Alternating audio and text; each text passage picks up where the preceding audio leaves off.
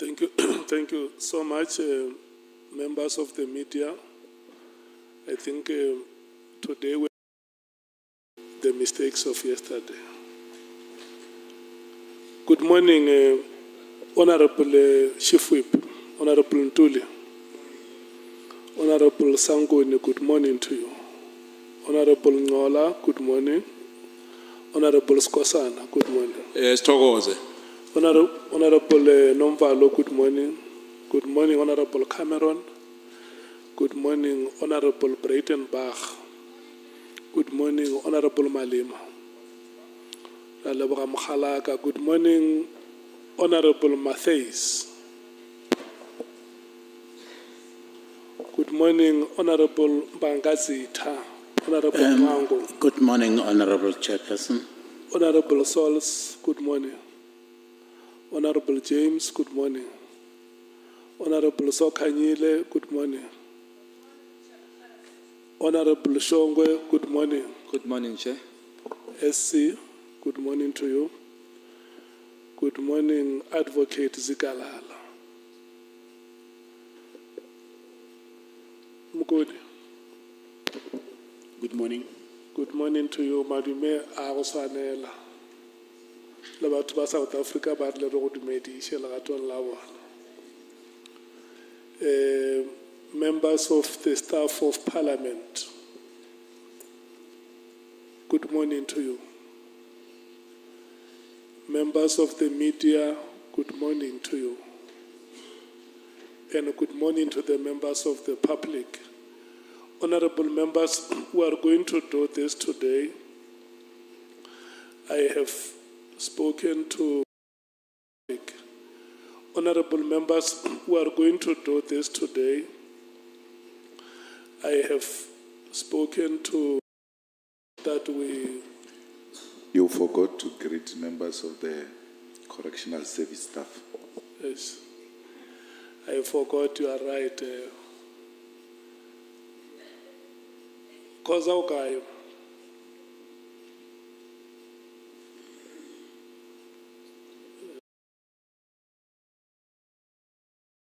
It's a North Sotho expression that goes, "Mwing onaka di mari house." You don't start behaving yourselves as if the house was yours.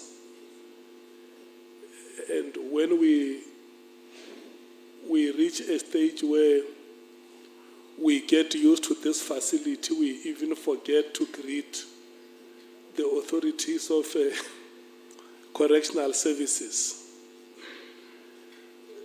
We have become visitors who have now taken ownership. So we want to greet the authorities of who has been with us from the first day. Yeah, I will come to you, Honorable Nomval. I was explaining that we will want we will wish the SG to use the first 2 hours to conclude evidence.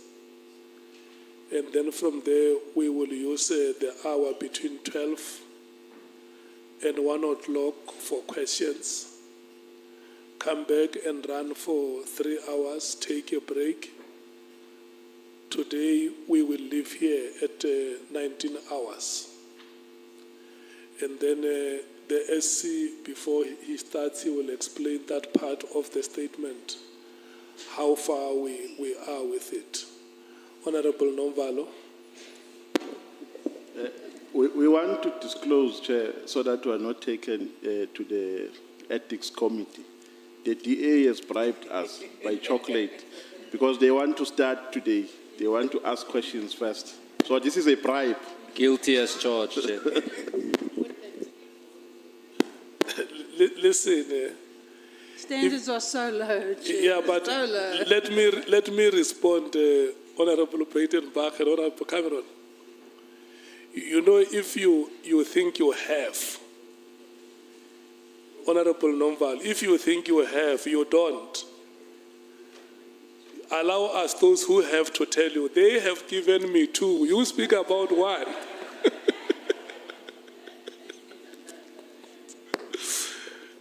No, Chair, we also want to disclose that the Chief Whip has also blessed us the other side. It's a further declaration. Chair, further declaration, only Tulani Shong is not bribed and doesn't take bribes. Thank you, Chair. I can't take it. You can come and share with the chairperson, Honorable. We will not repeat the administration of oath that we did yesterday. Honorable Sangon. Sorry to interrupt you, Chair. Chair, the time of 1900 to stop today, is that based on logistical issues? Is it not possible that we could continue until we finish? Or midnight? Is the logistical arrangements of correctional services. Okay. Secondly, there is no electricity in Tshwane today. The whole of the surrounding is blacked out. But because of their agility and ever-readiness, they have organized generators that keep us going. So if you experience difficulties with your live feeds outside, you must know that is beyond their competence. They have arranged for us to have our proceedings uninterrupted. They have a generator. They also have a backup so that we can do our business with ease, and for that, we must thank them so much. SC, I'm handing over to you. If you can start by explaining the part of the statement, and then we can proceed.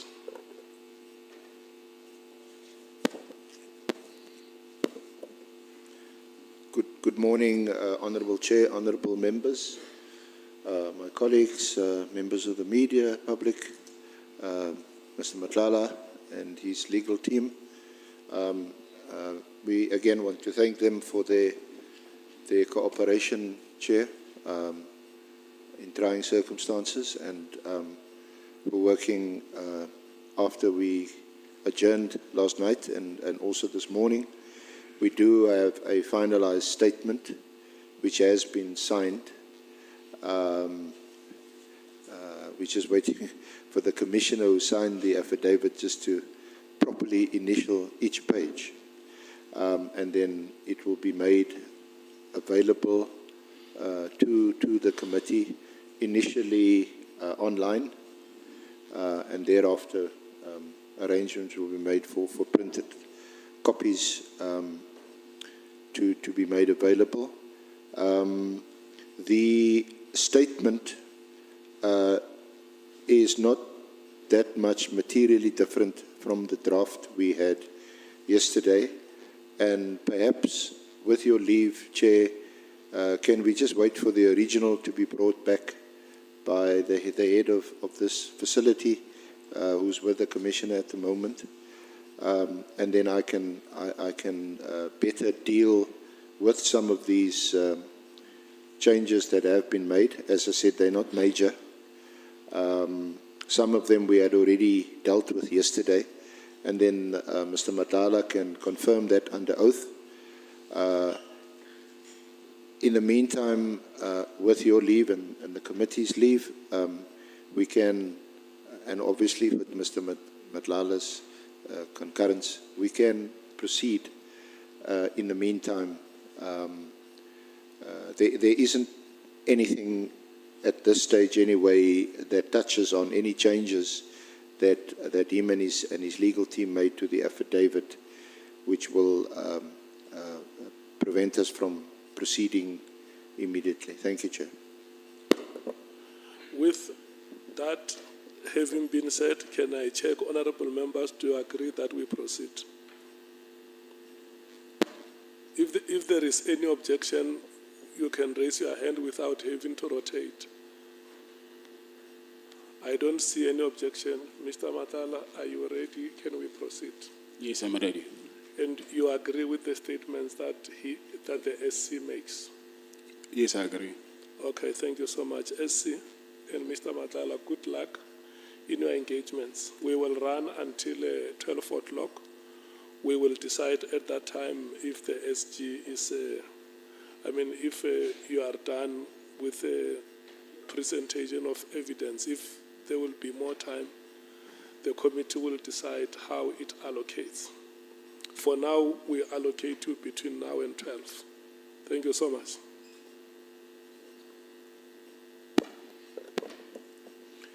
Thank you, Honourable Chair. If I may proceed. Good morning, Mr. Matlala. Good morning. Mr. Matlala, I just want to kick off with your allegations regarding former Minister Pele. You made some allegations yesterday, which are clearly very serious, that you made 2 payments to him, and you deal with that. Do you still have your can we just state copy? If I can maybe hand you a copy of your signed statement. Thank you. It's so hot. Chair, they're obviously still using the original to print the remaining copies. But Mr. Matlala has a copy. Mr. Matlala, you have a copy of your revised statement? Yes, I do have. Okay, SC, just to bring it to the attention of the members that the statement is in the committee WhatsApp group. Sorry, Chair? The members have the statement in the committee WhatsApp group. Oh, Yeah. thank you.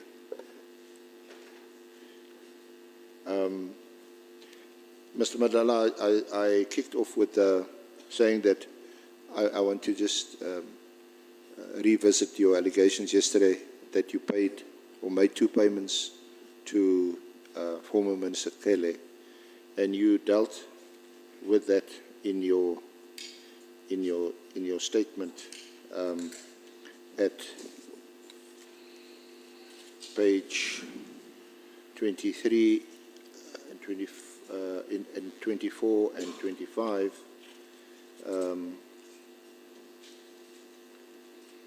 Or the cash payments rather is made at page 26 and 27. So can you just go to page 26 and 27? That's where you deal with the payments. You see that? Yes, I see it. An initial payment was made at your residence around January. Do you have a more or less exact date in January that you made this payment? No, I don't have. And you said you handed the money to him while you were in your apartment. Yes. Were the 2 of you alone? No, I said we were with Mr. Mbongose. Sorry, I didn't hear that. I said we were with Bongani Mbongose. So Bongani Mpongosi would have witnessed you making the payment. Yeah, but unfortunately he passed on. So he's passed on. So you don't have a live witness. No, I don't have. So how was this? How did you get this money? Did you go and draw it at the bank or at an ATM? And you would have a bank account. Can you produce your bank statements to show a withdrawal of a cash amount either at the ATM or at the bank? Yes, I do not have access to my banking app, but the police, they do have the copy of my bank statement. So I cannot get bank statements from you. So we can at some point get a copy of your bank statement? Yes, I think if I can check on my, because I already have the disclosure of the docket from a criminal case, chances are the statement might be there as well. Okay. We'll see if we can't, during the course of the day, perhaps while you face some other questions, with the assistance of Mr. Forbay, get hold of that, access that bank statement. So just tell us what the circumstances were. Did he ask to stay at your apartment, or did you offer that he stay at your apartment? Yes, he asked. And what was his reason? You know, when he told us, when he testified before this honourable committee, you know, he's a pensioner.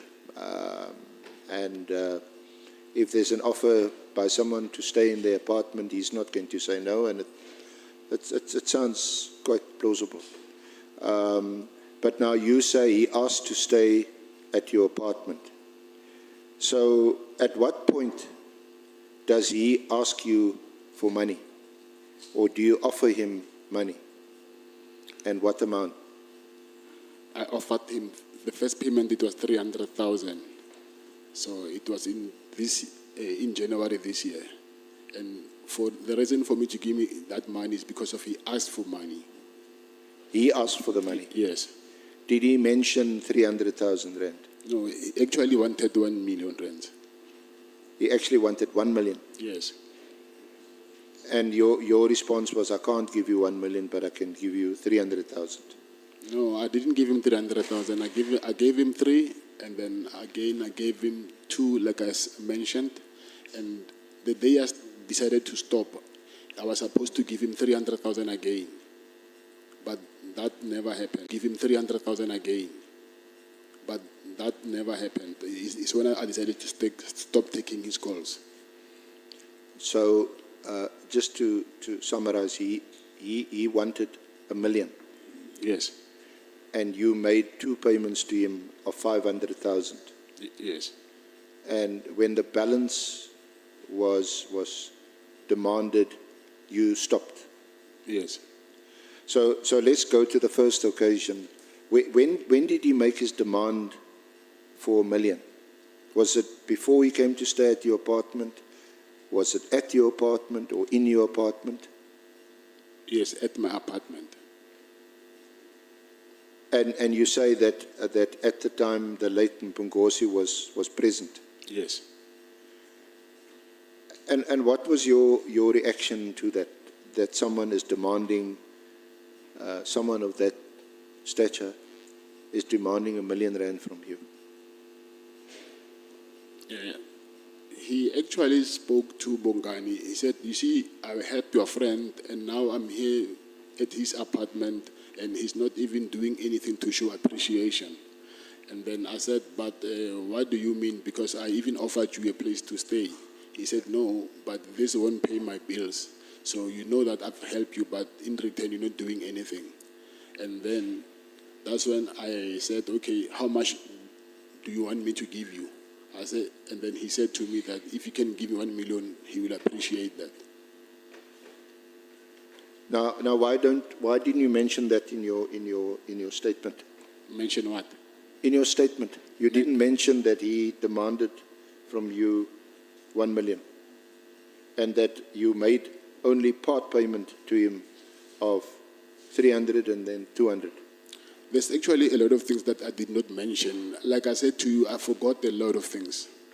The place that I'm in, I cannot remember all these things. Some of them, like I said yesterday, that I just remembered them when I'm lying in bed, that, oh, actually this happened. So I forgot a lot of things. I'm being locked in a cell for 23 hours a day, so I have no contact. I don't have radio, I don't have newspaper, I don't have TV. I'm blocked from the outside world, so my brain is not functioning well. So I forgot a lot of things. So for that, please forgive me. But you would agree that this is a very significant event. It is a significant event. One, it involves a former minister, General Cele. Two, it involves you. You're now in the midst of having to almost fight for your life. You've been raided twice by PKTT. You're a sought-after person. You in the midst of tendering for a huge award, 350 million.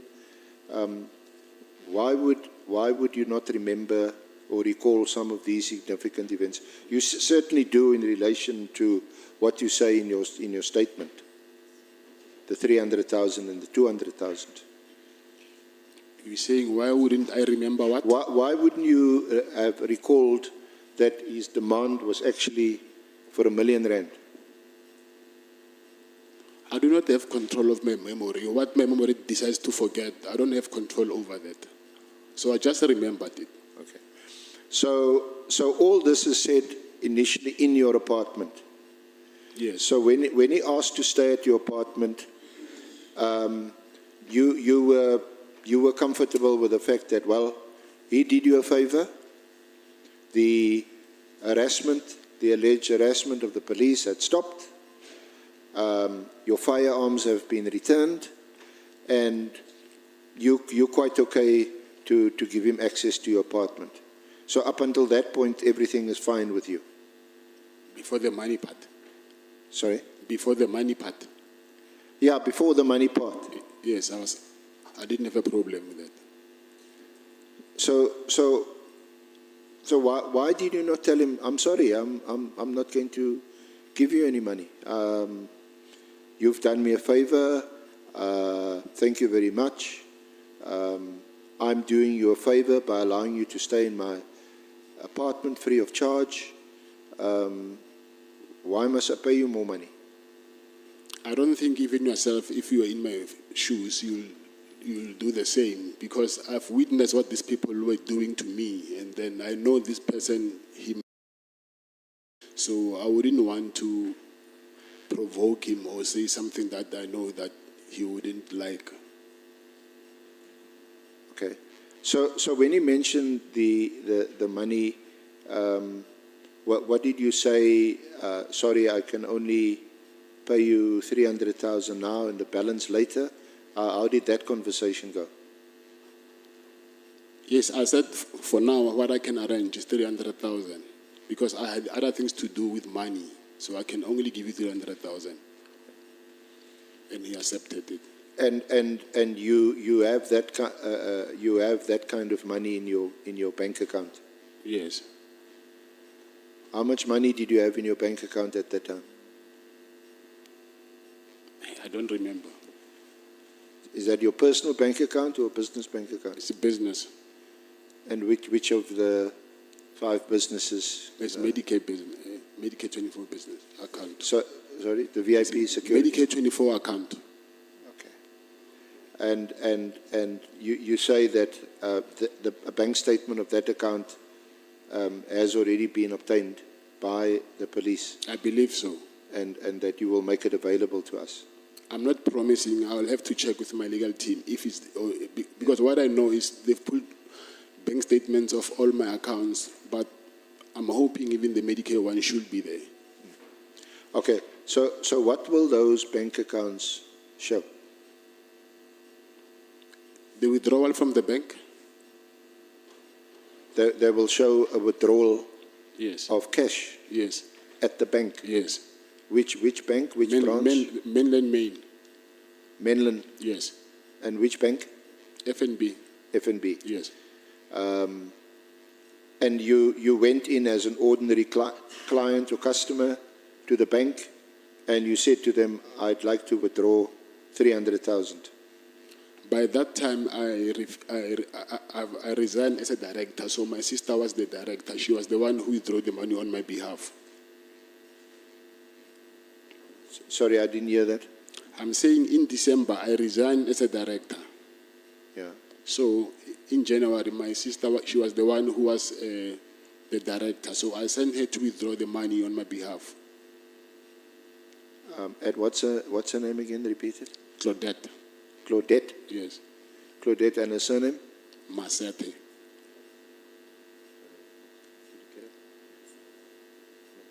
Motsepe. Masete. TH. Okay. So she actually went to withdraw the money? Yes. Because you didn't have authority to withdraw that kind of money from the company's bank account? She's the account holder now because she was the director. She was the account holder. So you make these arrangements with her while you're in your apartment? And did you text her? Did you phone her? I don't remember. I think I called or text. I don't remember. Okay. And you tell her, I need 300,000 rand in cash. Yes. So she goes and draw the money. Yes. And how long did this take place, this whole transaction, from the time that you called her or messaged her and she goes to the bank and comes back to the apartment? If you order it today, by tomorrow you can go and withdraw the money. But sometimes if they do have money in the branch, you can get it the same day. So did they have money that day at the branch? I don't remember well whether it was the same day or we went the following day. So what are you now saying, that the transaction, the handing over of the cash of 300,000 to former Minister Cele didn't take place on the same day or the first day that he stayed in your apartment? Yes, I don't remember the exact day, whether it's the first day when he came or the following day. That I don't remember. Well, at least you can remember that, whether it was the same day or the next day. No, I don't remember. You can't remember. No, I can't. And so you also testified that Mbongosi was the one who was present, the late Mbongosi was the one who was present when General Cele made this demand. Yes. But when the money was actually handed over, was he also present? Yes. Why would he have been present? Is he also staying in your apartment, or did you arrange to have him present so that you could have a witness? Mr. Cele was more closer to him than me. Yeah. So Mr. Mbongos is the one who arranged me to go and meet him in the first place. So every morning when he was in my apartment, he would drive and go and sit with him there. Then if I'm not doing anything, I'll come and join them sometimes. Sometimes I will leave both of them there together and go do whatever I need to do. Morning when he was in my apartment, he would drive and go and sit with him there. Then if I'm not doing anything, I'll come and join them sometimes. Sometimes I will leave both of them there together and go do whatever I need to do. So is it the case that the late Mr. Mbongosi was a kind of a chaperone to former Minister Cele, picked him up, brought him there, was a kind of a companion to him? Yeah, he was, because at some point I remember they borrowed my car to drop him off at the airport. So he was now and then, when he's this side, most of the times he was with him. So just come back to the cash. So your colleague, the director of the company now, how was this money transported and brought to your apartment? We walked. You walked? Yes. From your apartment to the bank? Yes. So is it within walking distance? Yes. Did she walk? Apartment, yes, with the money. So you went to your apartment with the money? Yes. After picking up the money from her, where, at the bank or some other place? Yes, in the bank, yeah. At the bank. And were you accompanied from the bank to your apartment with such a huge amount of money? No, I was not accompanied.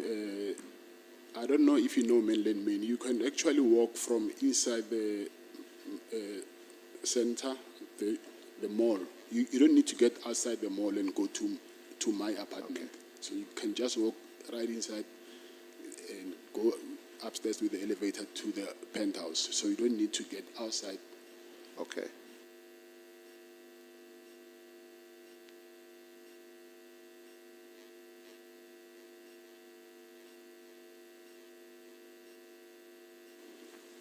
Can you hear me? Yeah, I can hear you. Thank you. Did you walk alone?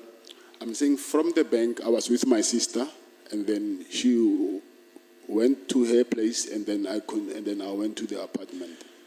Okay. And I know you have your own personal VIP protection services company, but that was a huge amount of money to walk with. Was it in a bag, in a suitcase, in a Woolies bag, in some paper bag? How did you move that kind of money? Yes, it was inside the Woolworths shopping bag. Okay. So they have other uses. Yes, they do. So, okay. And meantime, Minister Tele is in the apartment with Mpongosi waiting for you to bring the money. Yes. And that was the first occasion. And do you know how Minister Tele would have travelled from Durban to Pretoria? Was it by road? Did he fly? I think he will fly most of the times. I think he will fly. Yeah, because you mentioned that Mpongosi used Once, yeah. I borrowed him a car once. to the airport. Now, for someone to travel, whether it's by road or air, with 300,000 in a Woolies bag, that sounds really far-fetched. How? Well, I wouldn't travel with 5,000 rand, and knowing that, you're at risk of perhaps being, if you're on the road, maybe being hijacked, being stopped, or just misplacing the money. I don't believe so. All I'm just asking or putting to you is it's really a really odd, strange, unusual, highly unusual situation that you give 300,000 to a person in a Woolies bag, and that person has to take that money back to, well, presumably he took it back home to where he stays in KZN. I didn't say he took it back to KZN, and I don't know where he took the money to. I just gave him the money. What did he do with the money? I don't know. Well, he obviously took the money. It wasn't any longer in your apartment. Yes. Okay. And you can't remember how long did he stay at your apartment? I think he came to visit three or four times. I don't remember well. Sometimes for 3 days, 4 days, 2 days. Yeah. So the first time you can't also recall after the first transaction of 300,000, you can't remember how many days he stayed at your apartment. I was not keeping count. Okay. And then on the next occasion. On the next occasion, how did that happen? When you paid him made the second payment to him of 200,000, which you say was around about March 2025, that was at the Beverly Hills Hotel. Yes, that's correct. And how did that happen? Was it in your hotel room, or did you arrange a room? No. How did that happen? No, we were having lunch outside at the patio. And then that day I was with my protectors. And then me and him, we walked outside the hotel. There's a parking outside the hotel there.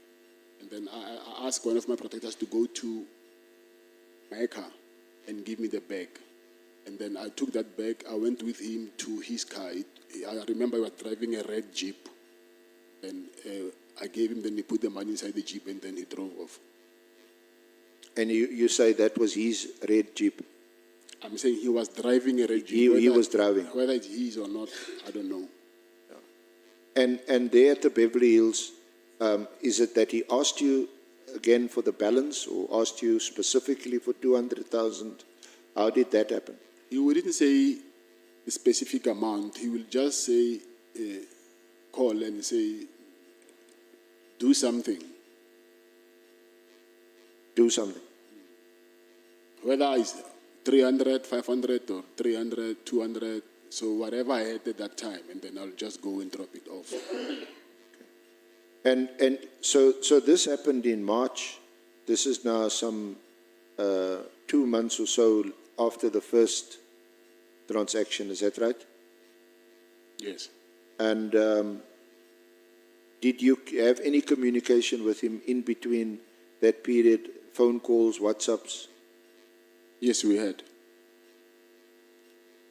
So these WhatsApp messages should also be Not WhatsApps. not WhatsApp, phone calls. Phone calls, yes. But one should be able to see from your telephone records whether there was some call or others. Obviously won't be recorded. Yeah, I don't know if you can get, but my phone is here. Yeah, if it can be taken to the forensic and then maybe they can check. But I do have my phone, and then even the last calls, his missed calls are still there. And Because if I remember correctly, General Kele, he said he doesn't even phone his wife. He doesn't even send WhatsApps to his wife. not WhatsApp, I'm saying yes. No, but I was saying it's calls. I can understand it. Perhaps it wasn't a WhatsApp, but you say it would have been a phone call. Yeah, but it's a WhatsApp phone. It's still WhatsApp, but it's a WhatsApp call. A WhatsApp call. Yes. Okay. So that was the second occasion, only in March. And by now you would have been aware that there's been a directive that's been issued by Minister Mkhunu to disband the PKTT. You were aware of that by March? Yes, I was aware. Even in January? Yes. Early January, we're going to deal with that. What was the purpose of your meeting with former Minister Cele in March at the Beverly Hills Hotel?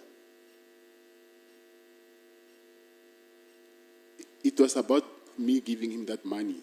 And then obviously when I get there, we'll talk about other things. Like I was talking to him about, I remember I was talking to him about SAPS not giving me work anymore, my payments getting delayed, being delayed from SAPS. Yeah. Yeah. So it was around the tender, the contract. Yes.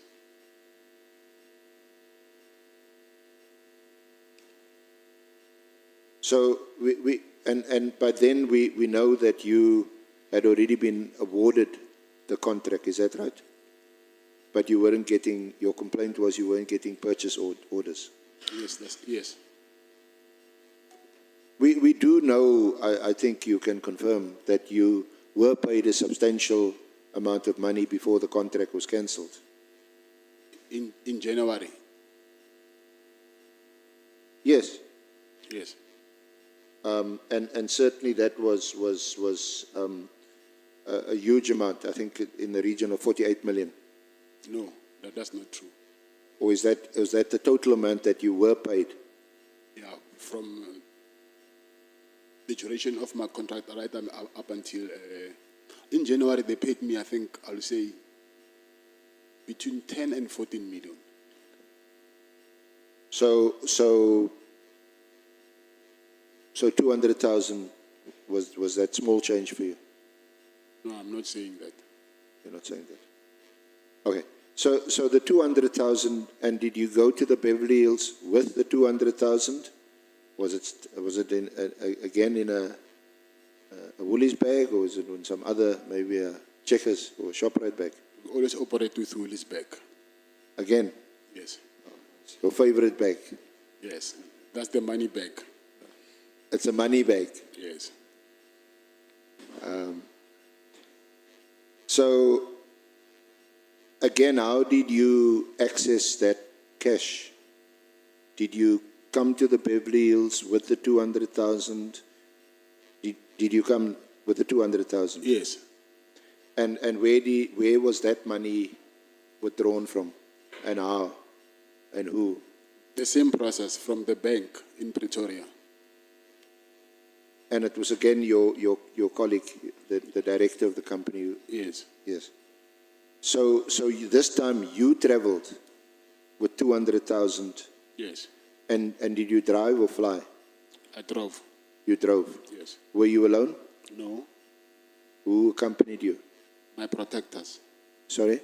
My protectors. Your protector, Bodyguards. your bodyguard. Yes. Yeah. Okay. So just the two of you. Not two, I think they were 14 or 16, I don't remember. 14 or 16. I don't remember, yeah, because it's the 3 security vehicles and 1 VIP car, I'll say, yeah, somewhere. So you were like in a convoy. Come again? You were like in a convoy with Yes. several cars and some 14, 16 Maybe VIP 14. protectors. I'll say between 12 and 14, yeah. And this only to transport 200,000, or what was the reason why you had such a big entourage or convoy? No, it was not for that. So, sorry, Mr. Matlala. I'm saying I always travel with my protectors most of the times. So it's not because that day I had 200,000.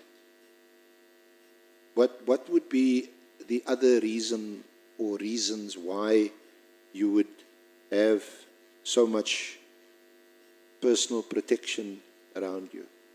I'm a businessman, so I don't want to. There's a lot of crime that is happening out there, so I don't want to be a victim of that. But if you're a businessman, you've been awarded a big contract at that time, not yet cancelled. You've had the 2 raids. You say that the former minister had at least assisted you in calling off the police. They were no longer harassing you, coming to you. Your firearms were returned. So what other reason could there be for you to have so much security around you? I've been having security for a very long time, and I'm in the security business. There's maybe various reasons, but the main one is my safety. But besides that, also, it will be for, I'll say, something like marketing to see how my business operates. But the main reason is for my safety. But would you agree that you now also further put yourself at further risk by traveling in a convoy with 200,000 rand? It's still a lot of money, and in cash. Risk how? Well, but the driving in cash, and there may be some inside people would say, you know, he's got a lot of money. He's driving with a lot of money, and you know, am I audible? No, my mic is on. Can you hear me now? Yes, I can hear you. Sorry.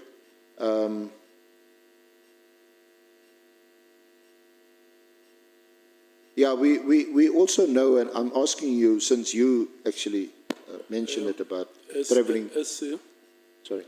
can I take Honorable Nomval?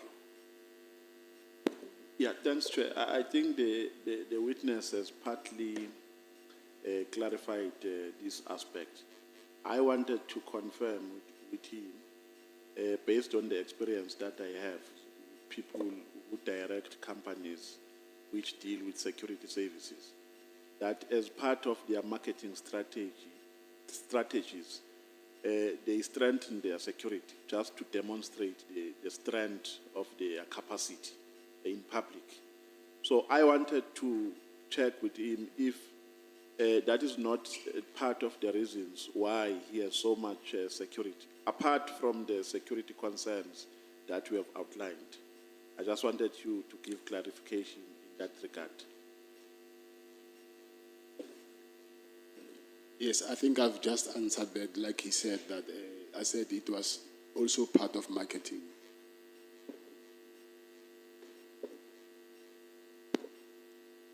I'm satisfied, Chair. You can carry on. Honorable Skosana. I'm covered, Chair. Thank you. Let's proceed, SC. Thank you. Mr. Matlala, we know that from your evidence that your company had, for some 3 years or so, provided personal protection to the late Mr. Msibi. You provided him with personal protection. Yes.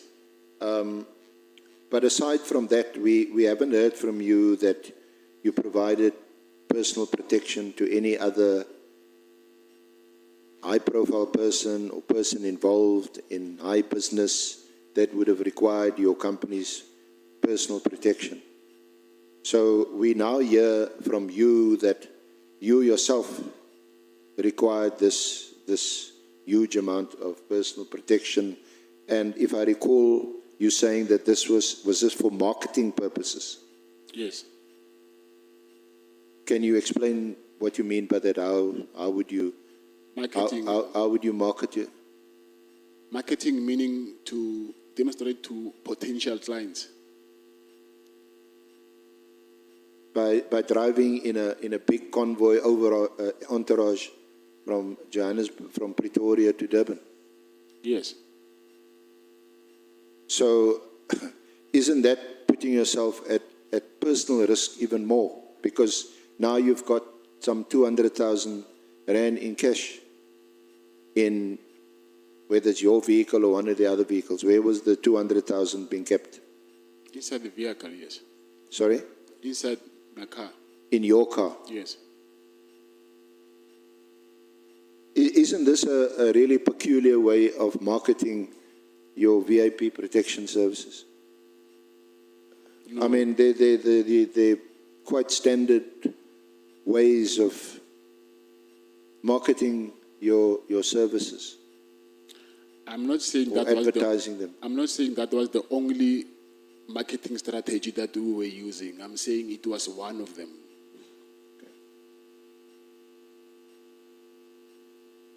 So let's just, I'm sure there'll be some other questions, but let me just wrap up on this aspect. So we've discussed the two occasions on which you handed 300,000 and 200,000 respectively to former Minister Kele in your favorite Woolies bag, once in your apartment in Pretoria, and the second occasion at the Beverly Hills Hotel in Durban. Does that capture it correctly? Yes, that's right. And on both occasions, because you had resigned as a director of the company, the other person that you mentioned, your sister, your sister, Yeah. Claudette. Yes, that's correct. Yeah, she would have gone to FNB Bank, Menlyn Park, to withdraw the cash, and you collected the cash and brought it to your apartment. Is that right? Yes, that's right. Okay. And these cash withdrawals will be evident from the bank statement once that is obtained. Yes, that's correct. Okay. And just to round off then, subsequent to the March payment, Did former Minister Cele make further demands? Yes, he did. And how did you do it? Same way that he'll call it. I think I explained yesterday that he called me and said he has money problems. His car and his wife's car, they're giving him problems, so he needed money. Okay. And this occasion that you said you won't forget because it involved you being in Durban for the big game at Moses Mabhida between Chiefs and Pirates, was that there at the March handover, or was it on some other occasion? Some other occasion. And at that, and you can't remember when that was, or what was the date? 9th of May. The 9th of May. Yes. Okay.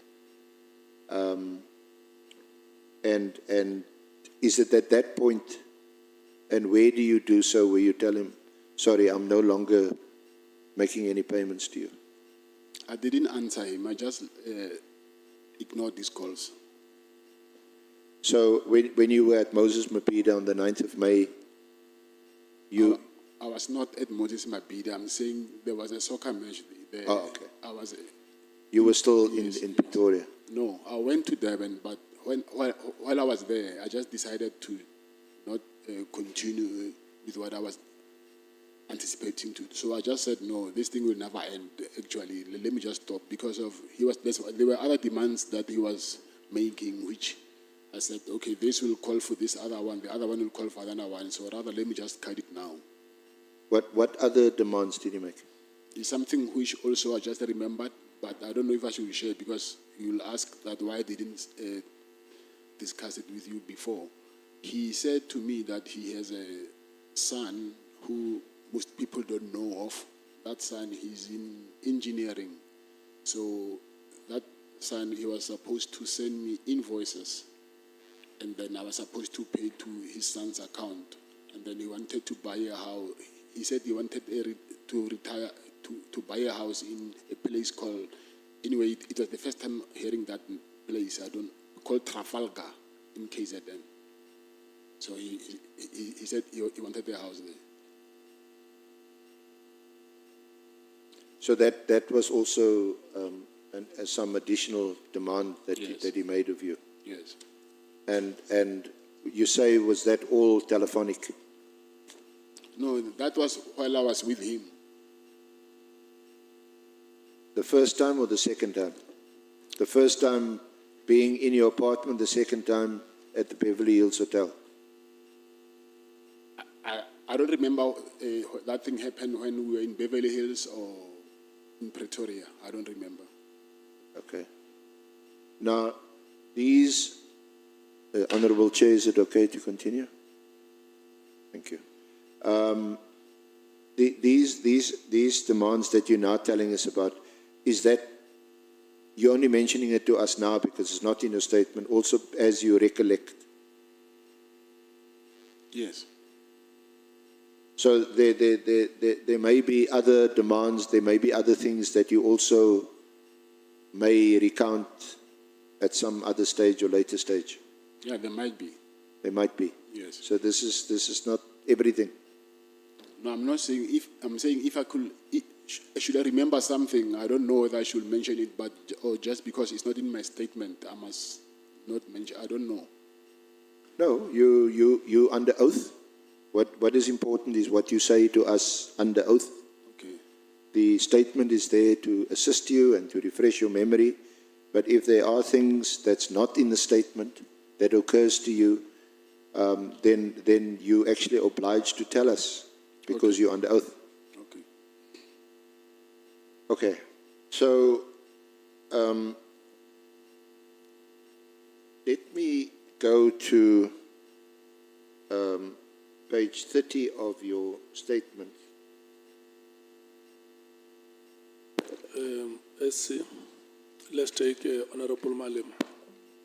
No, thanks, Chair. I know the SC answered that question, but I was saying to Mr. Matlala that the affidavit is used to prepare him for this appearance. but anything that he thinks can help this committee to arrive at proper conclusions, he must say it because he's under oath. And no one will say, why didn't you put it, or accuse him of not putting it in the statement. The statement is just to prepare you. And whatever you remember that is going to be useful to this committee, say it freely because you are under oath. So both the statement and your verbal evidence are relevant to these proceedings. Thanks. Okay, thank you. SC, may we proceed?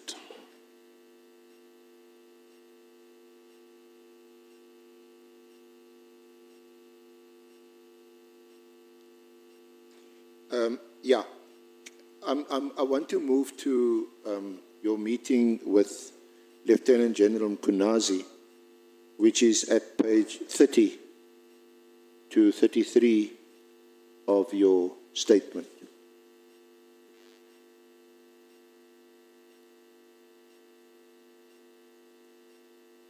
Have you got it? Yes, sir.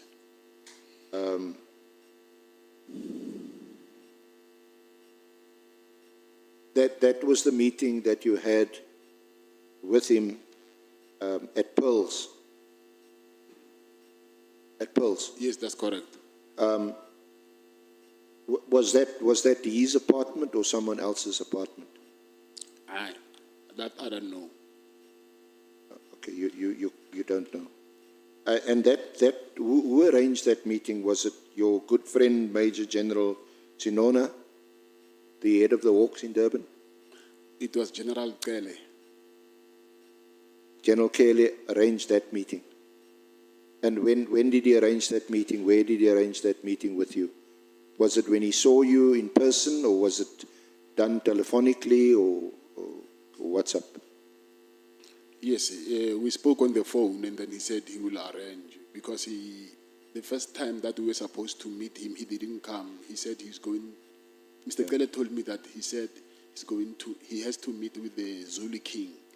Then he made a follow-up meeting, and then that's when he told me that yes, he's fine. He said you can come.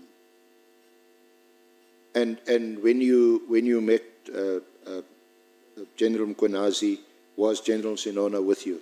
Yes. And you say that Sinona is an old friend of yours? He is. That's a big brother. What was the reason why General Sinona was also... Did General Sinona accompany you to the meeting, or was General Sinona there when you met General Mkhonazi at Pearls? Yes, he actually came to fetch me. I was at the hotel next to Beverly Hills at the Oyster Box. He came there to fetch me, and then I remember he was driving a white Polo, a VW Polo. Yeah. And then I drove with him, but it's not far from, I think it's less than 100 meters to the Pearls. Yeah. And then when we got there, we saw General Mkhonazi. He was waiting outside in a coupe, C-class coupe. And then we followed him. And he told the security guy to open the boom gate, and then we entered there by the basement. And we parked, and then... And what was the purpose of your meeting? And why did General Kele arrange this meeting with Mkhonazi? Yes. I was complaining to General Kele that I'm not getting purchase orders, and then my payments are being delayed. And then he said, and I told him that the head of this contract is General Nkoa. So I suspect that maybe General Nkoa, there's something that she's not happy with the contract or something. And he said to me, he is not close. He knows General Nkoa, but the person who is very, very close with her is General Mkhonazi. That's when he arranged that meeting with General Mkhonazi. So for you, the purpose of having the meeting was for General Mkhonazi to use his influence over General Nkoa, whom he was close to, according to Kele, because you were not getting payments. This would have been around 15 April 2025, this year, when you had the meeting. Yeah? I have a date, but... No, you've given I'll us a have to date. check. It's in your, Yeah. it's in your statement on page 30, Yes. paragraph 126. Yes, that's correct. Yeah. So by then you were experiencing purchase order payment problems. Not payments only, payments, and also they were not sending any more work, like purchase orders. Yeah. Okay. Now, were you aware at that time that Major General Sinona was working at the Silverton SAPS as the head of investigation at that time? In Silverton? Yes. Silverton or KZN? So- You mean General Senona? No, yeah, Sinona, yes.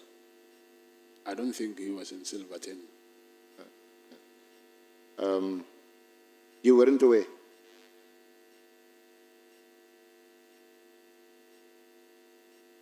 What I know is that he was the provincial head of DPCI in KZN, not Silverton. Yeah, he was the head of the Hawks.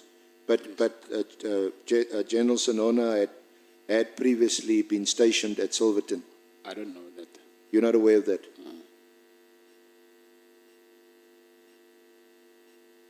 Because you would know or should know that there were a number of criminal cases registered against you at the Silverton SAPS.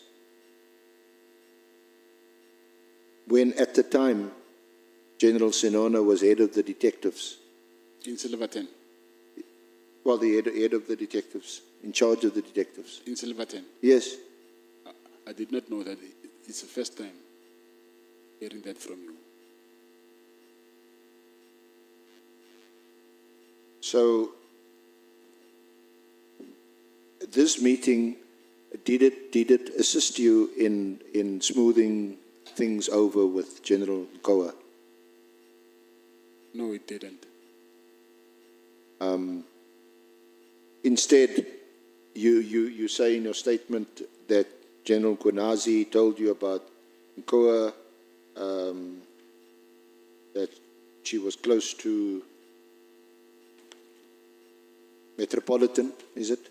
Yes, that's correct. And from your statement on page 31 onwards, he is telling you that General Koa is not straight, got a house in Pretoria East. Is that what you recorded in your statement? Yes, one of the houses. Yeah. So what did you make of it? What did I make of What did you make of it? You're now coming to see him at the instance of General Kele. You're coming to see him, Kwenazi, to assist you with what appears to be some delay, hold up, whatever it might be, with your contract, and that you're not getting paid. Instead, he's telling you about the head of HR, who is now seemingly involving some other corrupt relationship. What did you make of that? No, when I left, he said to me that he will try and speak with her. So I left hoping that I'll get a call and he will tell me that, okay, after resolve this thing, she will continue to give you purchase orders. Yeah. And then you said at paragraph 130, Lieutenant General Konasi provided me with the address of her latest purchase, which was a house in Pretoria East. The message I got was clear. If I wanted my contract to proceed smoothly, I would need to work with her and give her money. or my contract would be terminated. He was indicating that police officers, even generals, could afford these things because they collaborated with service providers like myself. Yes, that's correct.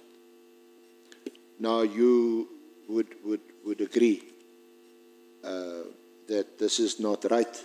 In fact, this reeks of corruption if it's true.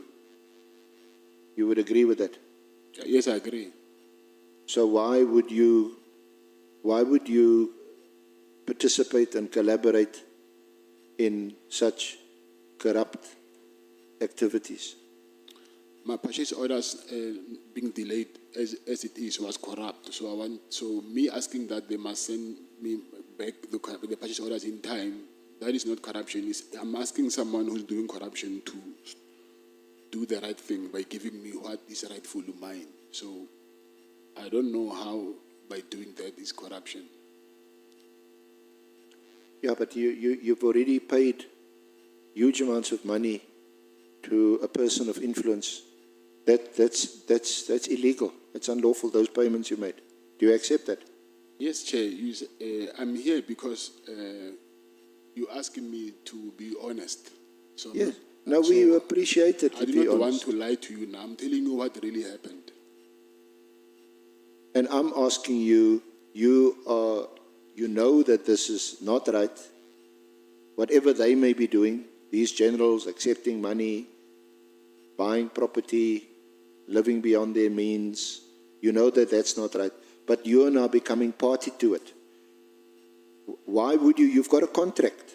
You've been awarded a huge contract. But now you've already been paid millions by SAPS as part payment to that contract. Why would you now continue to participate in these clearly unlawful activities, criminal activities? Chair, I've got letters here that I will share with you that I tried everything, every avenue to ask why am I being delayed to get purchase orders. They didn't get any answer. So that's why I ended up going directly to her to get answers, because I've got letters here that I don't think you've got these attachments, but we'll share them with you. Yeah. That I've been sending letters demanding that why am I not being paid? Why am I not getting any work anymore? So these things frustrate you. So this is out of frustration. You've pursued lawful avenues to have whatever's left of your contract, to have that unblocked by whoever's blocking it and not paying you. So you would rather become involved in unlawful activities to unblock it. I wouldn't say unlawful at that time. I would say unethical. Unethical. I would say that, yes. Okay. So we can accept that there's some of these generals who have been involved in illegal, unlawful, or as you put it, unethical activities.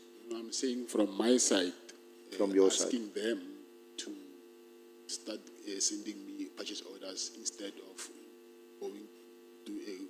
going through the right channels. It was unethical of me asking them to send to start sending me purchase orders. Honorable James. Thank you, Chair. Just for clarity, General Lanier Kua, was she the Divisional Commissioner for Human Resource? Yes, that's correct. She's basically the end user in all of this. Yes, that's correct. She was basically handling the previous tender with Metropolitan. Yes, that's correct. Thank you. Let's proceed. May I proceed, Chair? Yes, let's see. Let's Thank proceed. you. So, your visit to General Mkwanazi, did you have any contact with him or him with you? Subsequently, we know there were some WhatsApp exchanges between you and him. Me and General Mkonazi. Yes, There's no WhatsApps between me and General Mkonazi. no WhatsApp exchanges.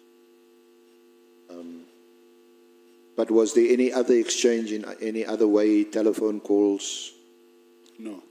So was that the only time that you met him? Yes. And it's the only time you communicated with him that was in person at that meeting? Yes. And it was in relation to the hospital, to the contract? Yes, that's correct.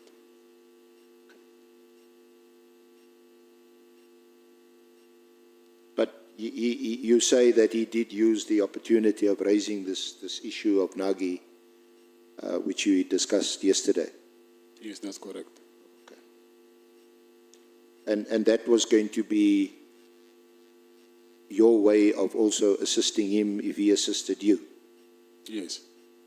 to get Nagi to withdraw the complaints of torture, and you say he brought a case of defamation, or rather he brought a case against Mkonazi, suing him. Okay.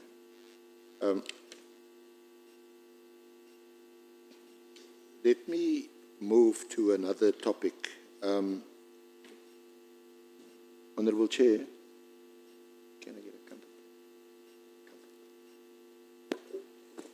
Okay, the SC is requesting that we have a comfort break. Just 5 minutes, Chair. Yeah, it's fine. All the coffee.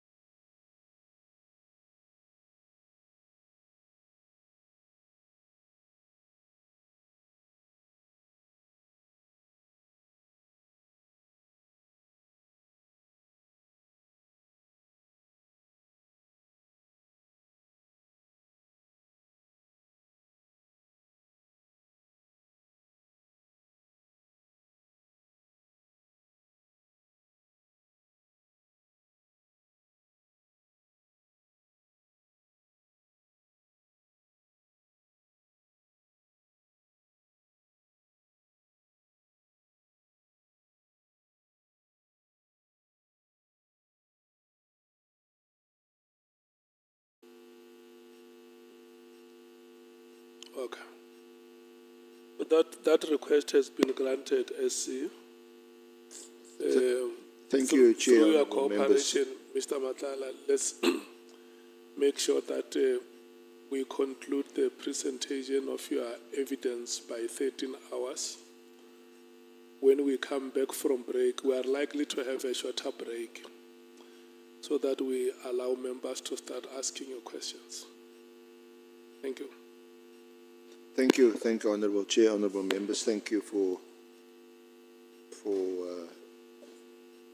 the indulgence. Just to get the formalities out of the way, Honourable Chair, Honourable members, you now have the signed commissioned statement in front of you.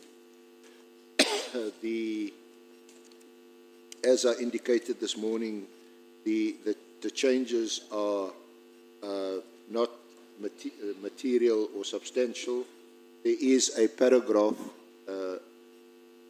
that's been added on page 5, paragraph 16, in relation to Lieutenant General Sapia, which I can draw attention to at this stage. And then yesterday, you recall, I made a correction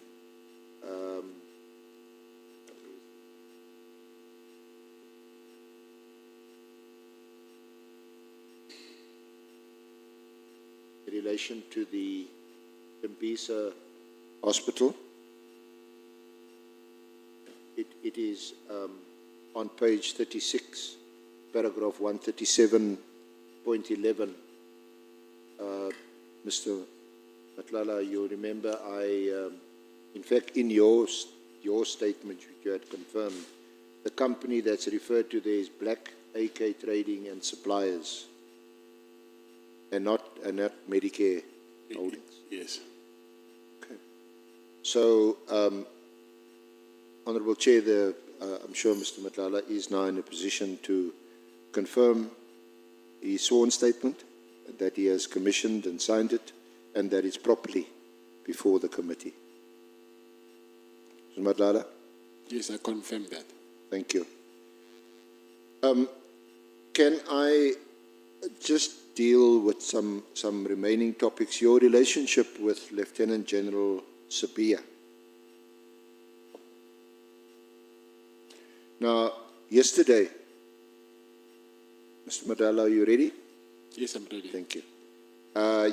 You said you met Lieutenant General Sapia on 3 occasions. You recall that? Yes, I recall that. Okay. The first meeting was in January 2024 to discuss the lease contract. You had contacted him because he was then the acting national commissioner. And that's referenced at paragraph 14 on page 5 of your statement. And the following meeting was some 1 or 2 months later, which is also referenced at paragraph 15, page 5. But in the third meeting, which you referred to, you mentioned that you were questioned by General Sapia about the kidnapping of a Jerry Boshocha. Do you remember that? Yes. Now, in his evidence, General Sapia did not mention that he, or did not disclose that he met you regarding the kidnapping or the alleged kidnapping of Jerry Boshocha. His evidence was that he knew you because you were a service provider to the police and you needed assistance. He actually said that, yes, he knows, and it sounded quite plausible, you know, you're around, you're a service provider, he knows you, many other people know you. It's not a big deal to know you because you're around as a service provider. So the fact that he didn't mention something as significant as discussing the kidnapping of Jerry Bashoga to us, is he not being truthful when he didn't disclose this to us? Or are you being untruthful to disclose this to us? Because according to him, that never happened. If I was untruthful, I wouldn't mention it. So you sticking to your version? Yes. That you met him on that occasion about? Yes. Yeah. So roughly when did this third meeting take place? It was in December. Of 2024? Yes. So in what sort of capacity was he questioning you about Bashoga's kidnapping? Was it was this before the raid on the 6th of December or after the raid on your house on the 6th of December? It was after. After. Yes. Because your evidence, in fact, yesterday, if I recall, and you must correct me if I'm wrong or incorrect, was that the policemen, as it turned out to be later, Colonel Kumalo, they asked you about Jerry Bashoga. Is that right? Yes, that's correct. And that was on the 6th. Yes. Now, was General Sabia questioning you because you are a witness to the kidnapping, or was it because you a suspect in the kidnapping of Bashoga? No, he was asking me, I'll assume as a witness.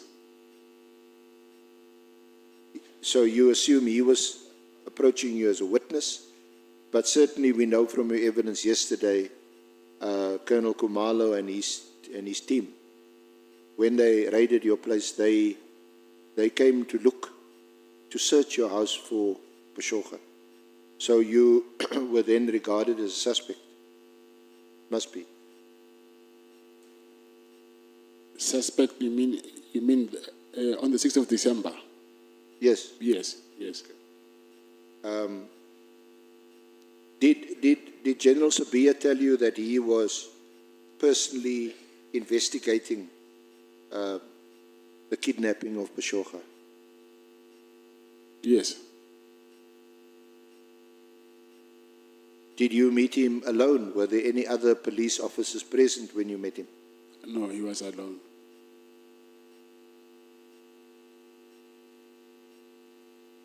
Have you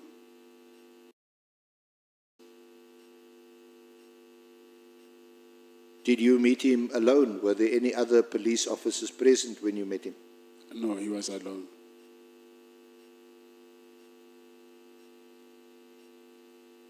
Have you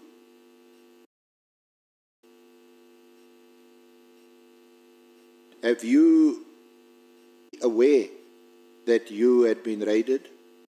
Aware that you had been raided? Aware that you had been raided? Police said they were raiding you was because they were looking for the kidnapped. Yes, I told him. Yes, I told him. Team who had raided your place.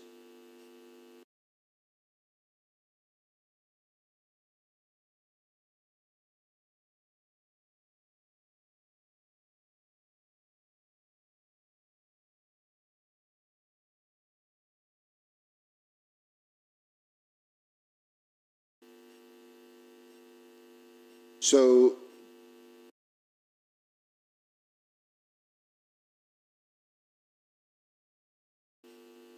we know that they searched your house. They were there for a good, what did you say, 5-6 hours in your house? They didn't find him. Yes, I did. Yeah. With with the kidnapping and the disappearance of Pashoka? No, With the kidnapping and the disappearance of Pashoka? no, With the kidnapping and the disappearance of Pashoka? no.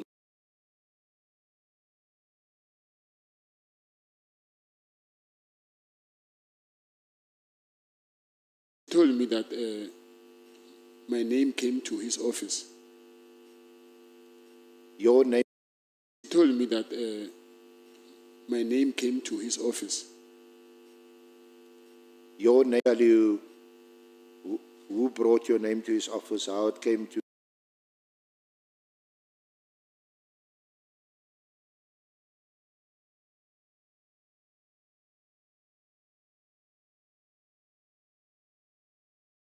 No, but if I go back, I will say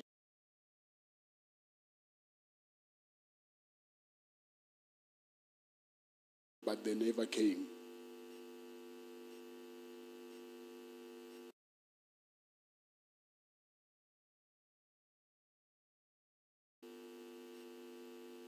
You heard from Jerry's brother. Yes, they went to him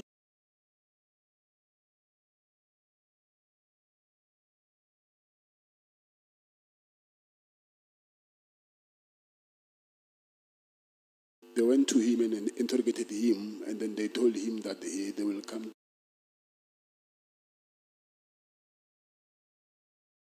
Who is Jerry Bashoka? What is he to you? Do you have a relationship with him? Yes. Do you know him? Yes, What is he to you? Do you have a relationship with yes, him? yes, Do you know him? yes, Do you have a relationship with yes, him? yes, Do you know him? yes, Do you have a relationship with yes, him? yes, Do you know him? yes.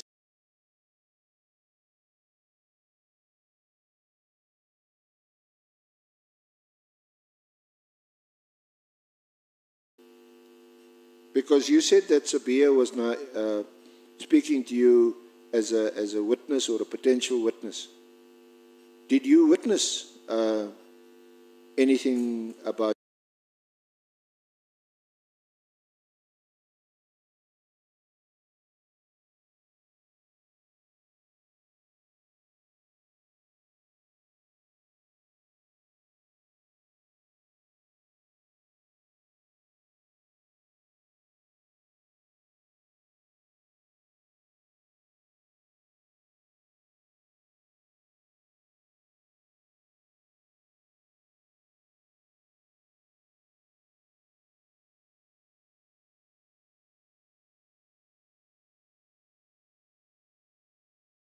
He had been kidnapped.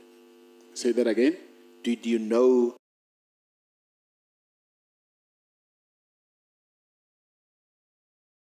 When did it happen? Where did it happen? You know who kidnapped him? I don't remember the date. I just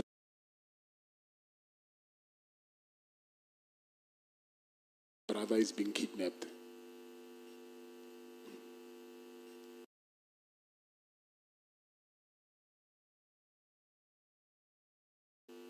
Okay, can I take it through?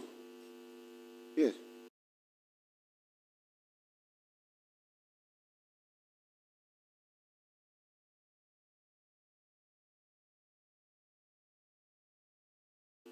Yes.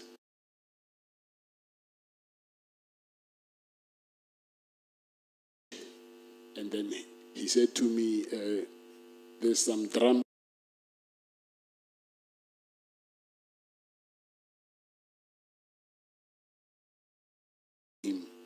And then when they got Again, to sorry, I missed that.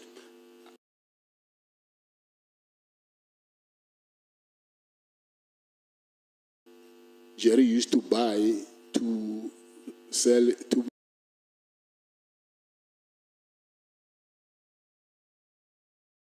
Who put it to you with the drugs? So it was narcotic.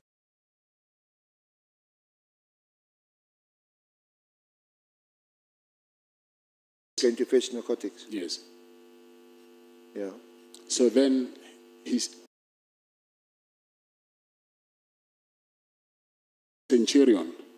And then when he got there, he said he was with his brother in, and then he jumped into the other car. And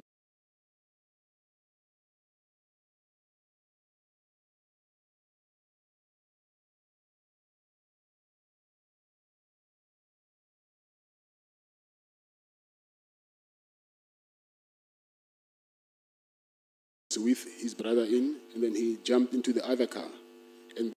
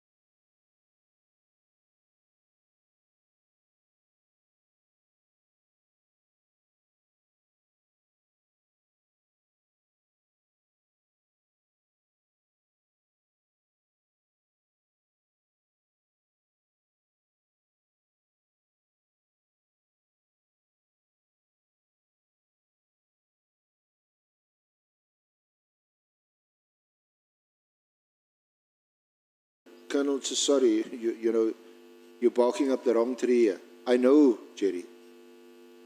I know what happened because I was told what happened by his wife. I'd gone there, and to relate what you're telling us today, that he actually went on some narcotics transaction to fetch a drum. What did you say, 20 kg drum? And it seems as if this was a transaction that went wrong. He was bundled into a Mercedes Benz. Where did it take place? Where did the brother say it took place? Centurion. In Centurion. Yes. So the brother is a witness, a material witness to what actually happened. Yes. I think did he wave, or his brother still waved goodbye or something when he was in the car? Yes. In the meantime, it's a kidnapping. Yes. So why didn't you tell Colonel Khumalo this? So I don't know his whereabouts. He's been kidnapped. He's not in my house. Oh, of course I told him. You didn't, well, certainly you didn't mention that in your statement. You didn't mention it in your court, in the affidavit in support of your court application, that there was actually no basis for the police to raid your house because you did not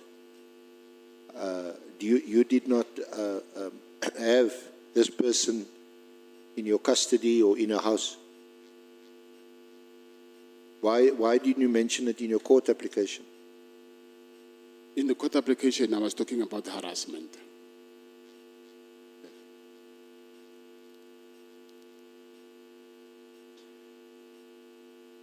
Don't you think it was important to mention in your court application that the police were raiding your house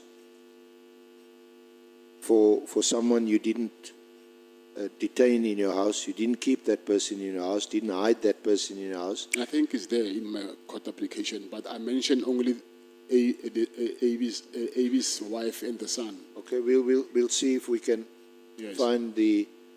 You say you did mention it. I mentioned Avi's wife and the son, I think, yeah. You mentioned, I think it is, it's a Tikhatle. Yes. I think it's there. You talk about Tikhatle and her son. Yes.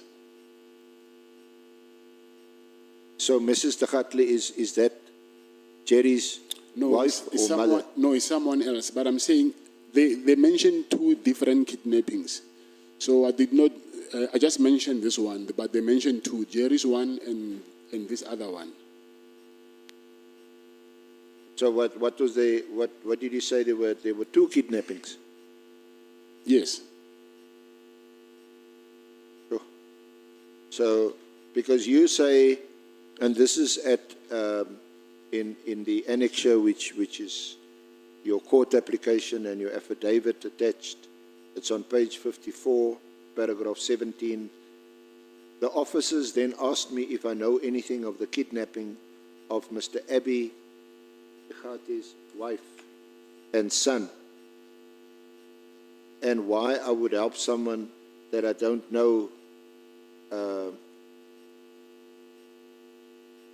in the kidnapping and aid in the kidnapping. I answered and confirmed that I was requested to assist the Tikhati family to locate the whereabouts of Mrs. Tikhati and her minor son. This is due to the fact that I am the owner of the security company. So was both Mrs. Tikhati and her minor son also kidnapped? Yes. Who's her minor son? I don't know the name of the son. So it's Mrs. Tikhati, her minor son, and Jerry who were kidnapped. Yes. And all three of them is the kidnapping all narcotics, drugs related? No, I know about Jerry's one. This one, they just kidnapped them. So, but they brought them back because I think apparently they are here that he paid a ransom, but I'm not sure about it. I've never met AB after that. What is the status of Jerry's whereabouts now? Has he been found? No. Still hasn't been found. Last time I checked there, when I was from court, they said he hasn't been found. Did Jerry work for you? No. You say he was just your friend. Yes. Did you know that your friend was involved with narcotics and drugs? Yes.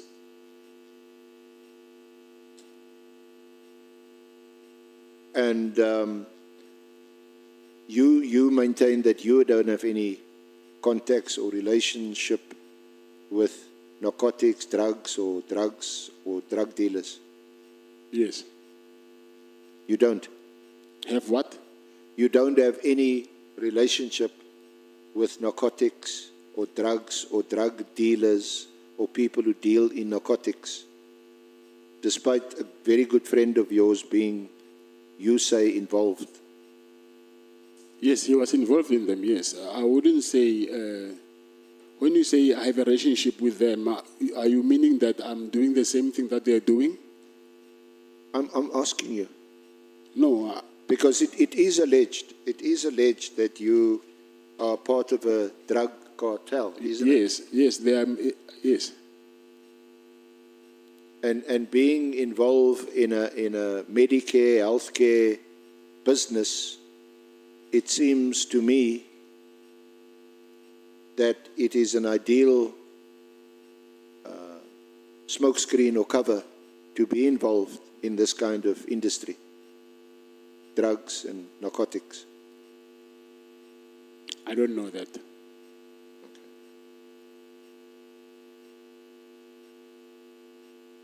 Now, just on General Sapia, have you, we now know that he has only mentioned, Yes, You are not part of a drug cartel. Yes. You're not part of a drug cartel. Yes. Do you provide services for Mr. Boshogo? Protection services? No, I don't. You don't. He's just a friend. Yes. And the purpose for them calling on you that evening? He actually had, he's a friend. So they tell him that your friend has been kidnapped. And you're aware that your friend is dealing in drugs, he's a Yeah. drug kingpin. Yes, I know, but not And you a have king. nothing, you're okay with that. You're okay with your circle, comprising of drug dealers. Not okay of it, but I wouldn't judge him. You wouldn't judge a drug dealer killing our communities. yeah, no, Thank you. We will have to proceed, Honorable Member. Honorable Malim. Thanks. So, do we have the address where Jerry left? That fiscal address in Centurion? What I know, they said it was a complex where there was KFC, but I don't know the actual address. And did you borrow Jerry any money, or Jerry is owing you as friends? Have you ever had an exchange of monies where Jerry owed you money? Yes, I used to borrow him money. No, but I'm saying before kidnapping, did he owe you money? Or is he still owing you money? As we speak now. Yeah. How much? I think I'll see maybe 100 and something thousand. And when you borrowed the money, it was for what purpose? He said he was also doing cattle farming. So I borrowed him 1 million, but I gave him I gave him first, I think, 500,000 and 4 and 1. Yeah. But he said it was for his business. Okay. Chair, we'll come back to you. Okay.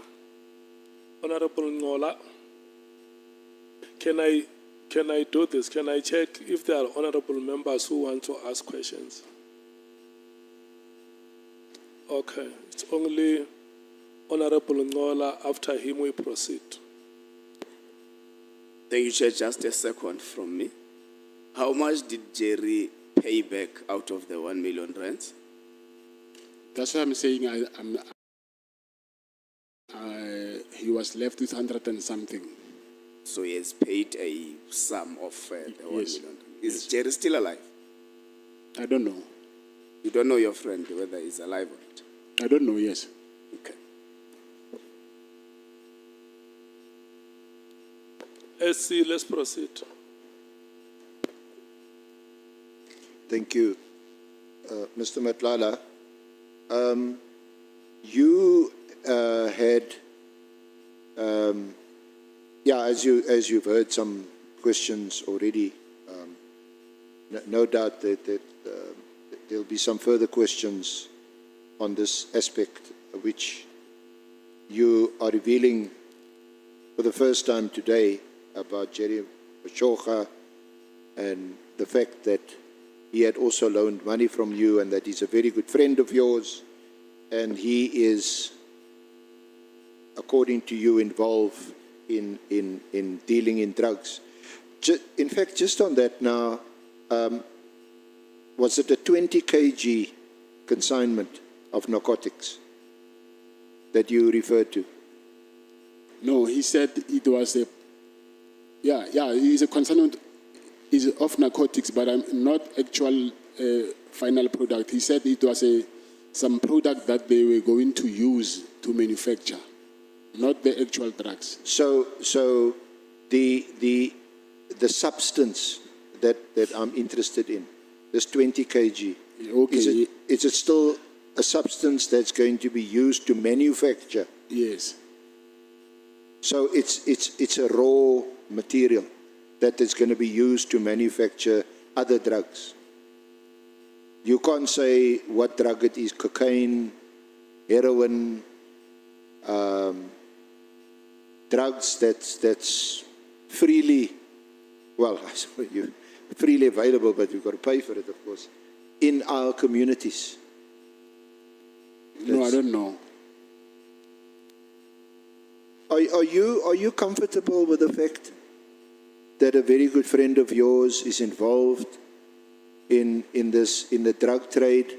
In fact, this 20 kg material of drugs is now still going to be manufactured and turned into other drugs, even more harmful, and that these are being sold to people mainly in our townships.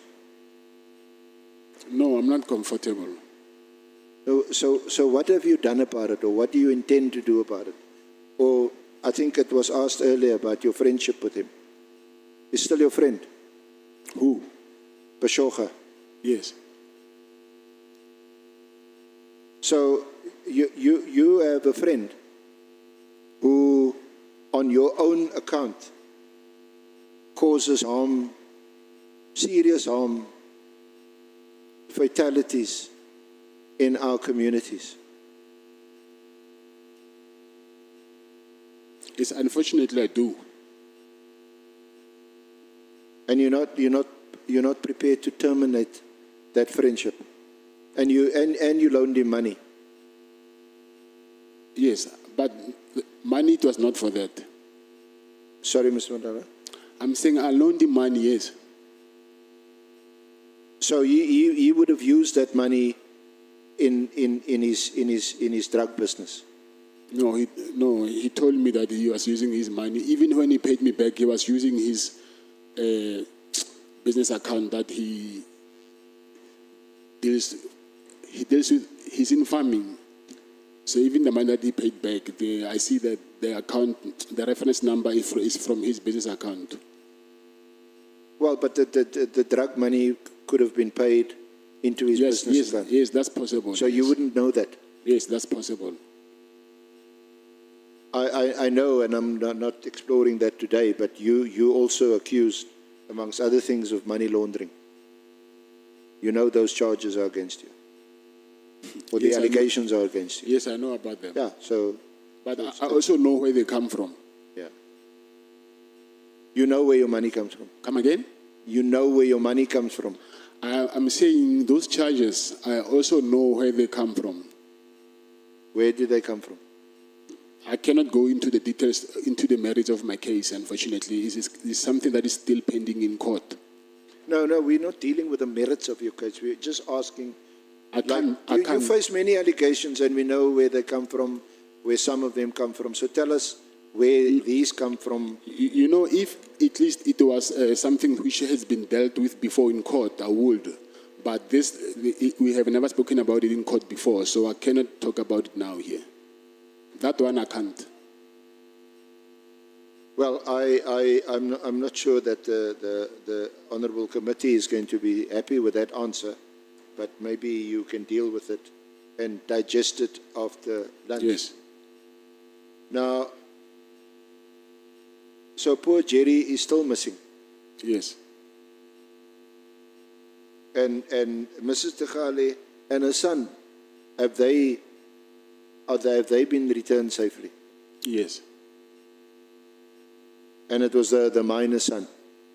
Come again? It was the minor son. I don't know whether it's a minor or not. I don't know. No, that's what you said in your court application. I said minor. Yes, you said minor.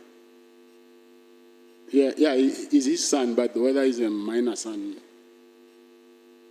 Is Mrs. Tegale involved in the drug business? I don't know, but I don't think so.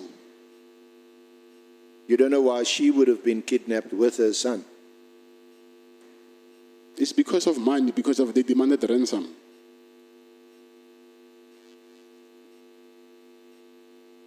Okay. Now, may I refer you to an addition you made to your affidavit. It's at paragraph 16 on page 5. Can you just go there, please?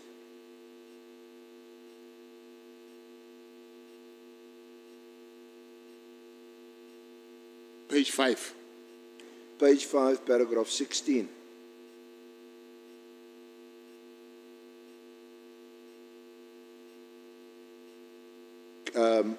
You confirm that's the paragraph that you added to the draft that you had yesterday?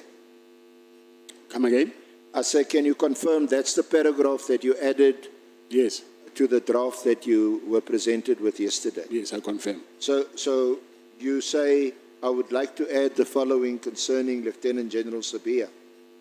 After my testimony yesterday, my wife joined my legal team while she was busy consulting. During the session, she informed me that I had missed an event where I was meant to fetch her from an engagement party. My wife was invited by a friend to an event in Centurion. Later that evening, she called me and asked me that I come to fetch her because she was not feeling well after having too many glasses of champagne. She sent me to her location and I took her an Uber to the address. When I arrived and informed her that I was outside, she requested me to come in as she wanted to finish her drink.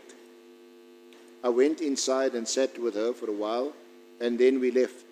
She pointed out that the event was an engagement party for Karabo, the son of Lieutenant General Sabia. That's what you said in your statement? Yes. Now, did she not tell you that she was going to an engagement party in Centurion, which is actually an event for the engagement party of Karabo, the son of Lieutenant General Sabia? You mean before I fetched her? Yes. She told me to fetch, and then I knew that when I was there. But did you know before she went there and before she had a bit too much to drink that she was at a Lieutenant General Sabia's son's engagement party? No, I did not know. Were you not invited to the party? No. Why? Your wife is invited to the party. Yeah, by her friend. Her friends are not my friends. Sorry? My wife's friends are not my friends.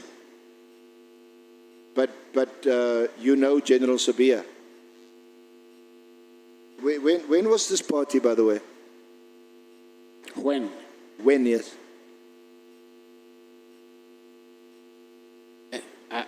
I don't remember. I'll ask, I think around October or somewhere there. Also 2024. 2024, yeah. 2024. Some October, November, somewhere there, maybe. And, just excuse me.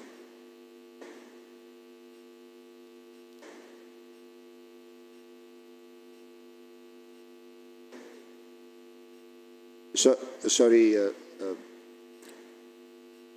Mr. Matlala, did you, when you went in, you said you used Uber. You didn't drive yourself. Yes, that's correct. Did you go inside? Yes, I did. Did you meet General Sabia there? To meet him. Did you meet him there? Yes. I saw him, not meet him. Now, because you had already met him in January 2024. That's the first time you met about the lease. Come again? You had already met him in January 2024. And you, at least the one thing that you both agree on, the first meeting you had was about the lease Yes. agreement. Yes. So, by now, by October,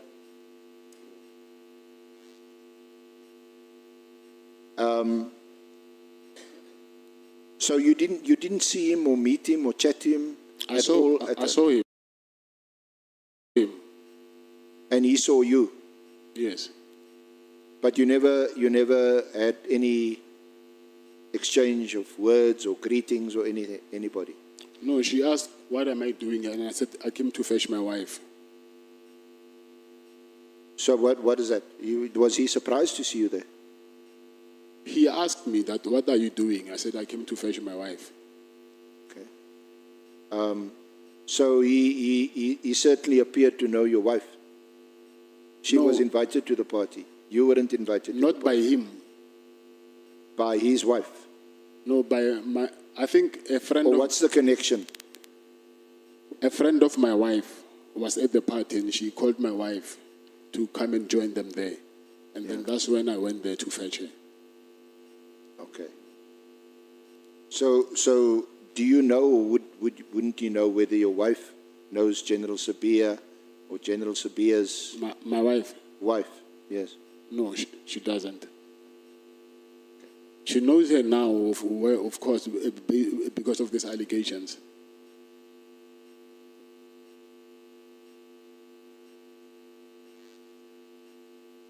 Did you see any of your other friends at the party, at the engagement party? My friends? Yes, any of your friends? No. Was Jerry Bashoga perhaps there? No. No. No.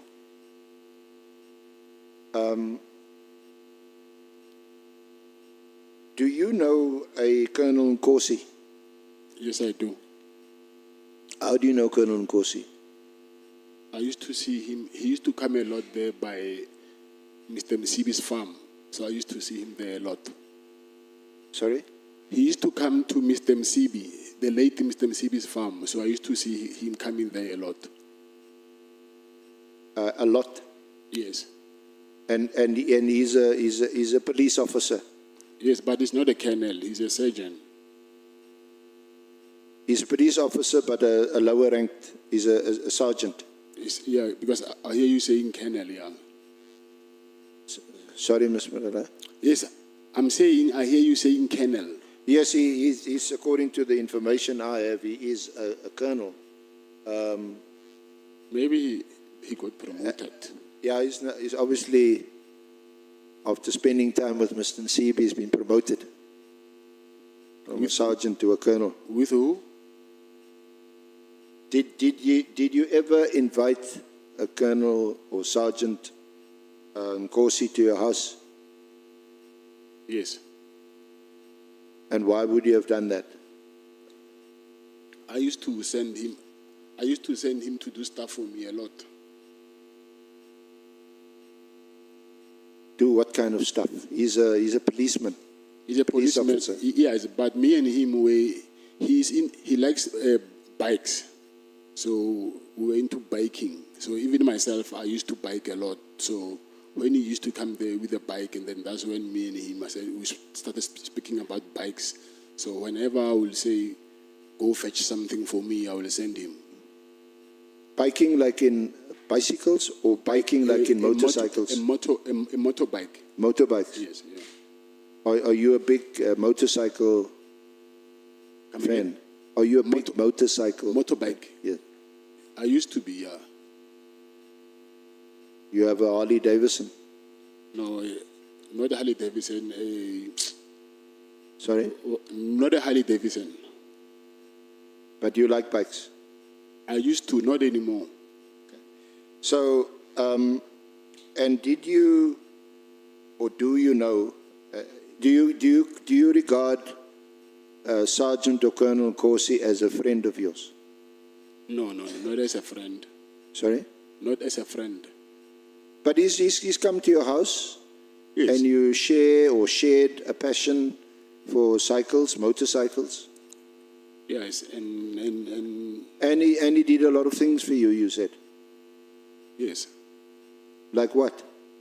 Like, sometimes I'll be at my farm, and then I will ask him to. I remember like some of the things that I asked him to do, like to buy. Sorry, Mr. Matlala.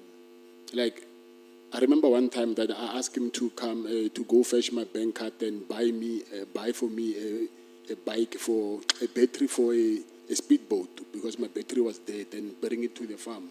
So it was I think in December. I was at the farm and I said to me, buy me a battery and bring it to me.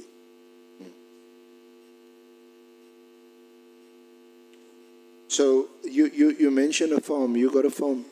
You own a farm? I used to, yes. You used to? Yes. What were you farming in? No, I was not farming. You got a farm, but you employ people to farm. What were No, they farming? they're not farming. It's just wild animals there and a lake and chalets. No, I'm just curious to know because you mentioned a farm, and I know that in some preparation that we've done, we've come across some WhatsApp messages where Farmer Brown is mentioned, or a farm is mentioned. Is that a reference to your farm, or is it Brown Magotsi's farm? I will come to that. Actually, I wanted to address Chair about that, but it has nothing to do with that. Okay. Now, did Colonel Nkosi or Sergeant Nkosi, has he ever collected money from you? No. You sure? Yes. Have you ever paid any money over to General Sabia? Money? Money, No, yes. No. Are you aware of the allegations that that Colonel Nkosi is General Sabia's driver? No, it's not true. Are you aware of the allegation that Colonel Nkosi is, and he's been captured on camera in the investigations concerning General Sabia, that he was regarded as what they call the bag man, and he's caught on camera with a bag at General Sabia's property?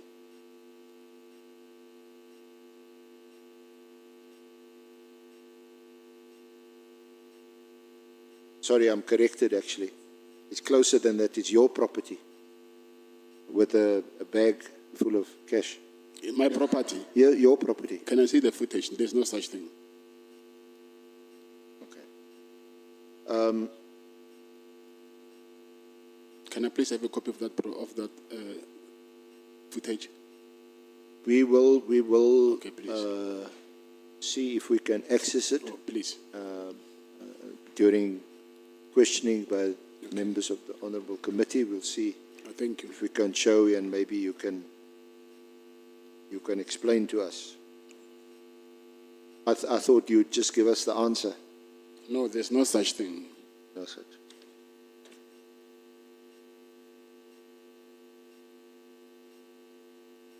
Sorry, I'm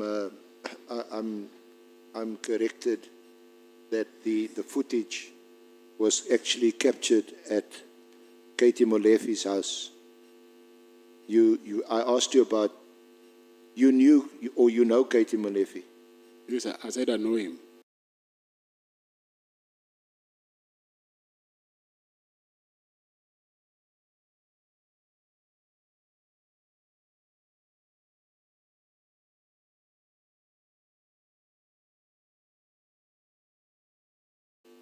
But your evidence was that you knew him from Katie's association with Mr. Msibi. Yes, that's true.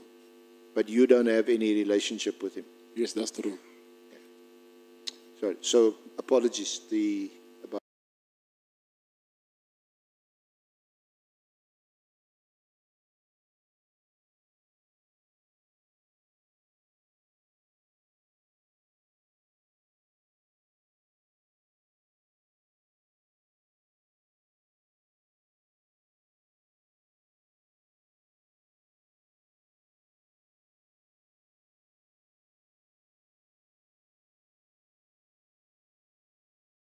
about the bag and the money, and it was apparently at his house. You still want to see the footage? It's irrelevant. Okay. Just in case it might be asked. Okay. Let's move on to another topic, the PKTT, Okay. the Political Killings Task Team. Yes. Now, you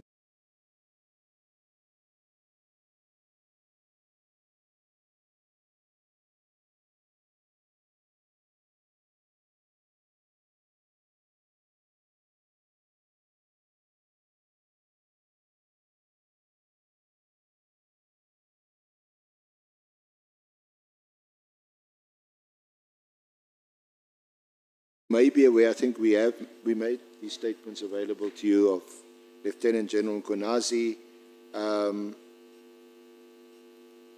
His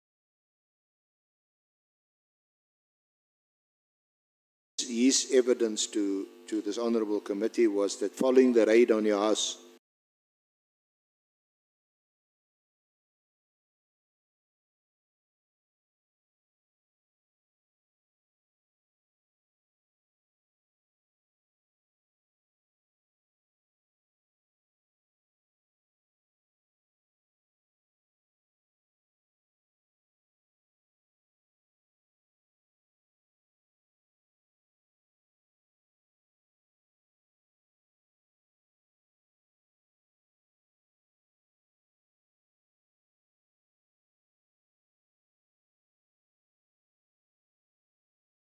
that was on the 6th of December, you took steps through your connections to have the PKTT disbanded,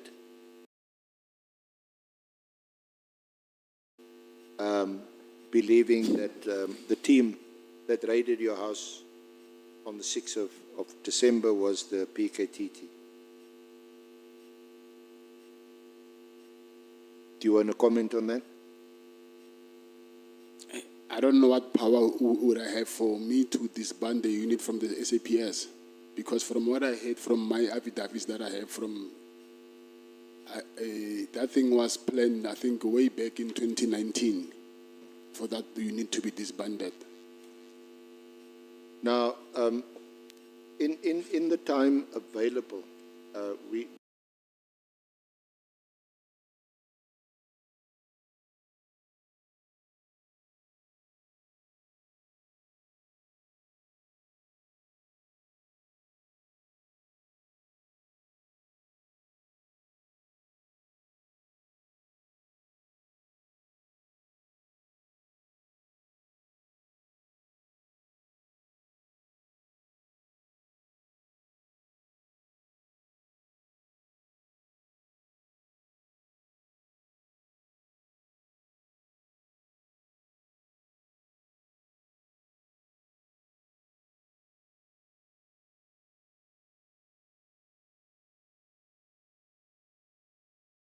we probably won't get through all the WhatsApp messages. It's been made available to you, the WhatsApps between yourself and Brown. But remember, I spoke with you about the WhatsApp, that some of them, they are not, it's not the WhatsApp, they are fabricated. Yeah. And I told you about it, and that's what I was saying. I wanted to address the chair about that, and at least show you guys, all of you guys, proof now. Yeah. The Chair.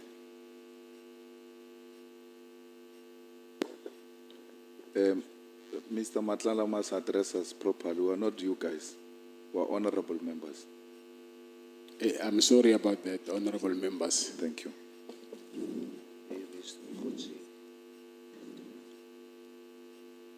Mr. Matlala has apologized.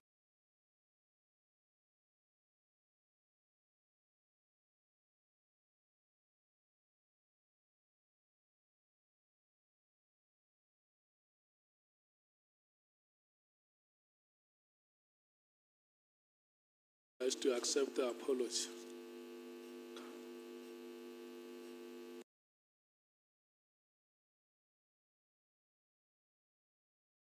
to accept the apology.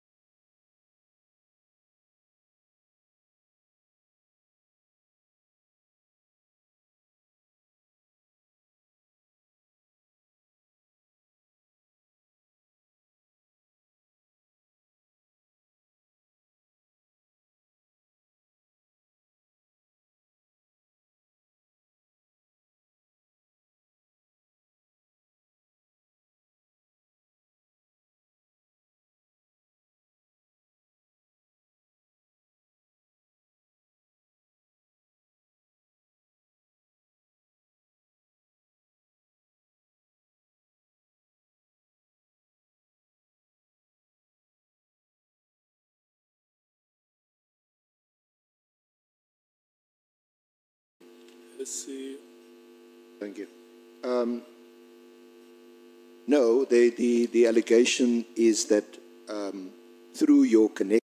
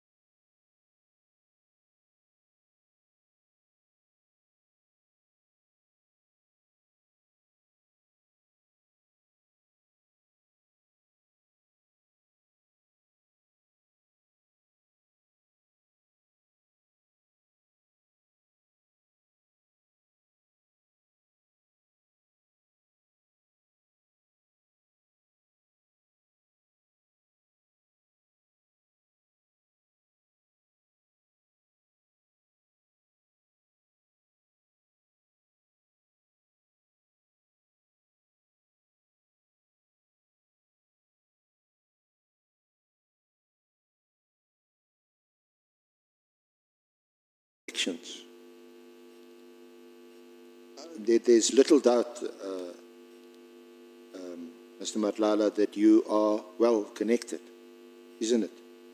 You know, and you have met, you've described them to us thus far.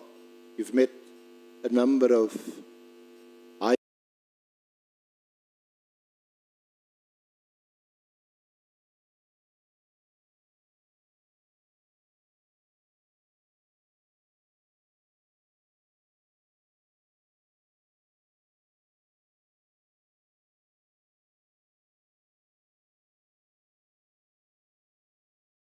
level people, and they've all been mentioned here. So it wouldn't be unfair to say that you are well connected. Would you agree with that? No, I don't agree with that. Well, you have meetings with General Nkwonazi, you have meetings with General Sabia, Sonona is your friend, head of the Hawks. You've had meetings with a former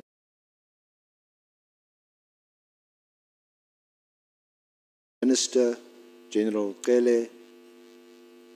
You also made some payments to him, you say, you allege.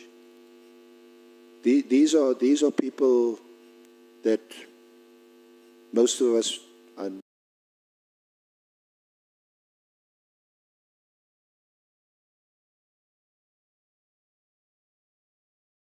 would never ever dream of meeting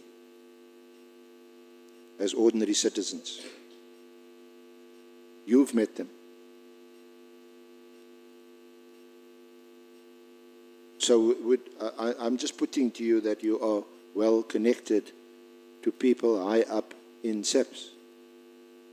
So will I be wrong if I say even them, when they meet business people, they are well connected? That these are people who are well connected. These police officials, when they meet business people, will I be wrong if I say they are also well connected? Absolutely, that is why you connected to them. They are connected because they are decision makers in the police, and in turn they are also connected to decision makers like ministers and former ministers in the police. My view is when you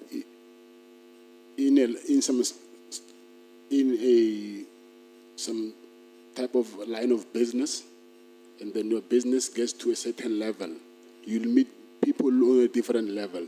So meeting those people is not of a corrupt nature for you to meet with those people.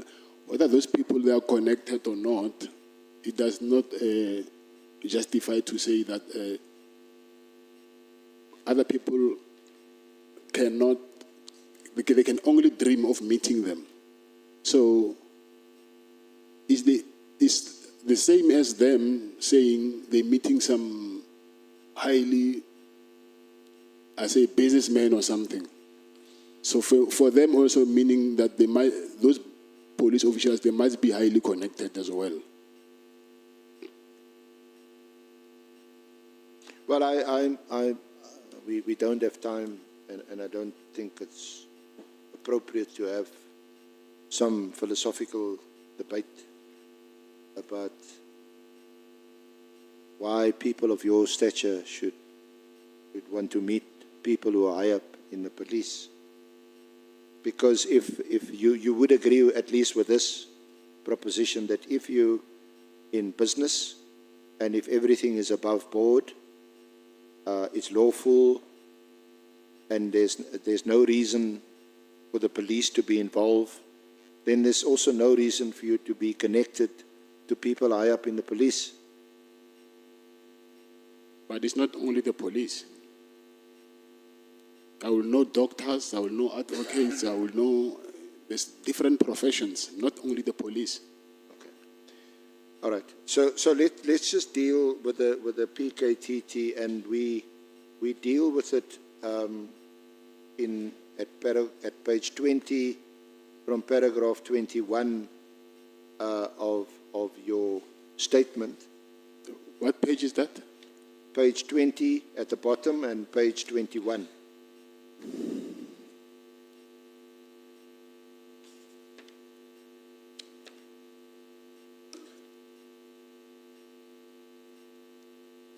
Now I'm not going to go to the actual WhatsApps.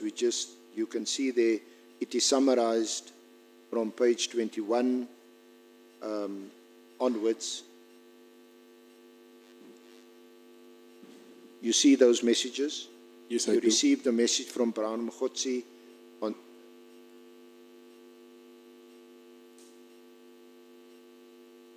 I received a message from Brown Mkhotsi on 31 December 2024 at 11:32, wherein he wrote the following: outstanding issues. Now this again, today is D-Day.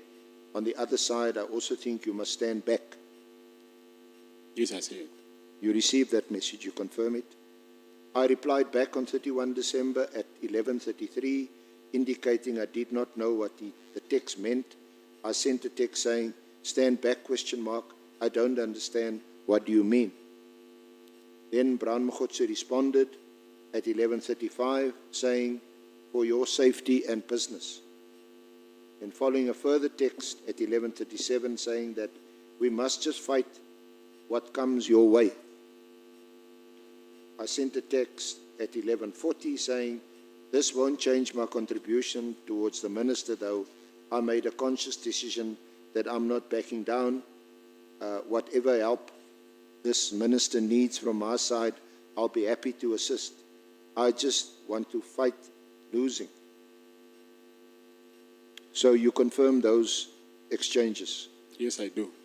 Then at paragraph 89, I receive a message from Mokgotsi on 1 January 2025. Paragraph 39. Sorry? 89. Paragraph 89 Yeah. on page 22. I received a message from Brown Mokgotsi 1 January 2025 at 22:38 regarding the directive issued by the Minister for the disbandment of the PKTT. In the message, Brown Mokgotsi told me that the task team that came to my house and bothered me has been disbanded.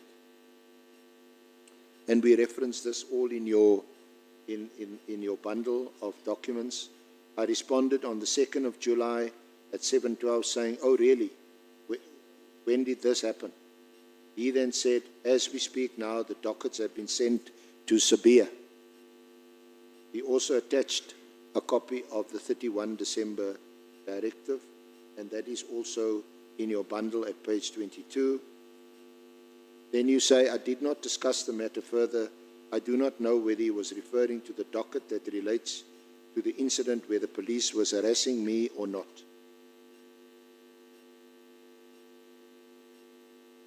So at paragraph 23, do you want to relate your views on these messages from paragraph 24 on page 23?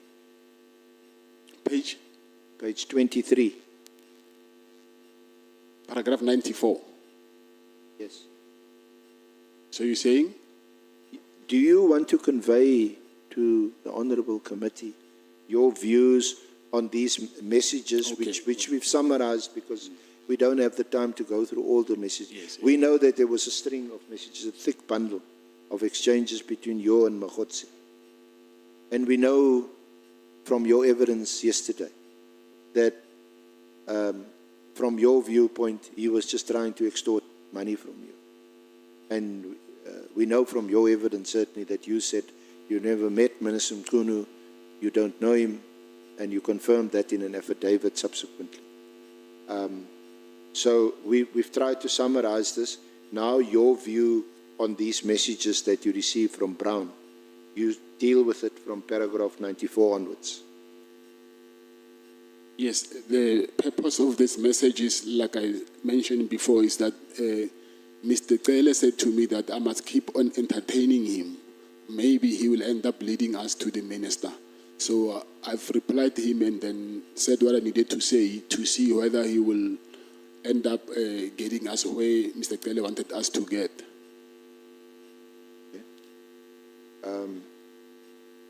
So you say at paragraph 94, my views in relation to the messages received from Brown was that he was trying to be relevant, and it was his attempt to show me that he is really working with Minister Mkhunu. Yes.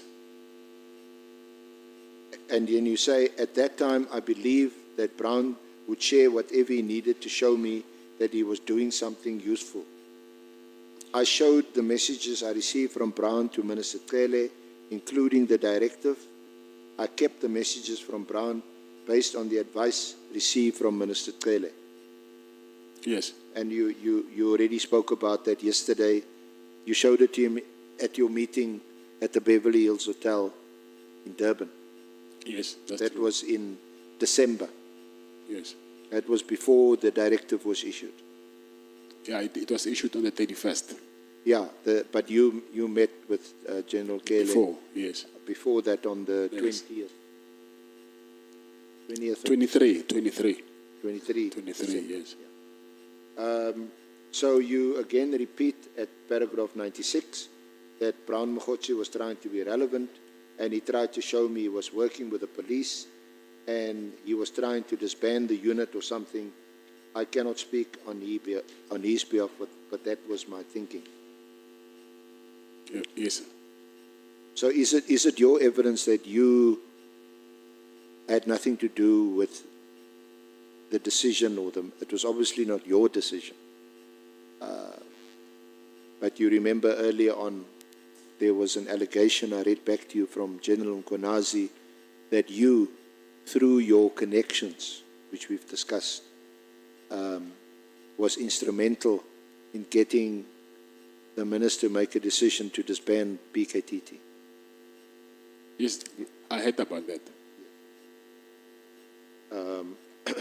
So you say you had nothing to do with it? No, I have nothing to do with it.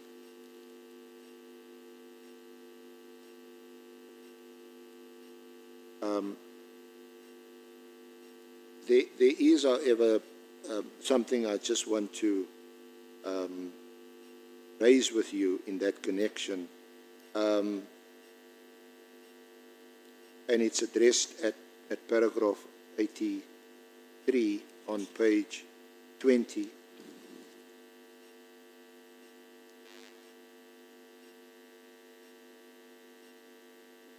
Sorry, it's now, because of the revised document, it's now at paragraph 88 on page 21.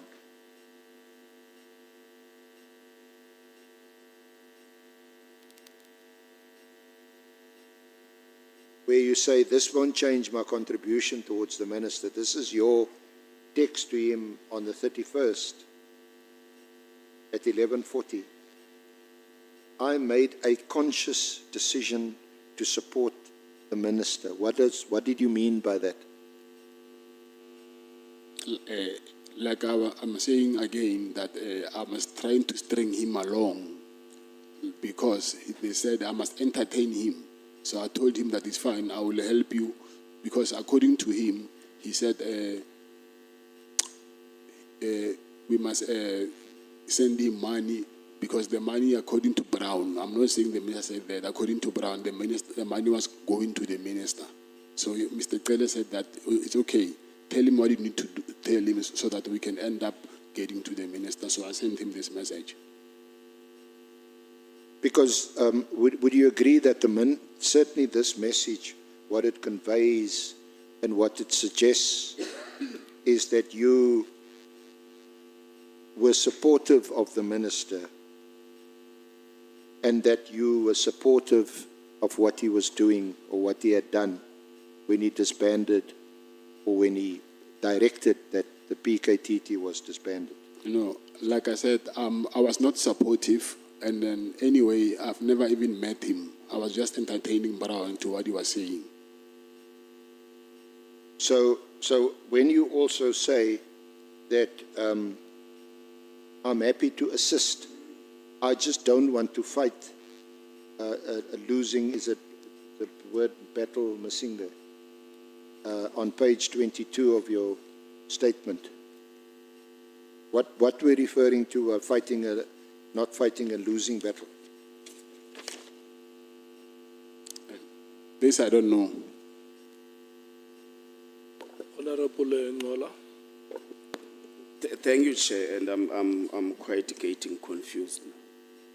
The message the SC is leading was sent on the 31st of December 2024, and it refers to the minister. And the response of the witness speaks about General Begicele. And my recollection is that at that time, General Cele was not a minister. So maybe let's just be taken to confidence. To whom does the witness refer to when he says in the message, this won't change my contribution towards the minister? Because my knowledge is that General Cele was not the minister on the 31st of December 2024. Thank you. It was Minister Senzo Mkhulu, not Minister Cele.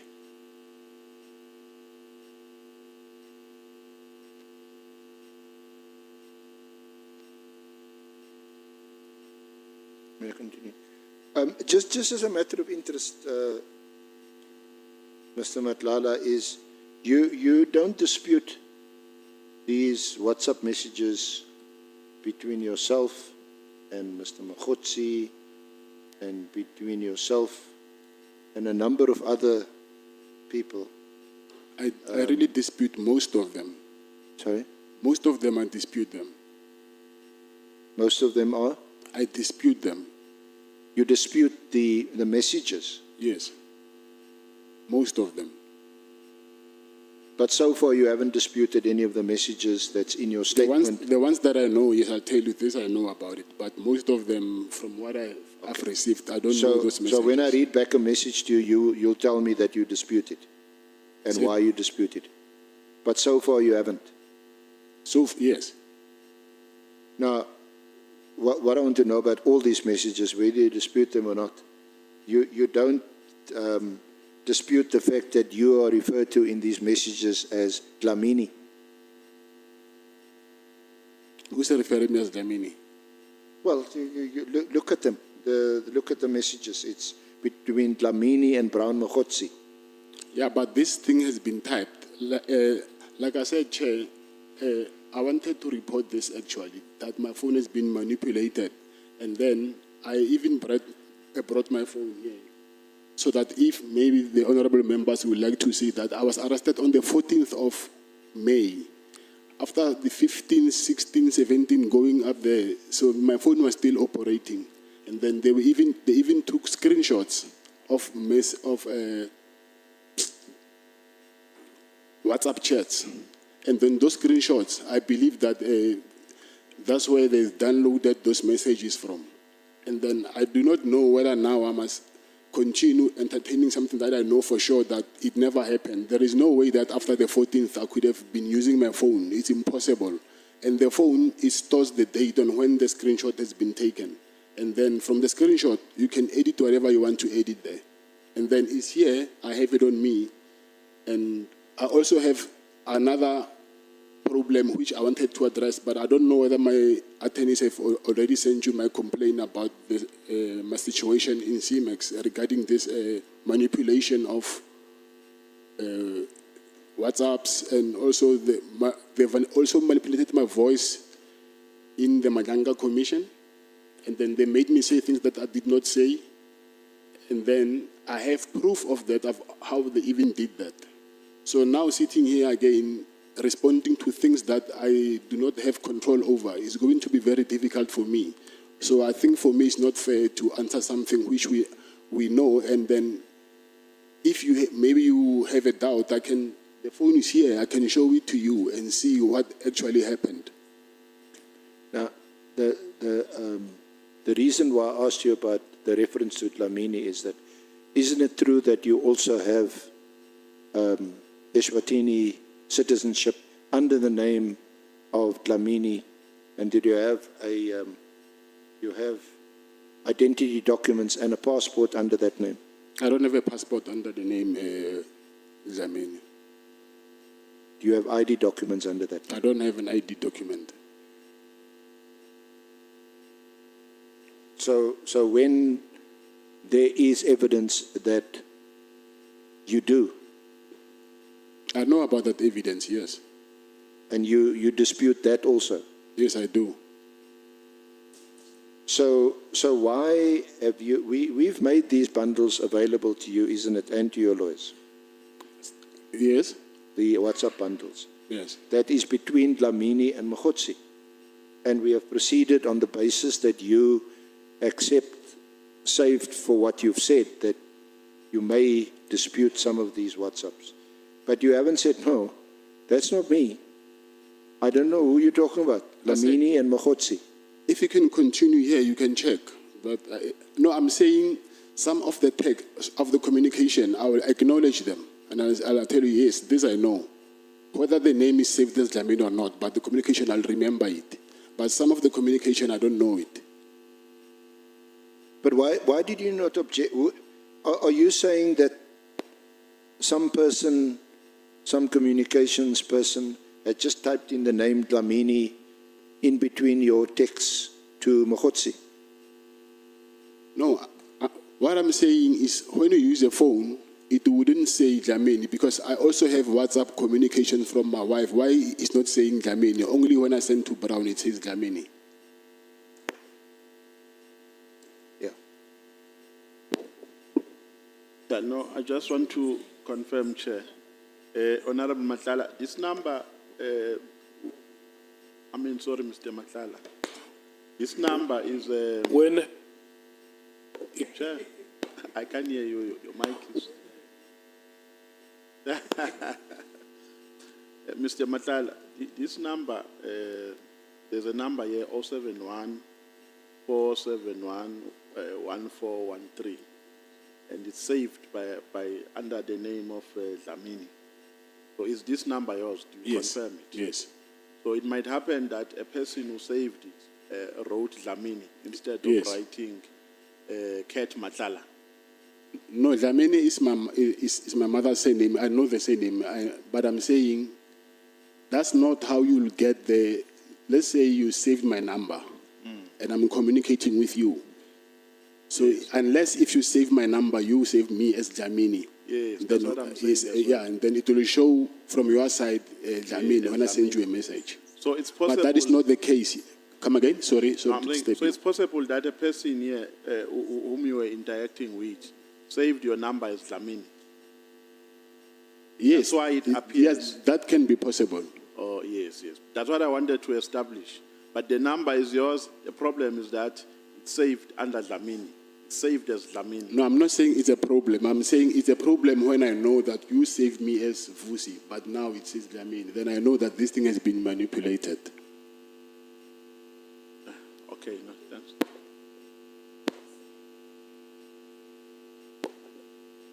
so you say Dlamini is the surname of your mother? Her grandmother, her mother actually. Is the surname of your grandmother? Yes. So I used to save on my WhatsApp. I will put my grandmother's surname there as Dlamini. And then how long have you used the Matlala surname? I'm saying my mother's, my grandmother, my mother's mother, not my mother. My mother is Matlala. Yes. Yes, I want to know yourself, how long have you used the Matlala surname? Is it from birth? All my life. From the day you are... Yes, I'm You- 49 years old today. Since I had my ID, I've been using Matlala. Your birth certificate is written Yeah, Matlala, Matlala, yes. your first ID Yes. is written Matlala. Yes. Okay. Can I check honorable members? Honorable Sols. And honorable Sangoni will follow. Mr. Matlala, just for clarity, these WhatsApps that are being put before us, is the claim that these WhatsApps are taken from your phone or from someone else's phone? Or should I ask that question to the SC?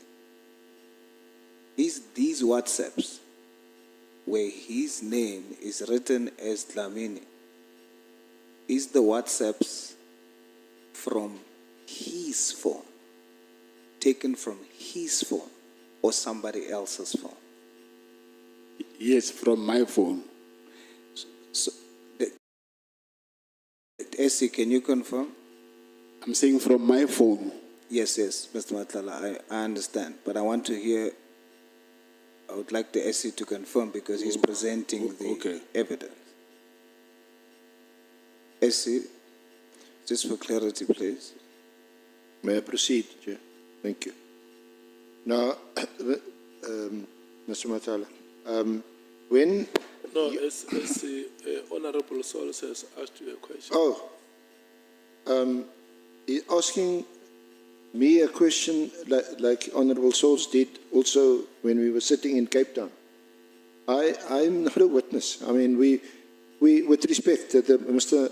Matlala has confirmed that these exchanges are between him and Mr. Mokgotsi until such time as he indicates that an exchange may have been manipulated or inserted and that he doesn't know about it. Thus far, we have proceeded on the basis that this exchange between him and Mr. Mokgotsi has taken place, and he can confirm that. Okay, Chair, let me... The question is whether this WhatsApp conversations are from Mr. Mokgotsi.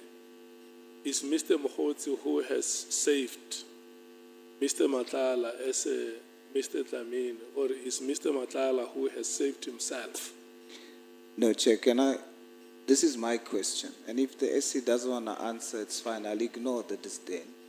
But my question is, what is presented to us? Is it WhatsApps taken from Mr. Matlala's phone?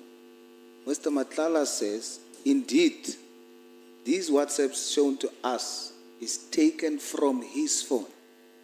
If that's the case, then I would understand what he's saying. He is saying, how can he, on his own phone, save himself as Dlamini?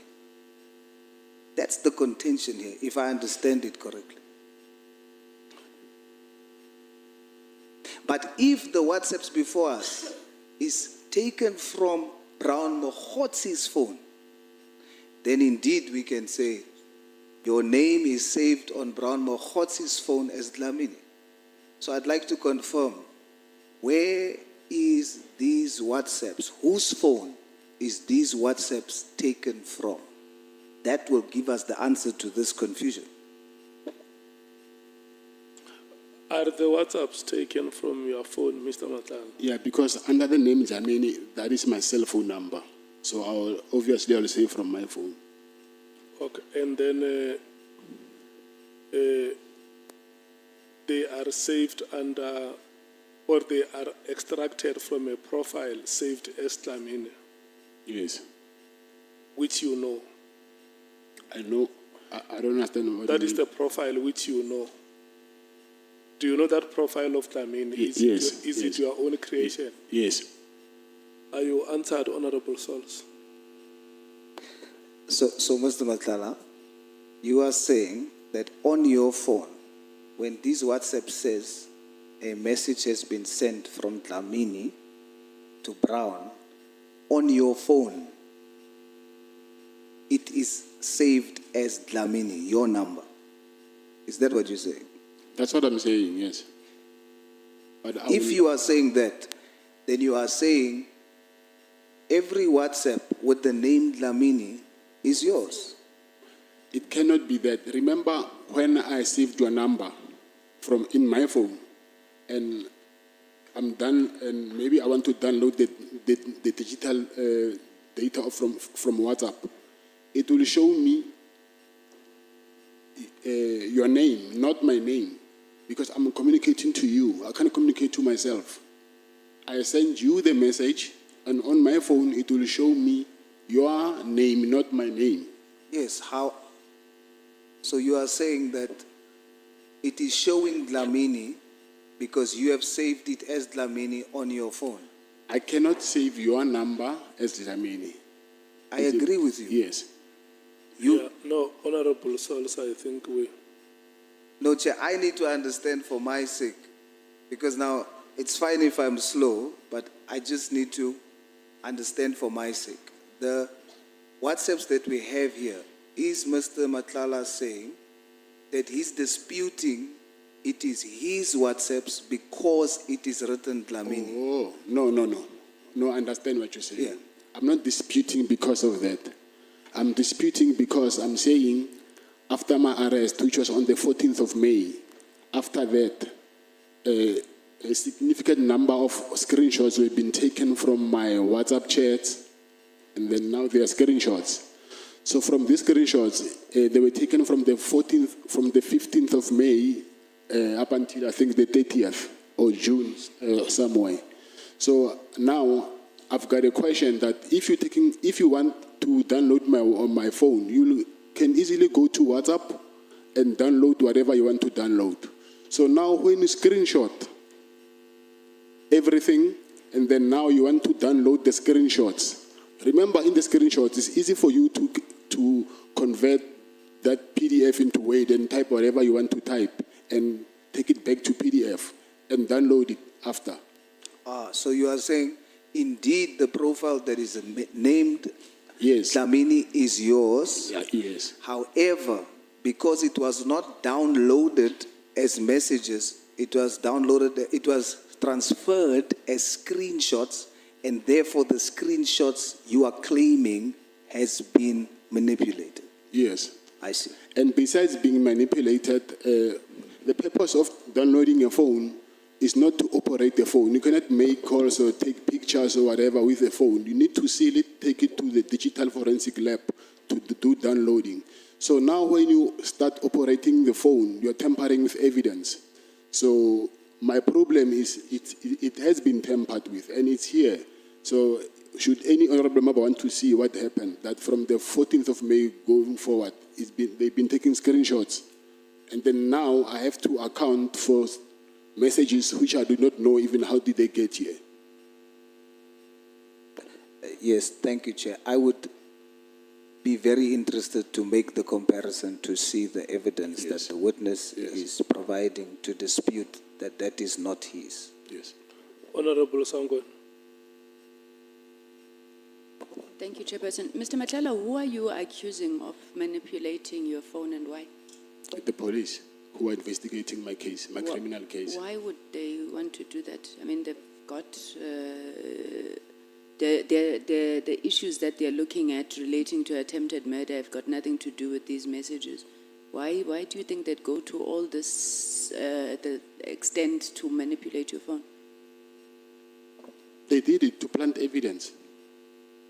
Okay, and I'm assuming, SC, you will tell us which is this evidence you believe has been planted in your phone. Yes. Thank you. Honorable Ngola. Covered, Chair, thanks.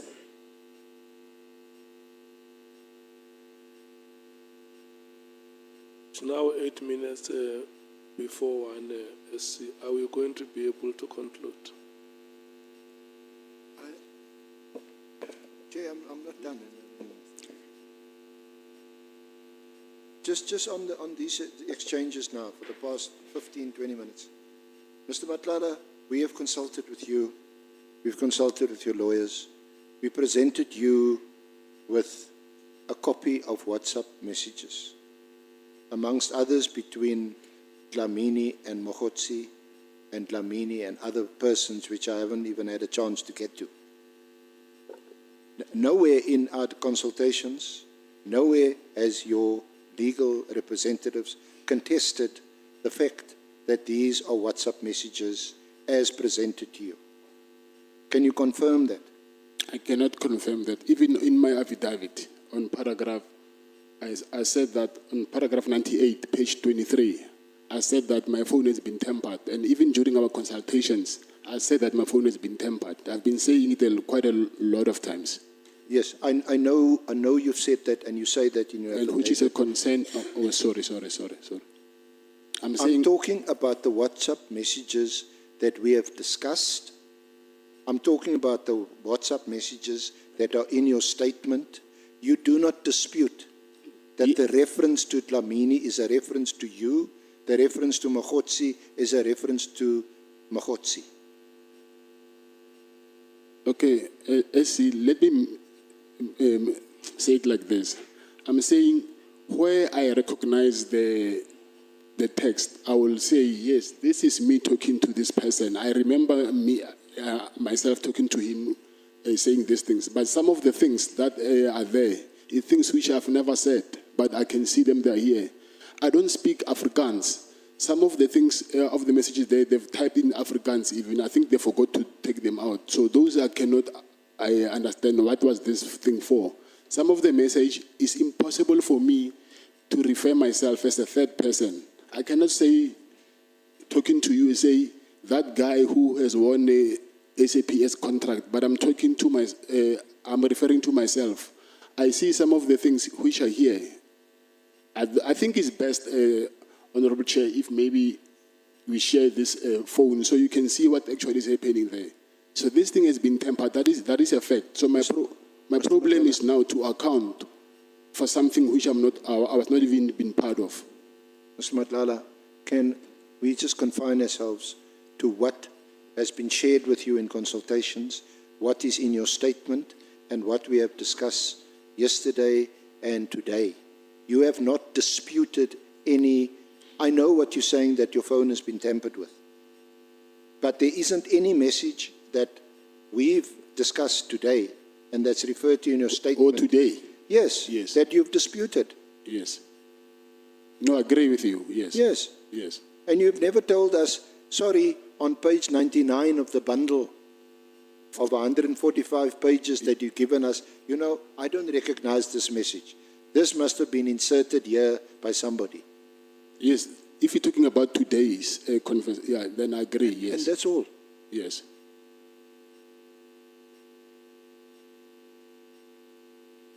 So let's deal with the little time that I've left with a WhatsApp between yourself and Mr. Mogotsi, where you were exchanging messages on the 1st and 2nd of January, where you recall he said that the dockets were now had been brought to Sabia, and that Sabia must have a solution.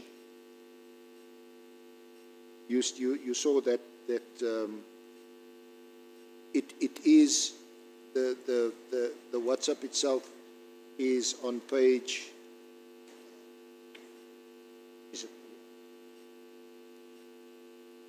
It's on page 120 of the annexures. This is a WhatsApp from, and it's on page 22 of your statement. He then said,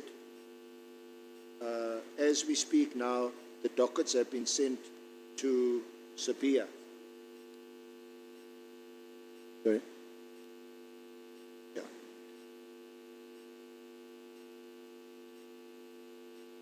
The dockets have been sent to Sabia, must have a solution.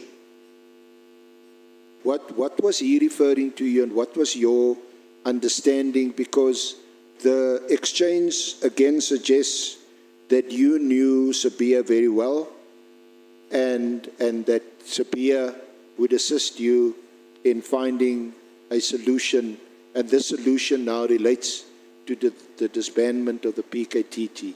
Your comment? By then, I already had a solution from Minister Kele. So when he was referring to the dockets have been sent to Sibia, knowing that he's the head of detectives, I will assume that he was talking about my harassment case. So your solution for your own particular situation was not the disbandment of the PKTT?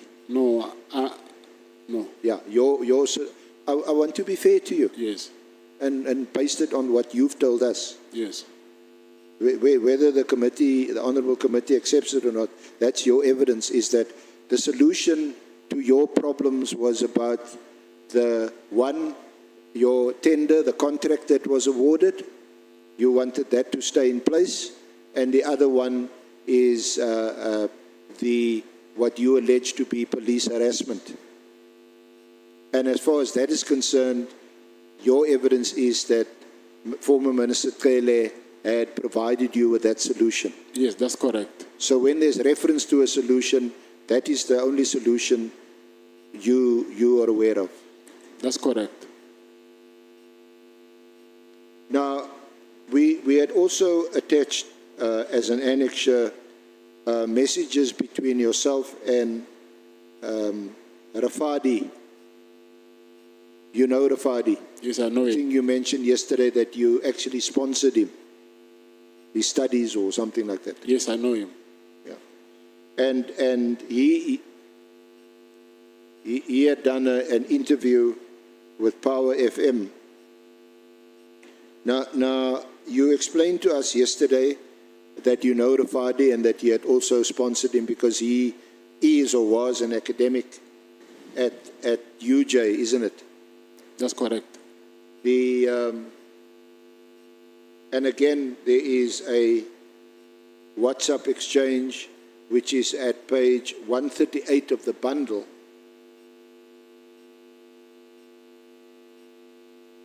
And it's again between Dlamini and Mr. Rafadi. You don't dispute this exchange with Rafadi? What does it say?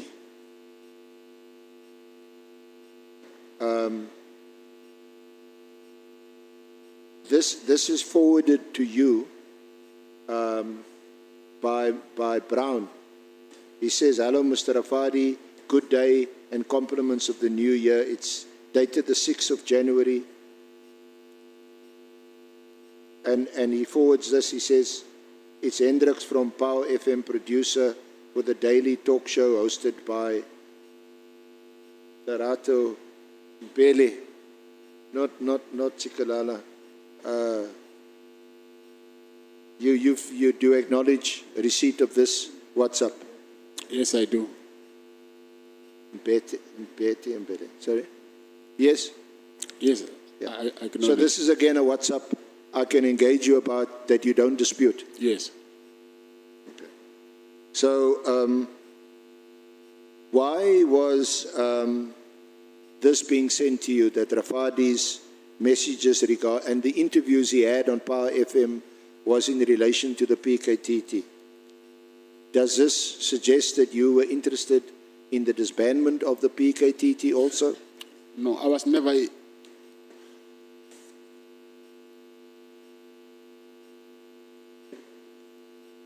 It's at page 138.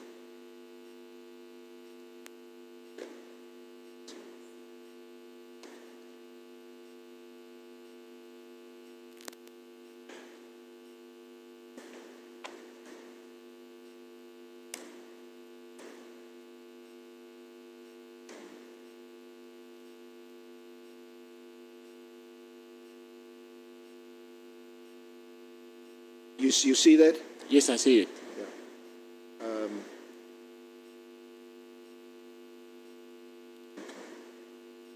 And you don't dispute that text either? Yes, I don't. Honourable Chair, shall I conclude or should I continue? Shall I conclude or shall I continue? If I conclude, will I be given an opportunity, if the Honourable Committee members does deal with, in their questioning with matters that I've not discussed with the witness, and I'm satisfied that the committee is satisfied with what's before them, I will leave it. But in the event that they don't, may I raise them at the end? Thank you. Sorry. Okay. Thank you so much, honorable members. We have come to the end of this session, which was the presentation of evidence. Before we break, let me announce the followings. Can I confirm from the African National Congress, who are your first two speakers? Thank you very much, Chairperson. From the African National Congress, we will have Honorable Sokanyile and Honorable Ngola. We have, however, acceded to a request by the DA that they field a speaker first, and we did that understanding that they've got other matters that they need to attend to. So we will allow the DA to go before our first speaker. One speaker from the DA. Thank you, Chair. From the MKP, can I confirm your Honorable Nomvalo and Honorable Shongwe? Correct. The Democratic Alliance. Thank you, Chair. It will be myself and Honourable Cameron. The EFF. Yeah. Okay. Listen here, honorable members, this is what we are going to do. We are going to break now. I will come to Honorable Sols. Let me make these announcements first. So, when we come back from break, it will be 14:45. So, we were allocating, it will be 13:45. We are allocating 30 minutes to the full member and 15 minutes to the alternate. So we are going to take two speakers from the ANC, 2 speakers from the DA, 2 speakers from the MKP, with that arrangement that Honorable Sangoni has spoken about. We break, and then after the 6 speakers, after break, with the 6 speakers having spoken, we will then take Honorable Malema, Honorable Matthys, and Honorable Mwango. That should lead us towards 19 hours. And if there would still be time remaining, we will then take Honorable Sauls or Honorable James, depending on the minutes that will be left. If it's less than 20 minutes or less than 30 minutes, Honorable Sauls, it means we are going to take Honorable James to exploit the 15 minutes. Can I then give you opportunity to say what you wanted to say? Yeah, Chair, I would just like to know, how are we going to get the information that the witness has been speaking about for comparison of what we have before us and what he wants to give us, so that we can see the difference of the WhatsApps? You mean the confirmation of the WhatsApp conversations? Yes, sir. SC, Honorable Sauls is inquiring about how do they access the material that Mr. Matlala says he has here, the gadget that shows the conversations that he would have made from his phone on his WhatsApp profile.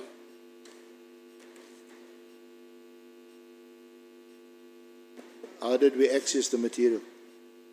How did we access the material? Okay, no, it's fine. You will inform us when the information is ready. Members who want to see it, they are invited to do so.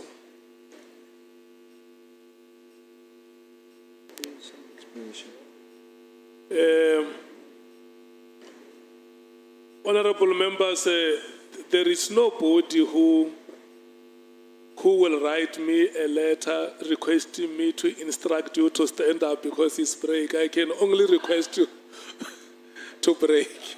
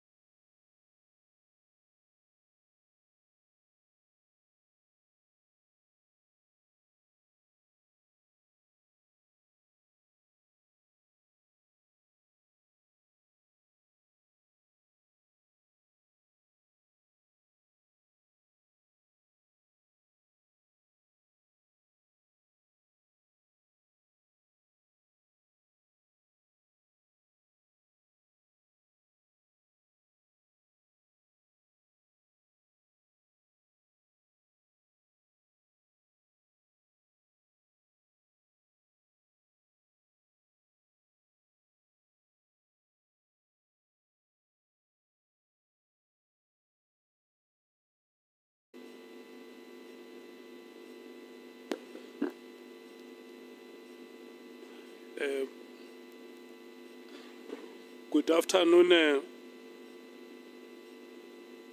Good afternoon once again.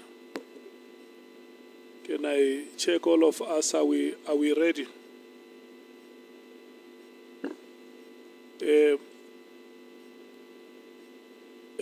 Honorable members, we are going to do this. We are going to try and run and conclude our business tonight. Will that be okay with you, Mkon? No problem. Okay. Who is starting? Honorable Sangon.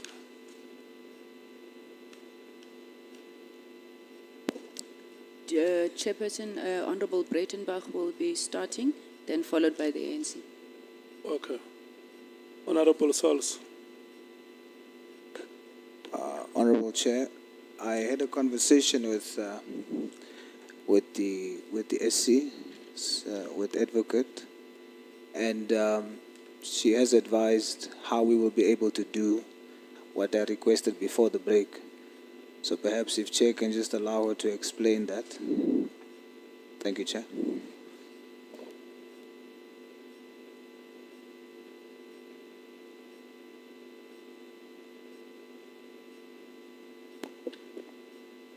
Afternoon, Chair. The request from Honorable Souls is that because the witness has indicated that in some of the WhatsApps that are included in his annexures, that some of those WhatsApps have been tampered with, that he please indicate which of those WhatsApps he believes have been tampered with, and that he then cross-references those to the WhatsApp messages that are on his phone. So give a few examples, not all of them, let's say 3 or 4, where he's identified that there has been some form of tampering, and then to show that as against the phone that he has, just so that he can be able to explain to the committee the issue that he's been highlighting about the tampering of his phone. Thank you, Chair.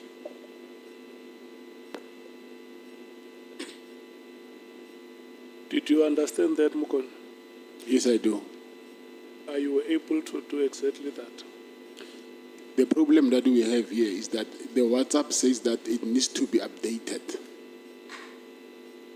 So we cannot access WhatsApp because it needs to be. Remember, this phone has been off for a very long time, so it needs a new version of WhatsApp. So I think doing that again is going to. I don't know if you can do that, but what I have here is only the screenshots that they took from WhatsApp and the dates on when the screenshots were taken. So we cannot compare the screenshots and go to WhatsApp, and because we cannot open WhatsApp.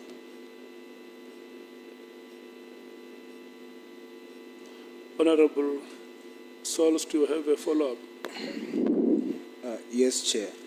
Mr. Matlala, you understand that when you make the statement to say that your phone has been tampered with, you are saying police has submitted evidence here that it has been tampered with. You have to prove that, you see? So the way you have to prove it is, you said you have on your phone your messages. My idea was I would be able to look at your messages on your phone, compare it with what is submitted to us, and in that way, we are able to see this was the message. You give us 3 examples, and this is what was submitted to us. I'm struggling to understand what you're explaining about. You can submit screenshots of when screenshots was taken. I need to understand that. But what I put to you is, in my view, if you are unable to prove your counter allegation, I will not be able to believe that. Or I can tell you directly, I won't believe it, because you have to show it. That's material evidence. The proof that I have, like I said before, is that my phone has been operating after the 14th. And the screenshots that have been taken from my phone after the 14, 15, 16, right up until June. I understand now that you would want to say that the the phone wasn't in your possession after? From the 14th, I was in prison. Yes. So, but the phone was continuing operating while I was in custody. I see. So you can submit that to us. Yes. Thank you, Chair. That will suffice if we can have that. But it will only prove that his phone was operating whilst he was in jail. Thank you. Honorable Sango. Thank you, Chair. Mr. Matlala, you remember I had asked you about this tampering, and I had thought that the evidence leader would get to a point where he would have had an opportunity to ask you what are the messages you are disowning. Now, in your testimony, you said something about messages written in Afrikaans and messages where you are supposedly referring to yourself in the third person. Yes. Are there any other messages that you have seen there that you say are not yours? Yes. Are you able to point those out to us, maybe? Yes, I can. Okay. Thank you. We'll come back to it. Thank you, Chair.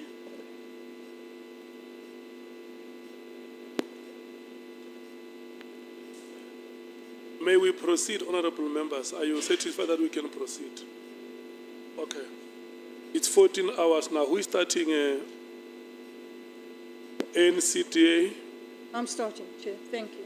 Honorable Breitenbach, your time expires at 2:30. Thank you, Chair. I'm grateful to my colleagues and yourself for the accommodation. Good afternoon, Mr. Matlala. Good afternoon. So, Mr. Matlala, you've had quite a history with the police and with crime and some years now. Is that correct? Can you please repeat that?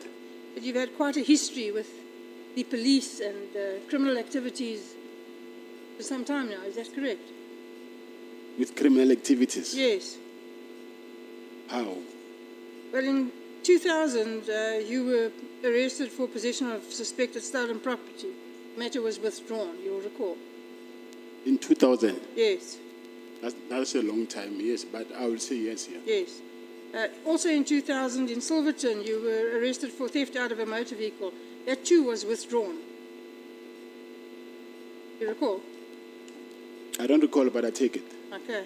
Also in 2000, you were again theft of a motor vehicle in Brooklyn. That too was withdrawn. You recall? Yes. And in 2001, in Cinderville, you were arrested for burglary at a residential premises. In fact, you were convicted of that. Is that correct? Yes. And what kind of sentence did you get? 4 years. You served it. Yes. 2006, cash in transit, you were acquitted. Yes. 2011, theft of a motor vehicle, it was withdrawn. Yes. 2012, house robbery, possession of suspected stolen goods, withdrawn. Yes. 2012, Brooklyn, common assault, withdrawn. Yes. 2012, in Mamelodi, possession of housebreaking equipment, withdrawn. Yes. 2013, in Alberton, house robbery, withdrawn. Yes. 2015, Silverton, carjacking and possession of suspected stolen goods, withdrawn. Yes. 2016, possession of a firearm without a license, impersonation of a police officer, resisting and obstructing or assaulting a police officer, withdrawn. Yes. 2018, attempted murder, withdrawn. Yes. That's quite a checkered history. Most people don't rack up that kind of history with the police. Would you agree? Would you agree?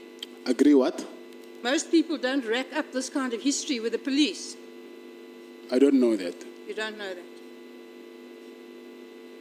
And how is it, Mr. Matlala, that you lived such a charmed life?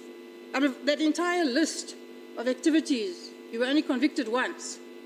How did you manage that? Or were the rest all just nonsense charges? Nonsense? Yes, were they just nonsense charges? No. How is it that you were, everything was withdrawn or you were acquitted? Was I supposed to be convicted? Well, if you were guilty, yes. Yes, if I was guilty. Yes. Yes. So you're saying you weren't? That's why they were withdrawn. All of those? Yes. I see. So, despite this long history of what I regard certainly as a checkered past. You have a long history of dealing with police officials, and you have unusually close access to very high-ranking officials. Why is that?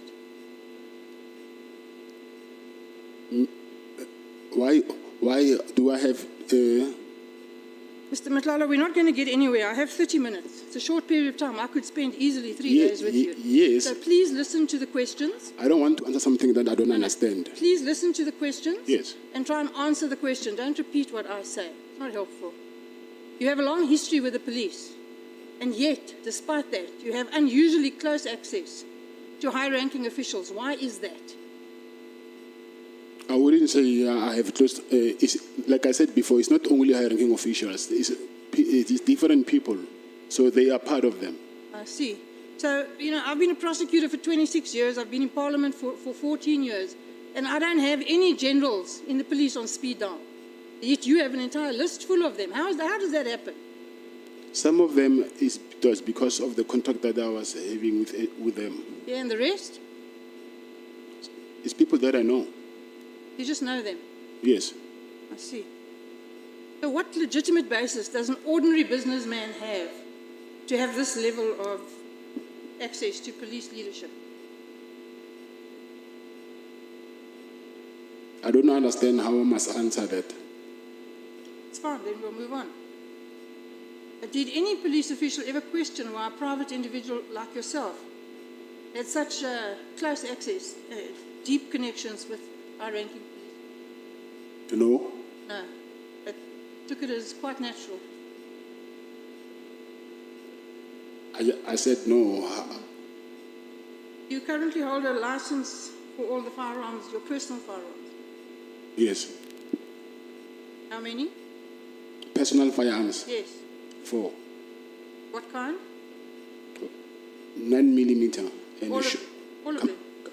No, 9mm and a shotgun and an assault rifle. That's 3. 2 9mm. And how did you get these licenses? You apply for them in the police station. Did you apply for them in the normal course? Yes. No favors? No. No money changing hands? No. You're quite sure? Yes, those firearms actually they've been. I think 2 or 3 times they've been. The police have took them and go and check how did I get those firearms. So I think 2 or 3 times. I see. See, most people in South Africa would struggle to get a firearm license with a previous conviction like yours. Yet you had no difficulty. Unless it's a violent crime, I will agree. How did you manage to get a security company registered with your criminal conviction? With my what? Your criminal conviction. Yeah, but you're raising your voice now, so I do not understand why you're raising your voice. You keep asking me to repeat myself, so I'm assuming you can't hear me. My criminal conviction was in 2001 and it's a 9 violent crime. Yes, that wasn't the question. The question was, how did you get a security company registered with a previous conviction? That is an answer. A previous conviction that has nothing to do with violent crime, so there's no exception. I see. Now, the tender that you got from the South African Police Service was for the supply of which services exactly? With the SAPS, it was medical assessment Of whom? of the SAPS officials. You weren't a director of the holding company, is that correct? That's what you said yesterday. Yes. Did you disclose that to the police when you applied for the tender? No. So would you agree that just on the face of it, and I haven't had time to go through all the documents, but on the face of it, that really closely resembles fronting? No, it doesn't. Don't agree. Would the company have been awarded the contract if the police had known that you were the effective contractor? It's Medicaid 2420. Who in the South African Police Service at that time knew that your entity would be performing the work?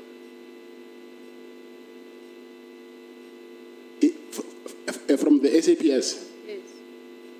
no police officials are performing work on my behalf. You testified that you met Mr. Taylor for business engagement.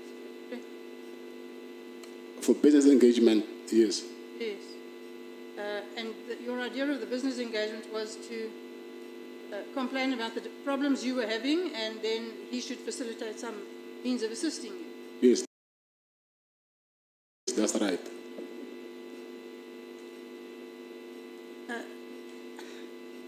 And is getting manicures part of your business protocol?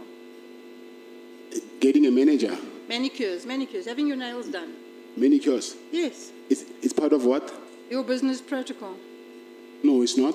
No. Is it not so that you and Mr. Tlele met on at least 5 occasions at Edge for Men in Menlyn, where you get your nails done, both of you? I've never met Mr. Taylor there. I see. And the 500,000 rand you say was because Tlele asked for it, and it was in return for him having facilitated getting rid of the difficulties that you were having. So getting rid of the harassment and sorting out your problems that you were having with the police.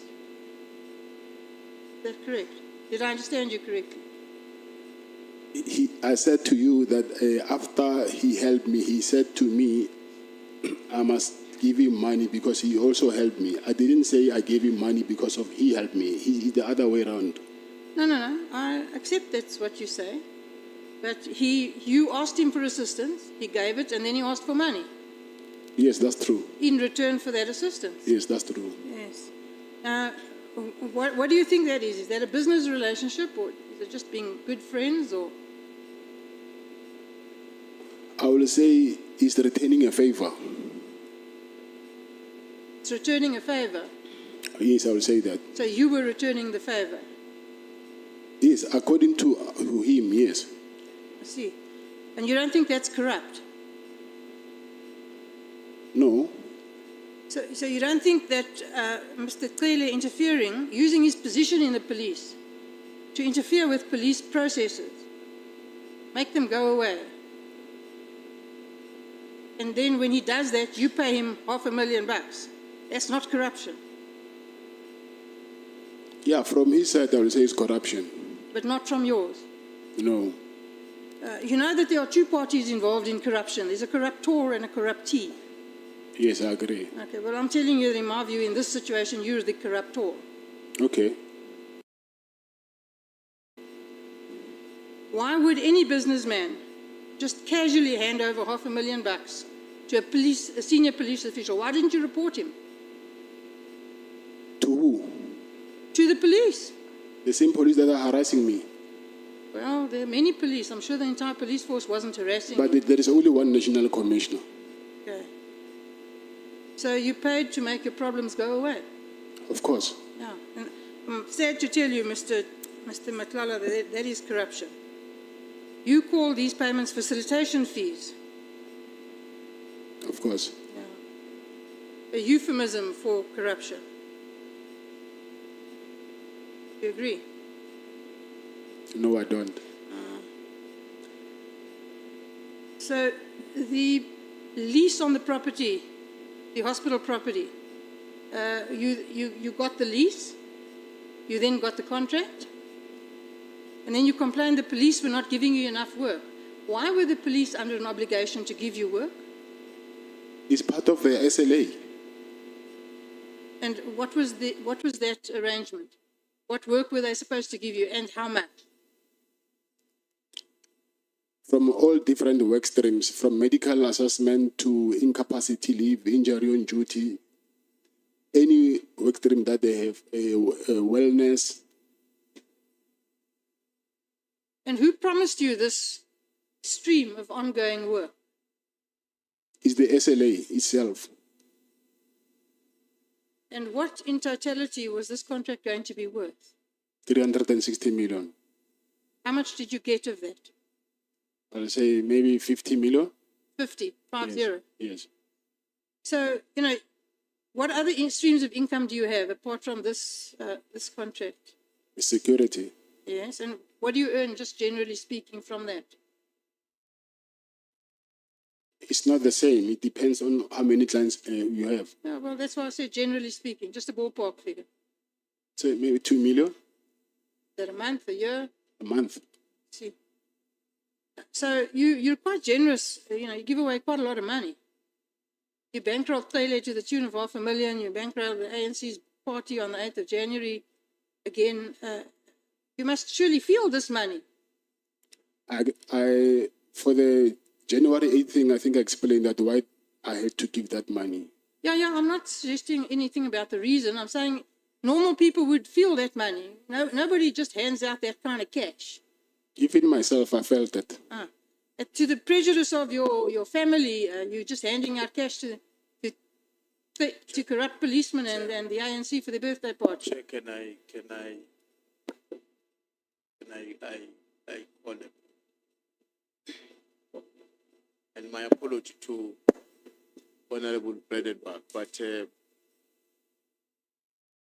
I have a very serious problem with a sentiment or an assertion that says that Mr. Matlala's money was used to bankroll the ANC January 8.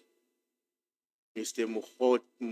Brown Mohoti cannot and will never be the ANC. So to say the ANC was bankrolled because the money went to Mohoti is simply to reduce the ANC to an individual who had whatever kind of a relationship with Mr. Matlala. And we don't think as the ANC that is a correct appropriation of what we have understood to have been a relationship between Mr. Matlala and Mr. Mohoti.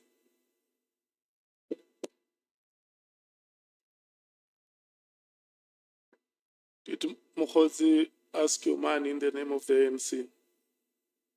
Not in the name of the ANC. He asked me money, and then he said he was working with the minister of the police, who is in the ANC. Okay. The point is sustained, Chief Whip. Honorable Male. No, on a point of order. Mr. Matlala made an allegation that money was sourced to pay for people to go to the January 8th celebration of the ANC. And what the Honorable Bredenbach is doing is testing that evidence. And you cannot restrict her because we want to arrive perhaps at a conclusion that the money was for Mohoti or was for the ANC. So it can't be that when we are now testing the evidence that was led here, January 8th is of the ANC. People were paid transport, accommodation, and all of that, including buying table in the dinner of the ANC. So we're testing if this money is to benefit of the ANC. So we're now at the point of testing the evidence. We're not at the point where we can say we've now concluded that the money was from Mohoti. It can't be. We're testing that evidence, and the ANC was mentioned in the evidence in chief. Yeah. I think the witness has said it, honorable members, that he did not give the ANC money. He gave money to Mohoti, who said he was working with the minister. So the matter can be brought further. For now, it has not been proven that the money was used to bankroll the ANC. And that comes from the mouth of the witness. He says, yeah, you can continue testing it if you want to test it. The witness is here, he will respond for himself. But like I said, that point of order was sustained. Thank you. What did you give the money to Mr. Mohoti for? He said he wanted to entertain his friends and book them flights and accommodation. For what? Flights and accommodation. For what? For the To go January 8th celebration. And what is the January the 8th celebration? I think it's the celebration that the ANC hold every year. Thank you. So,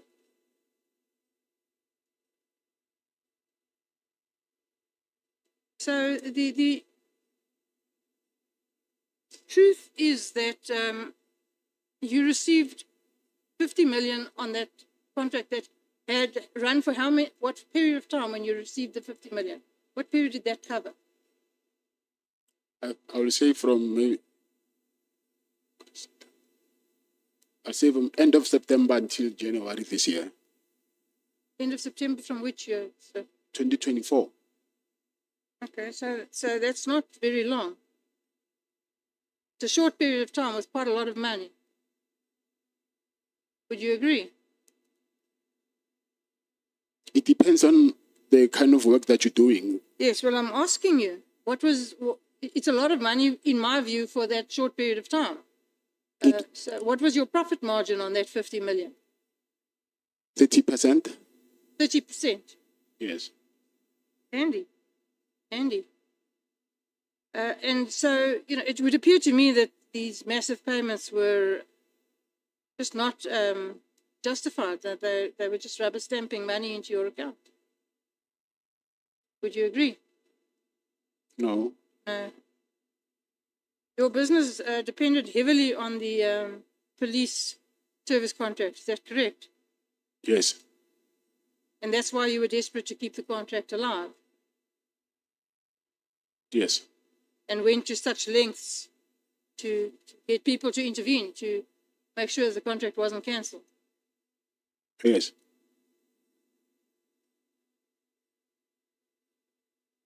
And the payments that you made in order to ensure, or to try and ensure that the contract wouldn't be cancelled, are nothing more than bribes in just common parlance. Is that correct? No. No. So what do you think a bribe is? A bribe? Yes. I know what a bribe is. Tell me what you think a bribe is. A bribe is a bribe. Is to Yes, tell me how a bribe works. Is to give someone money in exchange for a favor. Yes. Isn't that what you did? No, it's not what I did. Did you not give Taylor $500,000 in exchange for a favor? If you were in my shoes, you will do it as well. No, that's not the question. The question is that not what you did? Did you not give Taylor $500,000? Yes, I gave him for money. a favor? That's a bribe. I was not bribing him. You were. You're in denial, but you were. Jerry Boshocha is a good friend of yours. Yes. Not a very nice man. Busied himself with the drug trade and so on. You agree? Yes, I agree. Now, are all your friends involved in criminal activity? No. Well, how many of them are? Quite a lot. Quite a lot. That doesn't bother you? Say that again? That doesn't bother you? You're saying how many friends I have? Yes. How many friends? No, I said how many friends of yours are involved in criminal activity? Oh, criminal activities. I'm sorry that I didn't get that. I didn't get that. I thought you were saying how many friends I have. No. I'm sure you have many friends. How many are involved in criminal activity? I don't know. Well, you knew that Mr. Boshocha was. Yes, I know. Do you admire people who involve themselves in the drug trade? No, I don't. Why? That's what they do. I cannot dictate what other people must do with their own lives. I absolutely agree with you that you can't dictate what other people do, but you can decide who to be friends with. Yes, I can be friends with you today. Next week, I hear that you're doing something which is not aligned with what I like. And then what would you do? I'll let you do whatever you're doing. And you still remain friends? Yes, on conditions. What conditions? What conditions could there possibly be I can for only, remaining friends with a criminal? I can only meet you at church. Hey, Wena. You lent money to somebody who you knew manufactured drugs and then sold them at a huge profit to South Africans who go bent under misery and poverty. And your friend and people like him, keep them there. That doesn't bother you. It does. But you still gave him money. Yeah, but that money was not for that. You don't know. You just said yourself you don't know what it was for. Exactly. I'm saying when you ask money from me, saying you want to buy bread, whether you lie to me or not, that's you. But I gave you money for what you asked me for. You know, Mr. Matlala, you're a clever man. That's very clear. You're not a stupid man. You've been around. you know about business, you know about crime. And you are not the naive person you're trying to portray. I don't believe you for 1 minute.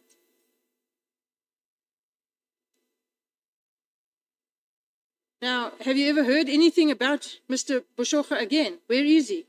I don't As know. far as I'm aware, he hasn't been heard of again. Yes, I don't know. And what happened to his business? I don't know. And what happened to the money he still owes you? Not been paid. Yes. Yeah. Yeah. Very suspicious. That whole thing is suspicious. Does it not rouse your suspicions? This disappearance. It's suspicious. Yes. Of course, it's suspicious. Yeah. Where's his wife and his child? At their house, I think. They've returned, just not him. They've what? Have they returned? It's just him that has not returned. They were never kidnapped. Oh, they were never kidnapped. They were never kidnapped. Oh, I see. I thought they were all kidnapped. When you traveled to KZN to meet Mr. Taylor, you go in a convoy of 6 or so cars with up to 14 men, you say. Yes. Well, unless you're an incredible show-off, what is the necessity for that? I'm in business. I'm advertising my business. Okay, so are all those cars branded? No, they're not. So then how do you advertise your business? They've got number plates. They've got number plates. Yes. Are they branded? No, they're not. So, well, then you'll agree with me that makes no sense. It makes quite a lot of sense. Okay. Do you travel in blue light convoys with this paramilitary style convoy of yours? No, I don't. You used to To do what? travel with blue light convoys? No. Yes. And how did you access those blue light convoys? I never used blue lights. Never ever. Yes. So anyone who says you did is a liar. I'm not saying it's a liar, but I'm saying I've never used them. Okay. The protection that you supplied in Ekurhuleni, you supplied protection to the municipal officers, I think. Correct me if I'm wrong, and also sometimes to the mayor. Is that correct? The mayor is. How did that happen? By then he was a chief of operations. Who? Mr. Julius Mukhonazi. So he arranged for your company to protect the mayor of Ekurhuleni. Yes. And did you get paid for that? No. Did it free? Yes. Now, that's not a very good business model. It is. Okay. You donated vehicles to the Ekurhuleni Metro Police. Yes, I did. Why? Like I said before, I wanted to do medical response for them. So I did that as to show good faith. Yeah. How many vehicles? Four. 4 vehicles. Yes. What kind? It was 2 BMWs, 1 Mercedes, 1 VW Golf GTI. Don't mess around. And was there any benefit from this donation? No, there was no benefit at all. Did no business flow from it? I was expecting it, but it never happened. Also, not a very good business model. It was. The intention was... I see. So I would suggest to you that the reason that you drive around in a convoy like you do got nothing to do with safety. It's just to promote your image and intimidate people. I don't agree with that. You don't. Do you have any links, business relationships with anybody who's a member of the Boko Haram gang in Pretoria? No. You don't, or you're not aware of it? No, I'm not. So you don't have those relationships? No. You've admitted to bribing, although you think it's not bribing, police. Have you bribed anybody else in the criminal justice network? Have you bribed judges? Have you bribed prosecutors? No. Have you done favors for them? No. Have you given them gifts in No. exchange for favors? No. No. So I've only got 5 minutes left, so I'm going to wrap up. In my view, Mr. Matlala, you're not a businessman. You're a crook. I am.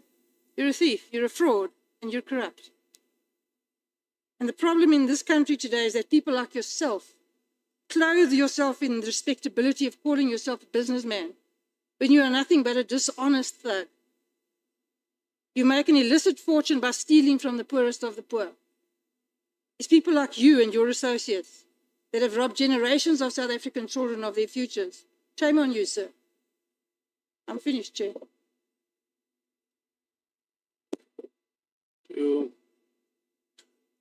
Matlala, do you have any comment to make on the statement? I don't have any comments. No comment? No. Okay. Are we continuing with the DA or...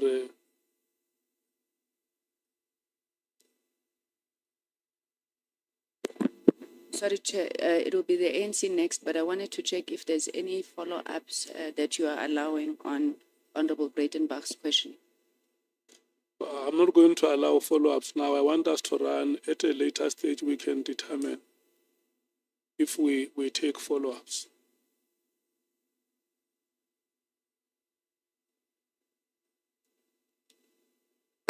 Yes, it's 14:30 now. Your time expires at 15 hours. Oh, thanks, Chair. Mr. Matlala, you said, who did you send to buy batteries for your boat? You said it's who? Who are sent to buy batteries is Ngosi. Ngosi. Brigadier Ngosi? No, Sergeant Ngosi. Sergeant Ngosi? Yes. Oh, so around here, you make police officers run your errand? You are in charge? But policemen here run your personal business? But he's a human being after all, so after work, he's no longer... Okay. He's a policeman. Do you agree? Yes, he is. Do you agree that you send a police officer to buy yourself batteries for your boat? Do you agree? Yes, I sent him. Okay. So, do you agree that you send a police officer to run your personal errands? I agree. Okay. Do you know the relationship between Sergeant Ngosi and General Spear? I don't know the relationship. Okay, I put it to you that Sergeant Ngosi is a very, very close person to General Spear. Remember, the SC made an example of a video at Molefe's home. Yeah. But you don't know personally General Spear. You have no personal relationship with General Spear, but his right-hand man runs your errands. You also attend some of his family occasions. How is that possible? It is possible. How? Because I do not think Sergeant Ngosi only knows General Sibia, so he has other interactions with other people besides him. Know what I'm saying? In your statement, you claim not to have a personal relationship with General Shadrach Sibia. Yes. But he says you went to his office once. You say you went to his office 3 times. Yes. You have his right-hand man as your errand boy. You attend his family occasions. How is it possible that you don't know that person in person? But Sergeant Ngosi, he is not General Sibia. Those are 2 different people. Beg your pardon? I'm saying Sergeant Ngosi, he is not General Sibia. It's possible that I can... That's not what I said. But I'm just making a series of events and asking and linking them to General Spear and asking, how is it possible for you not to have a special relationship with General Spear if you have been able to be close to him in this manner? I'll say it's possible. It's possible. Yes. Thank you. Who is Farmer Brown? I don't know. Yeah, you talk about a lot of Farmer Brown, eggs, this, krall, this, farm, this, in the WhatsApp messages with a person of Gun, what? That WhatsApp bundle, I also received it yesterday after we adjourned. Who is Farmer So Brown? I don't know anything about that thing. You don't know Farmer Brown? Yes. Would you agree with me that the conversation that is contained here is full of coding? These things that I said here are just coding what was actually happening. It's not about X, it's not about Kral, it's not about farm, it's not about everything that is said here, but it's about a particular dealing. This conversation is a coding conversation. Would you agree with me? But I cannot. At least you saw it. I cannot account on something that I do not know. Okay. Did you receive bid evaluation committee minutes on your WhatsApp? No. Do you dispute that you were part of this conversation? Yes, I dispute it. Okay. Maybe let's pass it there. Because it's quite interesting that you have got about 22 bidders for the Medicare tender, and only you receives minutes of the bid evaluation committee. I didn't receive the minutes of bid evaluation committee. Okay, that's fine. So part of what our terms of reference instruct us to investigate is an existence and the operation of a sophisticated drug cartel. Do you know about any drug cartel operating in Gauteng? I don't know. Do you know anything that is referred to be the Big Five? I've learned. I just learned about it recently. You are not part of any drug cartel? No, I'm not. Is your friend, close friend, as you say, Mr. Jerry, part of the drug cartel? Not that I know of. Okay, let's go to the listing of the hospital. You say you leased the hospital, but you couldn't access it. But going down the line, you say there was a clinic which made you know the officials of Ekurhuleni and stuff. How many hospitals or clinics did you lease or do you have? The hospital that I leased is one is inside the College of SAPS in Pretoria West. But you say Ekurhuleni municipality people, you knew them because they came to your property or your clinic to test COVID-19. Which one is that one? The clinic in Boxburg. So it's not the hospital that you leased from a public works. Yes. Okay, there's an article that was run on your name, amongst other articles, that you leased the hospital from public works, which was run by SAPS 6 months before the Medicare 24 tender was awarded to you. Yeah, but that was not true. When did you lease the... I think I will say maybe 3 years back. I've been in engagement with public works. No. I'm talking about you getting the lease, not the engagement. 2024. 2024, yes. Which month? Maybe around November, December. So you leased the property after you got the tender. You got the tender in June 2024. Okay, I might be confused. It's maybe 2023, maybe. Okay. So it's blatantly not untrue that you leased the property before the tender was awarded to you. Yeah, but before you get a lease agreement, there was engagement that took over maybe, I'll say, more than 2 years. Yes, we agree. Yes. But we're saying you are accused of leasing a facility with public works before you got awarded by the tender.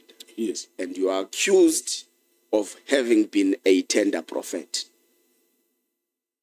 That you prophesy that you are going to get a tender in the near future, so you need this facility. That's what the media is saying. So we're giving you a right to reply to that. Yes, but first of all, even that hospital was not for that. By then, I did not even know that I was going to be awarded the tender, because that tender also, I've applied for it before, and then I didn't win it. If I was a prophet, then I knew I could have gotten the first time. 3 years back before I attended for that same thing. So this was my second time bidding for that tender. And then the hospital I wanted to use it for the students who are inside the college there. So it's two different things. It had nothing to do with the tender. Okay. So, is it General or Brigadier Lenono or Sergeant? Brigadier, yeah. Brigadier Lenono. Yes. Was part of the bid evaluation committee. Yes. An evaluation committee that evaluated, amongst other things, your tender documents. Yes. And you later offered her a job at your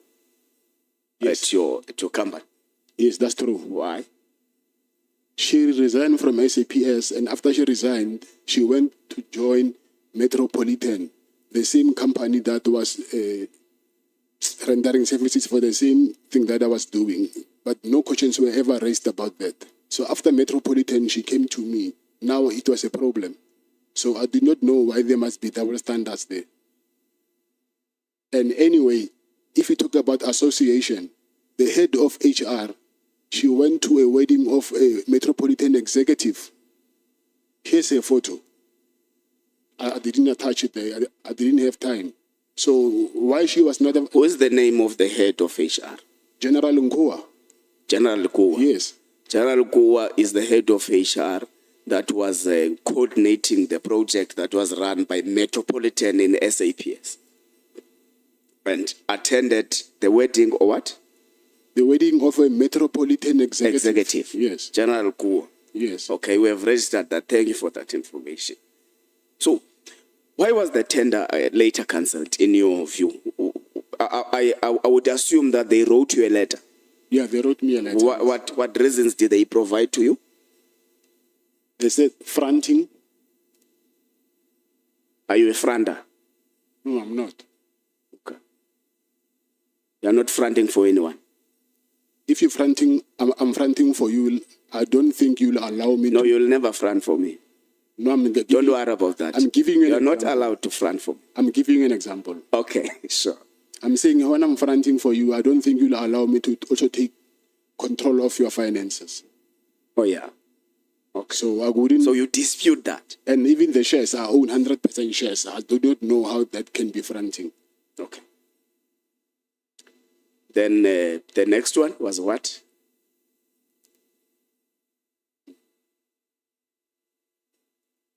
Was there no supply chain irregularities that they mentioned? Yes. They did. Yes. Then the supply chain irregularities yes. are the process that was run amongst other people by General Lenono you offered. By Brigadier Lenono you offered a job. Brigadier Lenono, first of all, before I offered her a job, I asked her because I saw her when she came to the clinic to do they used to come, when they did the due diligence, I was not around, but they came for the second time, and I saw her, and I asked her, I know that you were working for SAPS, then won't it be a problem if I employ you? And she said to me, that's not the question. Man. What is the question? The question is, part of what was written to you by SAPS she was. Is supply chain irregularities. Whose irregularities? Some of the people were part of the process is Brigadier Lenono, the one you offered the job. Brigadier Lenono, she was not part of the adjudication committee. No. She was part of the PEC. Yes. Remember, the adjudication committee is supposed to review the report from the PEC. So she is deeply part of the process. The evaluation process of any tender is the most important process. So she was part of the bid evaluation committee. Okay. So you offered her a job after that? Yes. Okay. But if she influenced my contract, then I will blow my cover by hiring the same person who... so that will be very stupid of me. Okay. I will hide her. She will get her money while she's sitting at home. Okay. Did they mention poor performance? Yes, they did. Okay. So, do you agree? I don't agree. Okay. Allegation ran that you you may have given money to the people who were running the supply chain process. What is your response to that? I've given money to people who are running the supply chain process. Yeah. No. It's incorrect. No. So the only person who gave money is in the SAPS circle is General Victor. That's the only person. I will give people money, but not because of their in supply chain. Not in supply chain. But you gave police officers money, but they are not in supply chain. Yeah, not police officers, yeah, but I will say maybe people that I know. Oh, okay. Okay, let's take it back to the raids. There were items that were confiscated from your property.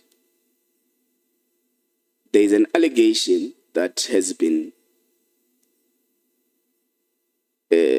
set in the committee that part of what happened after the raids in your house was that you were made to go and open a case against the PKTT under the pretense that a Rolex watch was stolen and some other item, necklace, I'm not quite sure of the, yeah, and all that.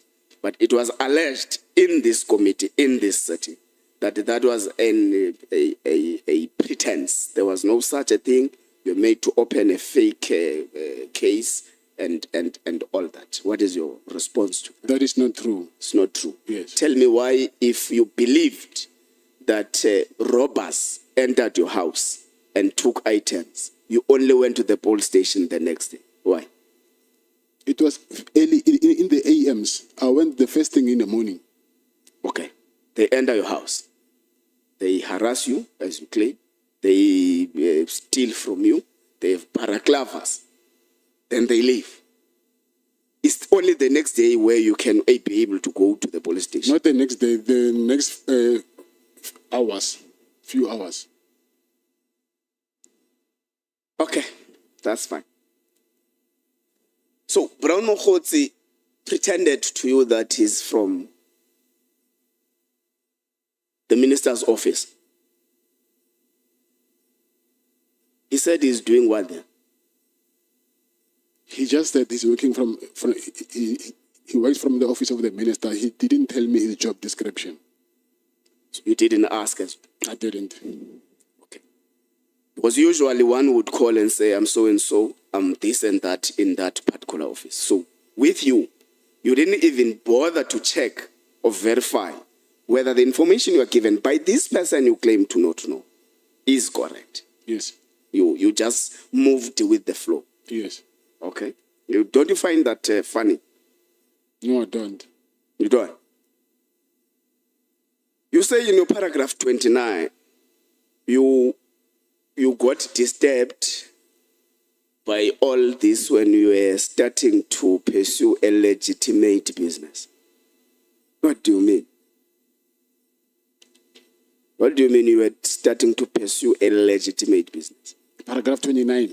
Yebo.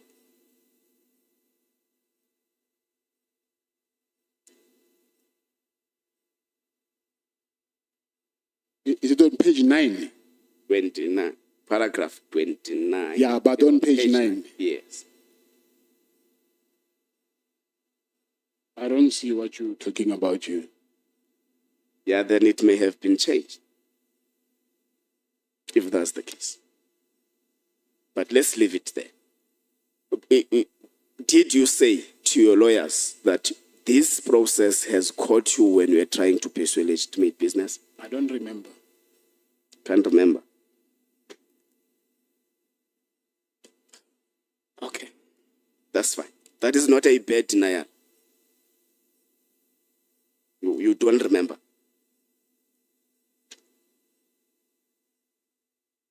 Yes. It's 30. Yeah, it has been changed to 30 now. Pursuing a legitimate business. Yeah, it's paragraph 30 now. What do you mean you were starting to pursue a legitimate business? Because I said before that my business was informal, Informal. not registered, yes. What business was that? Like buying and selling of goods, Of? buying accident damaged vehicles, repair them and sell them, but whatever I was doing was not registered. No. But the raid started when you had a legitimate tender with SAPS. You got the tender in June 2024, the raids were in December 2024. Yes, So you already had a registered business at that particular time. yes. So what do you mean by saying all this is disturbing you because you were starting to pursue a legitimate business? Isn't that a concession that you have been engaged into an illegitimate business? No, I think it's a wrong choice of word. So you apologize for legitimate? Yes, I do. Okay, that's fine. Apology accepted. Part of what you paid Brown for was to pay investigators. Did he tell you what are they investigating? Who are these investigators? Why should they be paid and all that? Not paying them, paying for their accommodation. That's what he told me. No. There's an issue about paying investigators. It was supposed to be Yeah, a paragraph 35. No, it's supposed. Okay, we'll come back to it. It's fine. So, did Brown ask money from you? Yes. To pay investigators of your matters? I'm saying he said he asked money from me to pay accommodation for investigators. For investigators. Yes. So he did not give you detail of these investigators. What are they investigating? How much must they be paid? Why should they be paid? I'm saying again, not paying them, paying for their accommodation. That's what he said. You want money for accommodation, not to pay them. Okay. So you also say you don't believe that Brown Mokhotsi knows the minister is fake. He's trying to make himself important. Yes. Do you know that the chief of staff of the minister came to the committee and said he has been, that he has received the conduct details of Brown Mokhotsi from the Minister of Police? Conduct details. I don't know. You don't know that. Do you know that the chief of staff of the minister, Mr. Nkabinde, said he has actually been requested by the minister to arrange meetings between the minister and Brown Mokhotsi and local leaders? I don't know. Yeah, so according to the evidence that we have, it's not true that Mr. Brown doesn't know the minister. Yeah, that was my suspicion.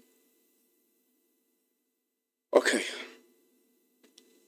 I think Honorable Sangoni tried to touch on this matter yesterday, and I didn't really got satisfied with the response. There is a consistent message you get from former Minister Peggy that don't block Brown Mokhotsi because he may lead you to Minister Mkhu. And what was your understanding of leading to Minister Mkhu? He told me himself that they want to arrest Minister Mkulu with his team. So they wanted to get something that they can use to arrest him for. Then who's they? Minister Kele and his team. Oh, he didn't mention the team. Yeah, but he didn't have to, because I already heard when he was talking to one of the team members, like Lieutenant General Kumalo. Okay. So, Brown also sent you a message that we need to fight everything that comes to you. To me? Yes. In part of the WhatsApp conversations, that's part of the things Brown sent to. But we need to fight. Yes, I know the fighting part, but whether it was to me, I don't know. Oh, But he says that comes your way. That's what he says. okay, I will take the message as it is, but I don't think it is what you're saying exactly. But anyway, is. yeah, It but is. anyway, It's on inverted. yes, I'm not commas. I'm not disputing that. Yeah. It's on page. It's on the WhatsApp conversations between you and Mr. Mkhotsi.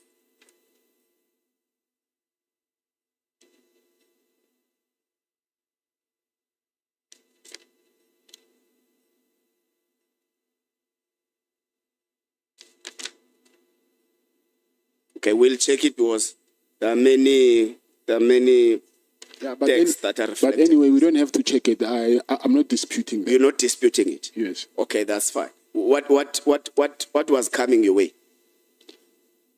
I don't know what was coming my way, but I think he was you ask? referring. Did you ask what was coming your way? I didn't ask, but I think he was referring to that PKTT team. So Brown said, you need to fight. Was when he says we, he's not referring to himself alone. So Yes. when he says we, he actually includes you as well to fight the PKTT. Yes. So is that how you understood it when you received it? Yeah. Yes. Take us through when you say, as part of the messages, whatever the minister needs from me, from my side, I will be happy to assist. What did you mean? What is it? What were you referring to here? I was trying to entertain him, to tell him what he wanted to hear, because of that was what me and Minister Kele planned to do with him. All right, let's leave the WhatsApp chat. Now, General Kele says to you, part of why he is fighting Minister Mkhunu is because he wants to fire people that were actually hired by him, which is Mr. Kele. So there's been an accusation that General Kele wants to run SAPS even though he is outside. So should this be confirmation that he was trying to control a state institution whilst he is no longer there? I don't know what I can make out of that, but I was just telling you what I heard from him. Okay. You say you were threatened that if you don't do that, you are going to be charged with an attempted murder of your ex-girlfriend. What is that? Who that refers to what? If you don't do what?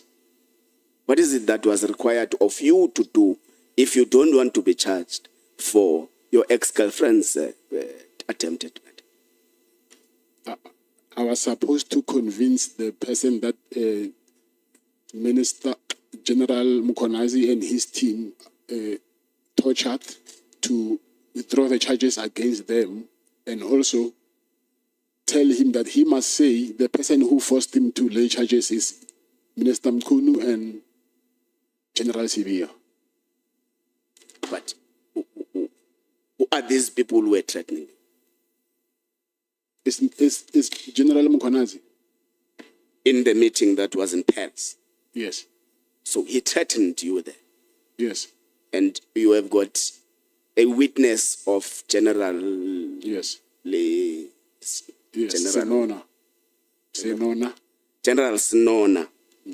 So, General Senona, this threat was directed against you in the presence of General Senona.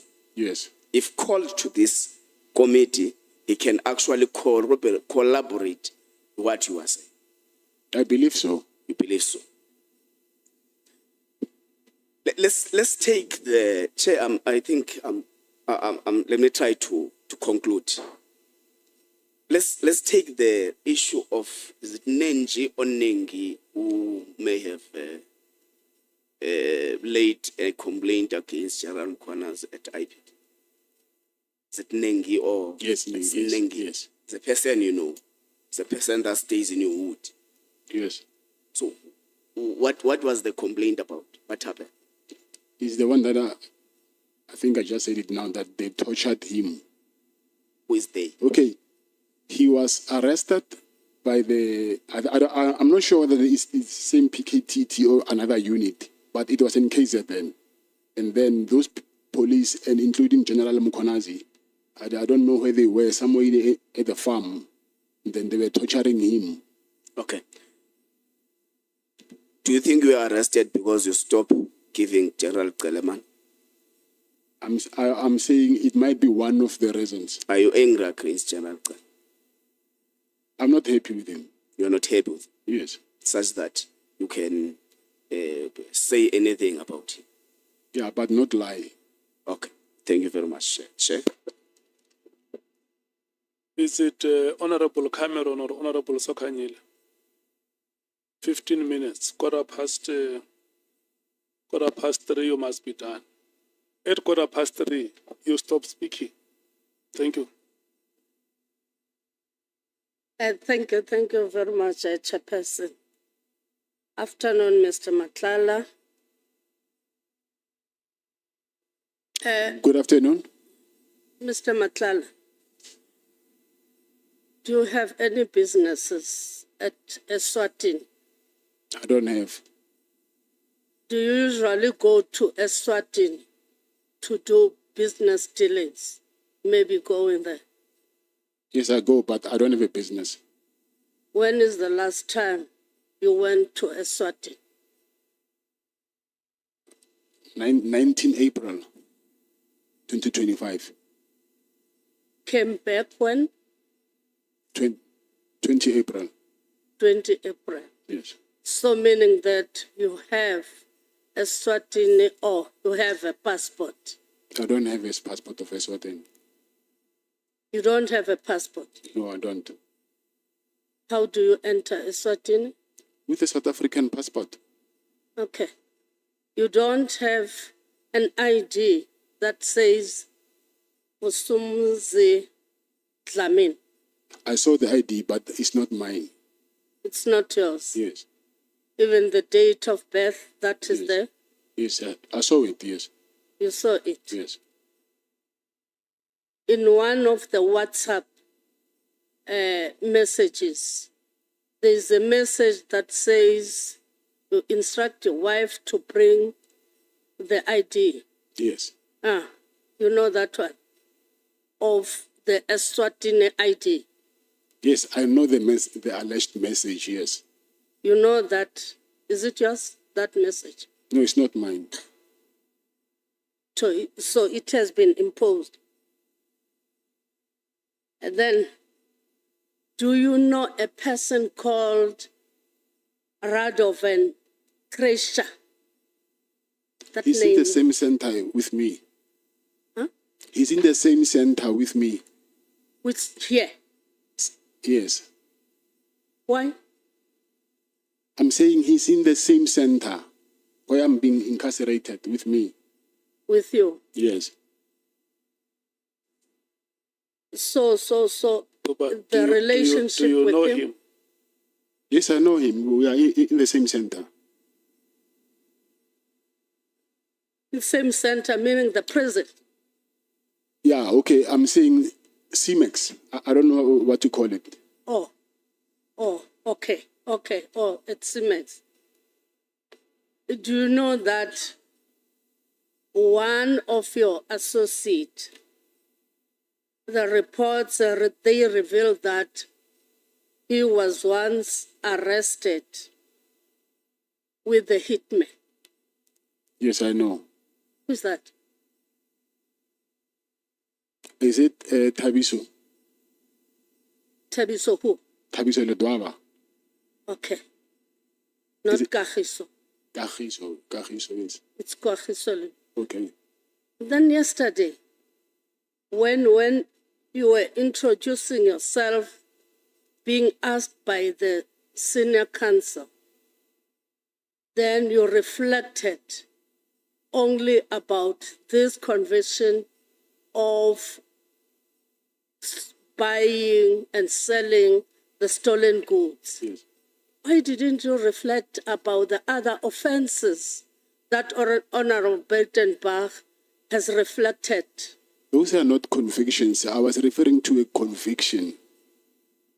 So, But you didn't reflect about the offenses. Hence, even myself, I'm saying that it's an offense because most of them, they were withdrawn. yes, Why didn't you reflect about them? because I was not asked about my offenses. I was asked about my convictions. So those are two different things. Because to us, if you are having so many offenses and most of them withdrawn, why? We're asking ourselves about that. But I'm not asking you that one. Then the meetings that you had with former Minister Cele, whereby at some point you said you gave him money through a Woolies bag. You know that Woolies bag now, it will be known as Minister Cele's bag, former Minister Cele's bag. They will call it like that. Did you enter that apartment carrying that Woolies bag yourself? Yes, Then it means that through the cameras, we can see it. exactly. If we can say that we want to see when you enter that apartment carrying Yes. that Woolies bag. Yes. And those. Then, let me check now. You said you withdrew as being a director in one of the companies, but you instructed your sister to go and withdraw money from the bank. Am I correct? Yes, that's correct. Then is that not saying to us that your sister is engaged in money laundering? Are you not bringing a testimony to us to say that your sister is engaged with money laundering? And the reason for that is because she's withdrawing money from the bank. What is the reason for what is the reason for that? A huge sum amount of money? Then meaning FNB must be charged for money laundering as well. Why do they allow us to withdraw money? So they must first charge FNB for allowing us to withdraw that money. No, I was asking. It cannot be money laundering because that thing is illegal. You go there, you order money, they give you your money. So if it was illegal, I don't think the bank will allow us to get that But money. taking it from your mouth now to say that you went to buy or to give people for what they've done for you, not working for you, not paying salaries, but it's for other dealings that you are thanking the minister and other people. You can't say that it's money laundering. I think Because if you can come and give me that huge amount of money, the 500,000, your sister brings that to me. I think laundering it has something to do to clean money. So when you launder money, meaning you want to clean money so that it can be legitimate money. So withdrawing money, let's say for a bribe instance, it cannot amount to laundering. That's why I'm saying that if your sister goes and withdraw the money, and that money you are not going to pay salaries, how can you describe that money? To me, as a layman, I can say that you are giving us an evidence that your sister is engaged in money laundering. I think we don't understand the term. Myself and you, we don't understand the term in the same way, because I'm saying to you, money laundering, when you say laundering, you're talking about cleaning something. It's a laundry, they clean, they wash. So you wash your money. Okay. So maybe it can be another offense, but not money laundering. Okay. So can you say that it can be regarded as an offense? Maybe bribery from my side, not from her side. How can we say that it's a bribery from your side? Because If it has been withdrawn by herself, not you. Yes, but I'm the one who instructed her I'm in control of the money because I'm the shareholder of the company. Okay. No, it's fine.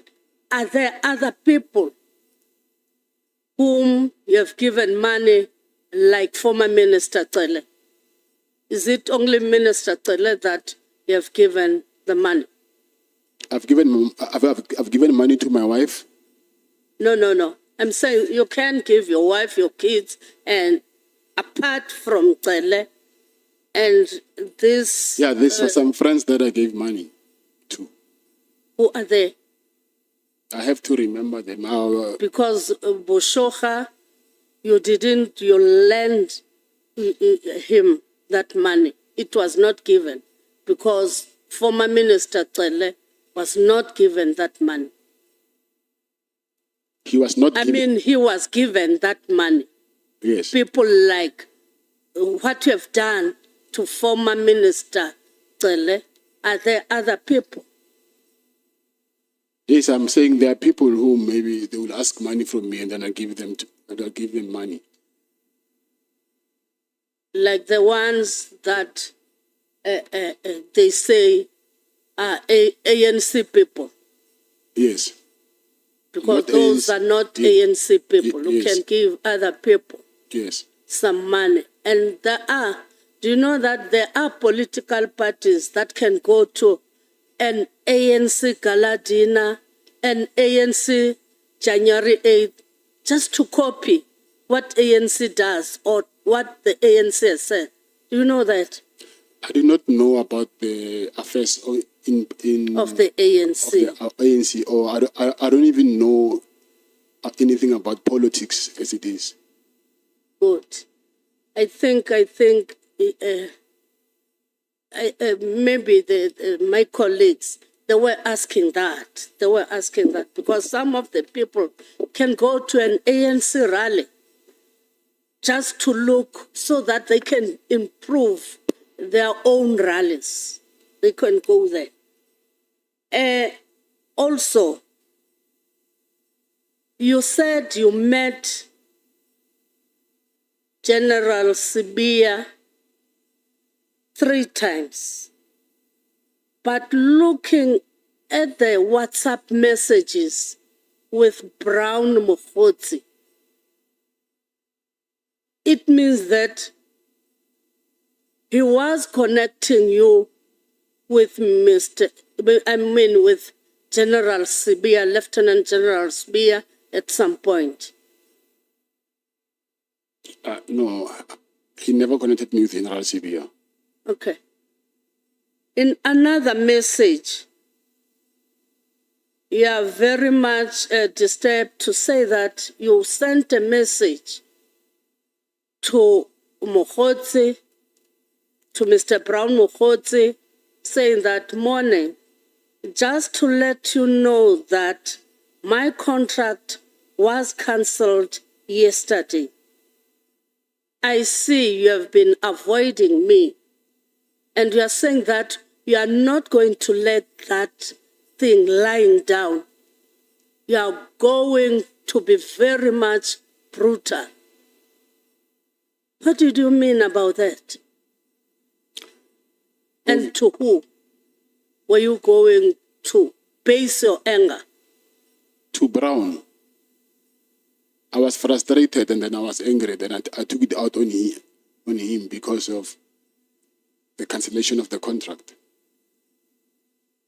Then in another message you say, I hear that you told Mr. S that I told you that I gave him some animals to keep at his plot.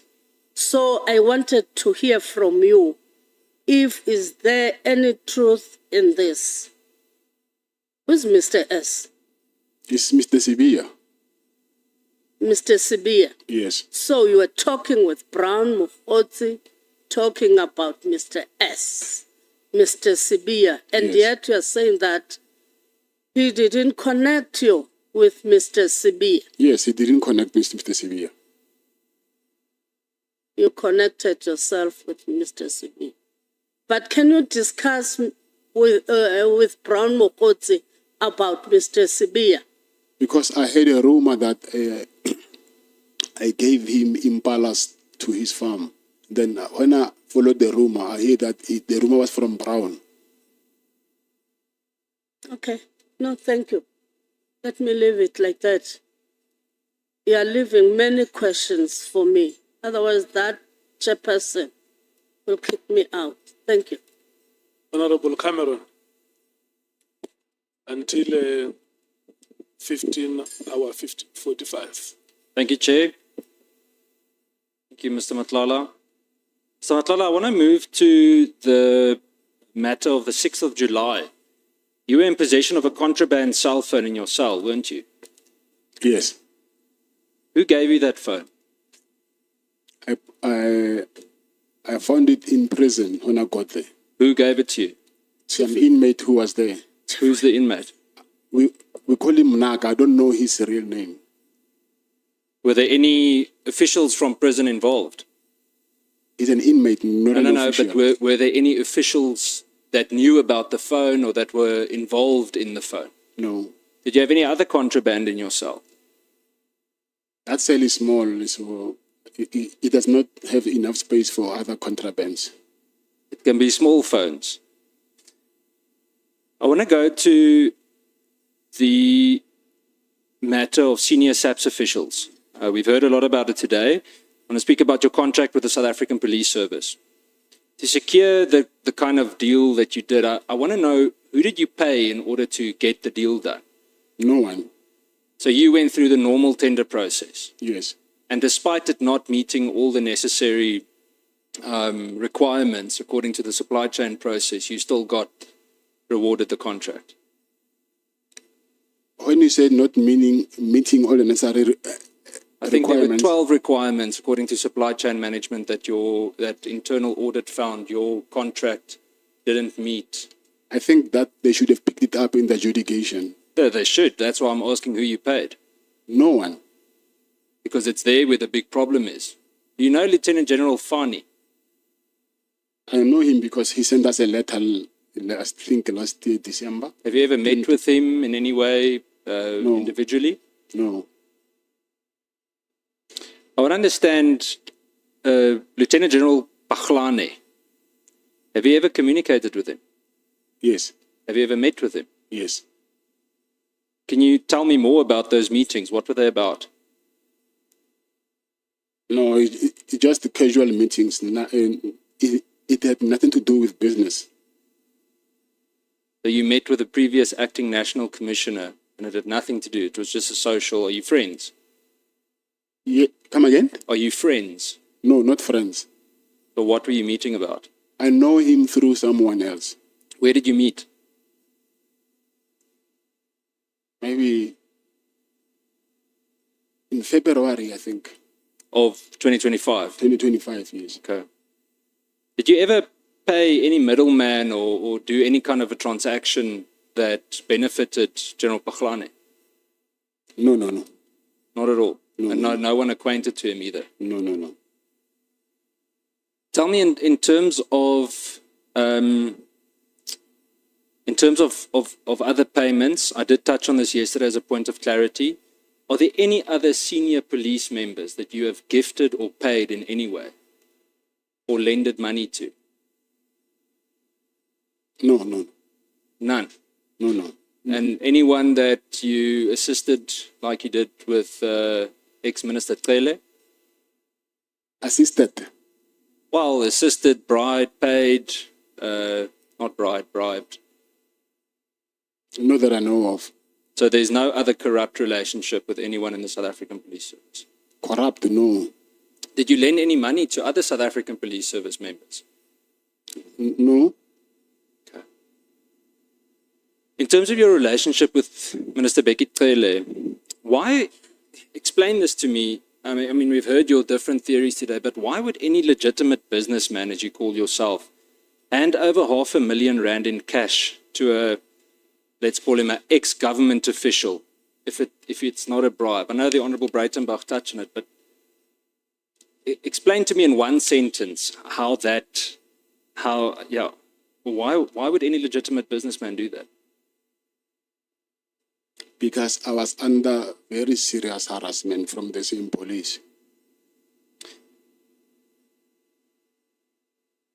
I want to understand, or make you understand, that aiding and abetting is when a person assists, enables, or finances someone else to engage in unlawful or criminal conduct. It includes paying someone to use illegal influence or authority. I agree. So would you then understand why we say that you bribed him? To an extent, yes, I understand. Based on that specific definition and based on what you've told us so far, is that the only money that you gave to Becky Cele, the 500,000?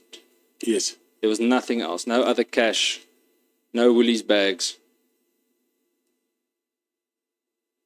I want to move to a different matter. Do you know a person called Major General Feroz Khan?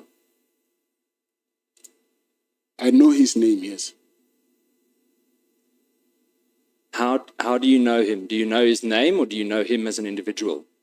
I got to know him that day during the raid because they asked me about him as well. And Major General Moodley?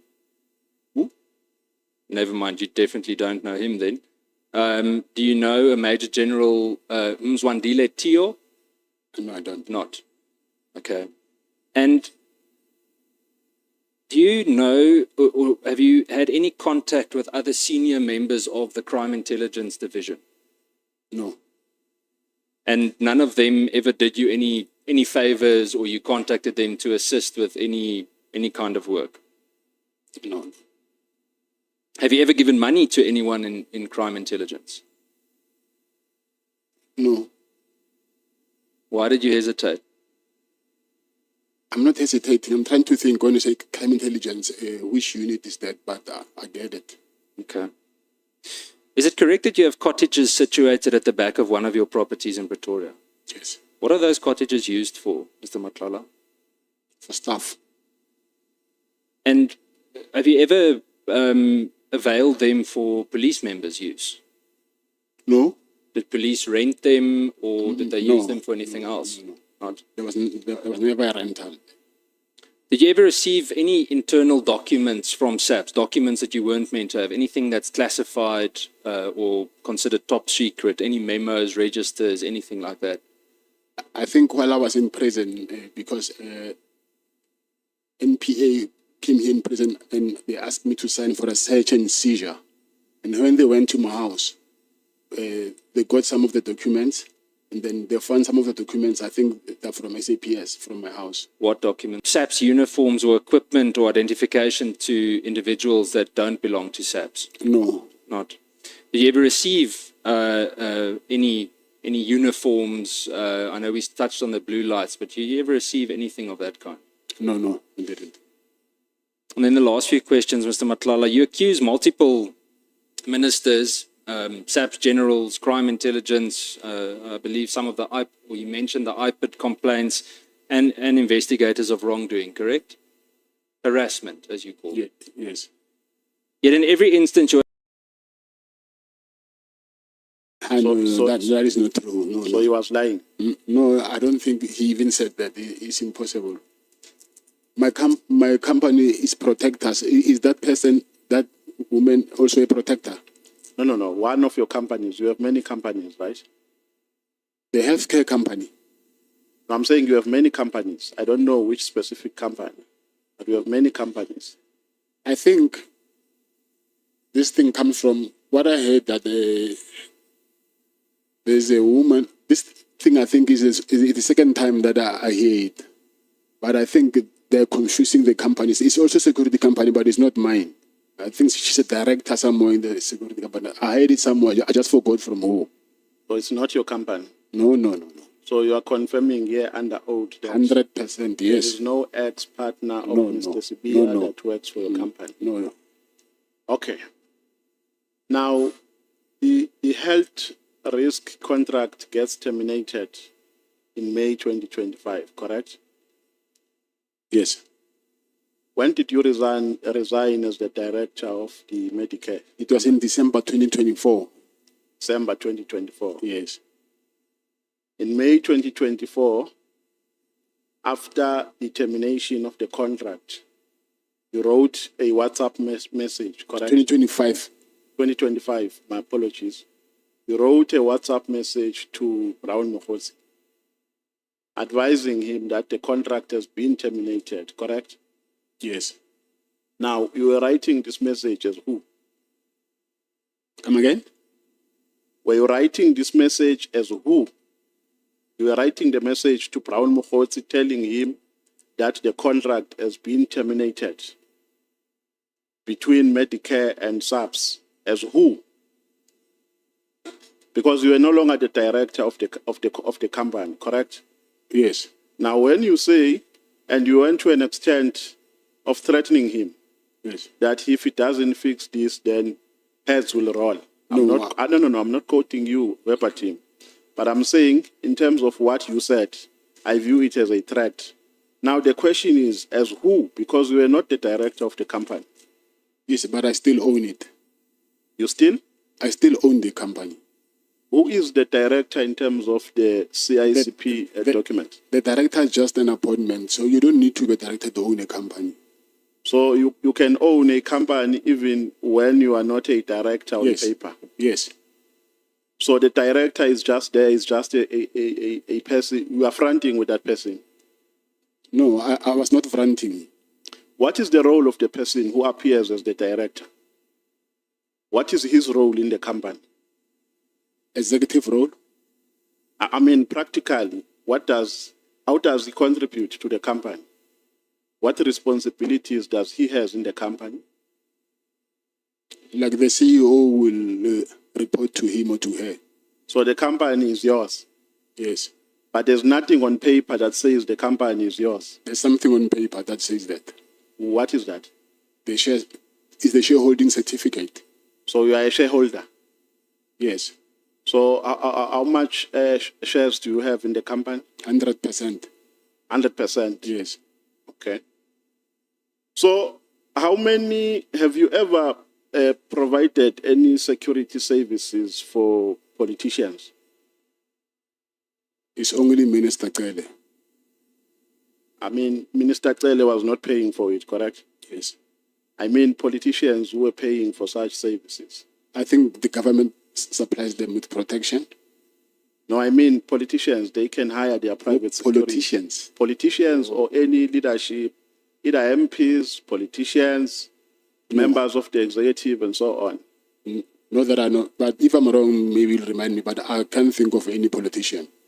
So you have never provided any security services? I'm saying I stand for correction. If there's someone, maybe if you can tell me, then I say, oh, maybe I forgot. No, I can't know. I don't know any politician that I'm not party to your company. I'm saying maybe you know something that I don't. But I'm saying for not that I know of. Okay. You meet with Mr. Mkwanazi in the Pels in a meeting that you allege that it was facilitated by Mr. Tsele, correct? Yes. And Mr. Mkwanazi in this meeting, according to your assertion, advises you to come to his rescue, correct? Yes.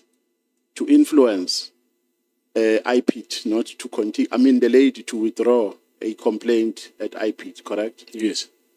And then Mr. Mkwanazi also says to you, I mean, you also raise your frustration with Mr. Mkwanazi about a contract, the health risk contract, correct?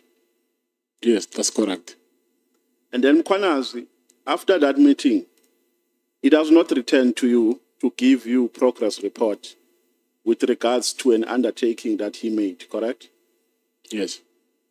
Don't you think that Mkwanazi played you on that day? Because the reason why I'm saying that is this. The sequence of events, on the 6th of December, they raided your house, correct? Yes. And the team that raided your house is the PKTT, a team which accounts to him, correct? And then on the same month, December 2024, they raided your house. I think the date is the second raid was on the second raid, it was the office actually, not the house. Yeah, yes, but they raided you. Yes. And it's the same people, the same PKTT members who raided your house, correct? And then Mkwanazi meets with you. He makes an undertaking to you that he is going to intervene. He will speak to a person and revert to you, and he never reverted. On the following month, in May, Mkwanazi's team arrest you. So don't you think that Mkwanazi was busy with an investigation on that day, but you never realized it? Yes, I don't know. Don't you think that you were trapped on that day by Mkwanazi? Because this guy makes an undertaking that he's going to intervene. He will speak with the lady in question and revert to you. He does not come back to you. He does not give you any report. So to me, it shows that Mkwanazi was never part of any he never committed himself to an undertaking that he made to you. He was busy investigating you. What is your take on that? I don't think so. Or because if you're investigating me, then why will you reveal your colleague's secrets to me? Now remember, there are many skills of doing an investigation. You know that. There are many skills. You can't see an investigator at a first value. They lure you so that you can fall into a trap. And then when you have fallen into a trap, they play you. So Mkwanazi played you. Okay, he might have played me, but the charges against IP were there, and he really wanted these charges to be withdrawn. So are you saying even with that, he was still playing me?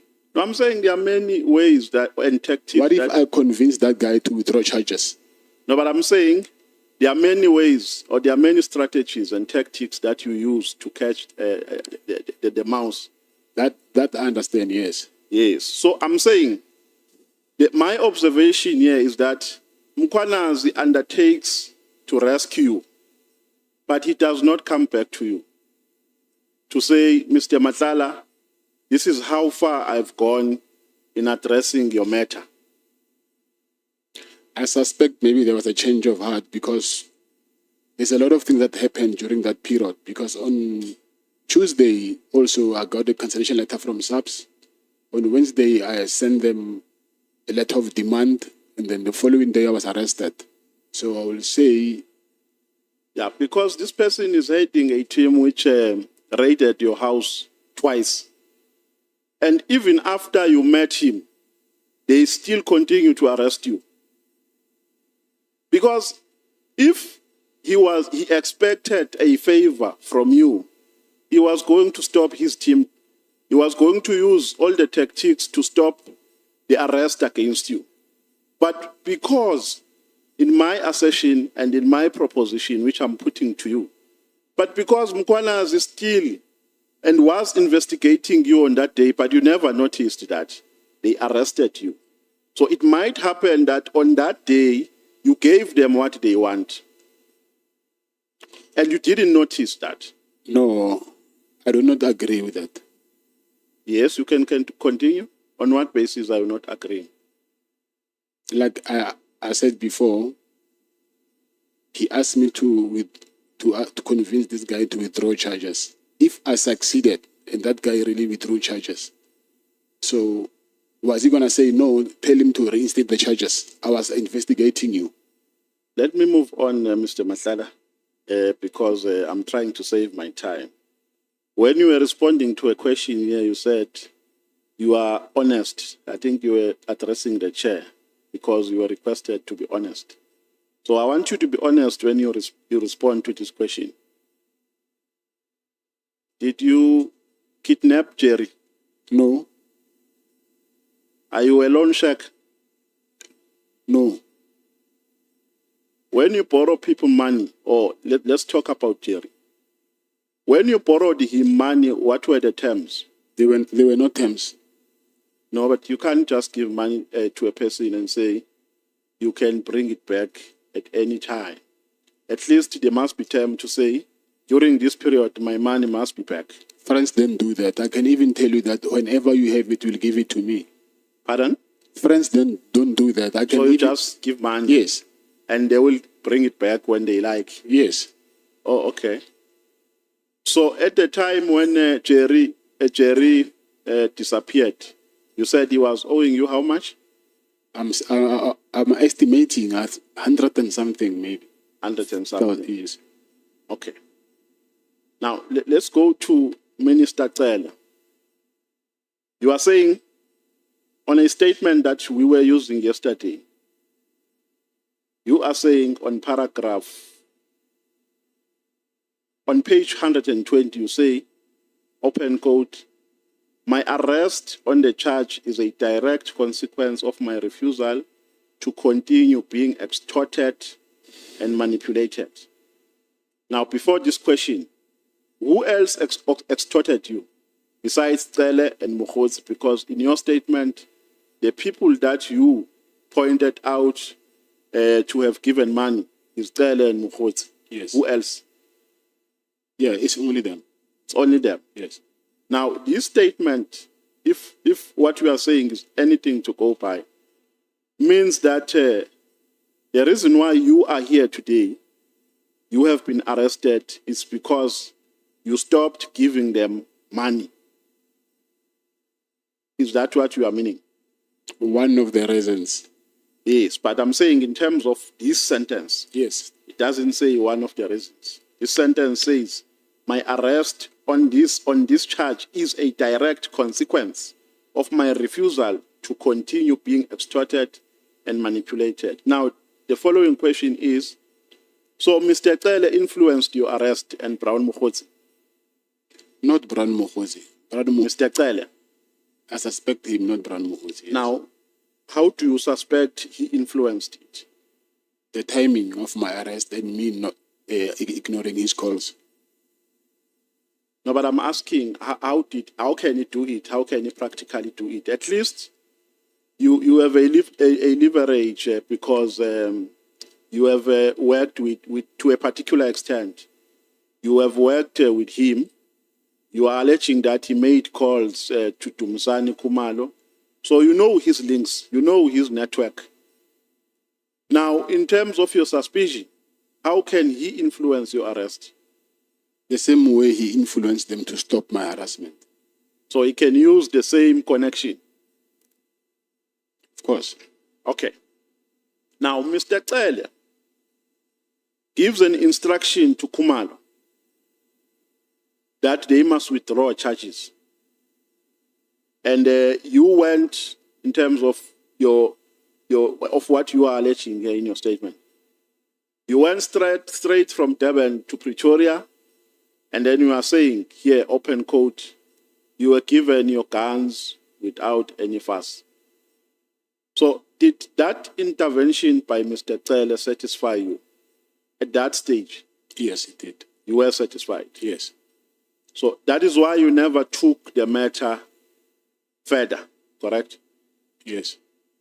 Now, we are saying that part of the items that were taken from your house, the cell phone, watches, etc., etc. Now, the question is, why do you get satisfied with only getting guns when all the items that were taken from your house have not been fully returned to you? It's because I did not want to start a war. What do you mean you don't want to start a war? Because I have already took them to to the High Court, and they told me that I need to withdraw this if I want peace. So, and then I did that. So continuing now, I said I want these things, so I will be opening a can of worms. You see where my problem is, Mr. Matlala? Yes. Is that you don't mention the issue in your conversation with Mr. Tel. You don't mention that your watches, or he must tell Kumalo rather to return your watches and the cell phone. You are only speaking about guns. Why did you not tell Kele that for this matter to be concluded, or for me to be satisfied by your intervention, all the items that were taken in my house, guns, cell phones, watches, must be returned. Must be returned. After meeting Kele, you go to Pretoria, to a police station, you are given guns, you get satisfied, and then it's business as usual. Yes, because I didn't have the bargaining chips.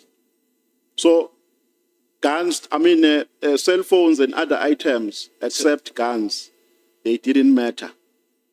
Cell phones, they return them. I think you missed that part. Yes. No. Let's leave cell phones. Watches, there are other yes. items which you have listed here, except guns. A laptop and watches. Yes. Yes. So watches were not returned. Yes, and a laptop. And a laptop. Yes. Now, do you regard Mokhodzi and Kele as extortionists? I will say I will regard Mokhodzi as a con artist, and Kele, yes, I will say he's an extortionist. Mokhodzi is what? A con artist. Or a con artist. So Kele is an extortionist. Yes. That is the evidence we are putting before this committee. Yes, that was extortion. Yeah, he extorted you. Yes. Okay. And then you say that in your statement that Mokhodzi requested for money from you for a region, I think in Northwest. And then you decided not to give Mokhodzi that money because you had no interest in funding his political activities. Am I correct? Yes. But on the 27th, after you rejected Mokhodzi's request, on the 27th of December, you gave money to Mokhodzi. Yes. How much? Before the January 8th money that you gave to him. Yes. How much did you give on the 27th of December? I think it's 38,000, right?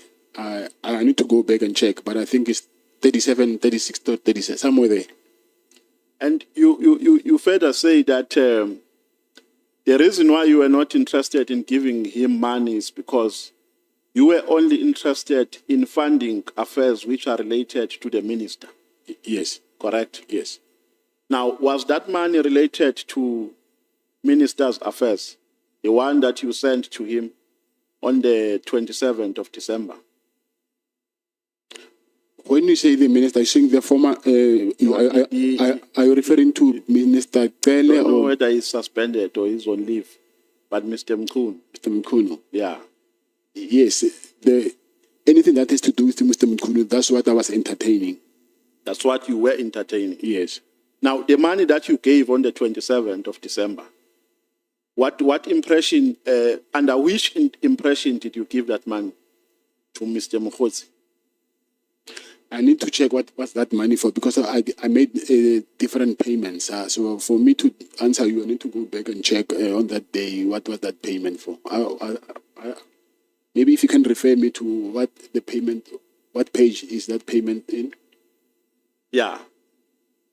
Now, there's a question here which has been asked by Honorable Ngola, and he did not reach the level which I want us to reach. He asked you about the Medicare. In fact, let's start from the lease agreement between yourself and Public Works. For which activity was this lease agreement obtained? It was for the trainees that were in the SAPS college. For the trainees? Yes. So it had nothing to do with the health risk contract. No. It had nothing to do. No. Now, we are saying on paragraph 4, in fact, on paragraph 10, page 4, you say you secured a lease agreement with the Department of Public Works. You further say that as far, okay, you are saying you secured it in 2022. And then, in your meeting with General Spear, according to what you are saying here, you are saying that General Spear advised you to produce the appointment letter. Which appointment letter was he talking about? Not appointment letter, lease agreement. No. You are saying here. What paragraph are you at?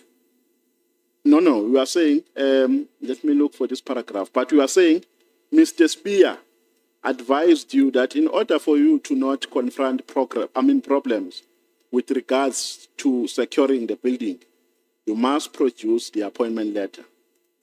Yes, I'm saying, where is, what paragraph is that?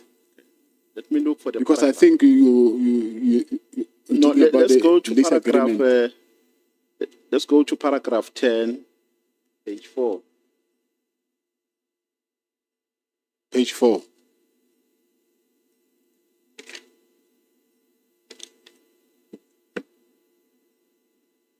Of the old statement, the one that we were dealing with yesterday.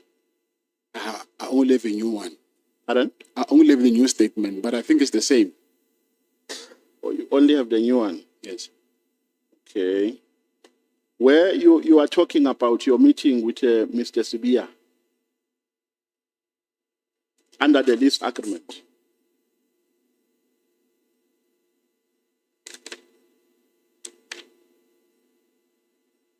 Don't you have a new one there?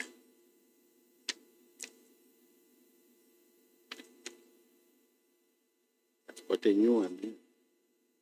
Let's go to paragraph.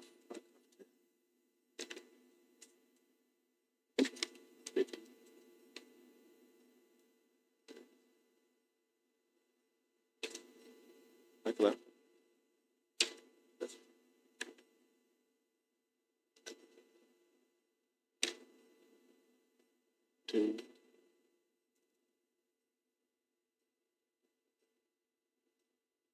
Okay, no, let's move on because I'm running out of time. We will come back to this one. I've requested Honorable Skosana to look for this part, which I've just put here.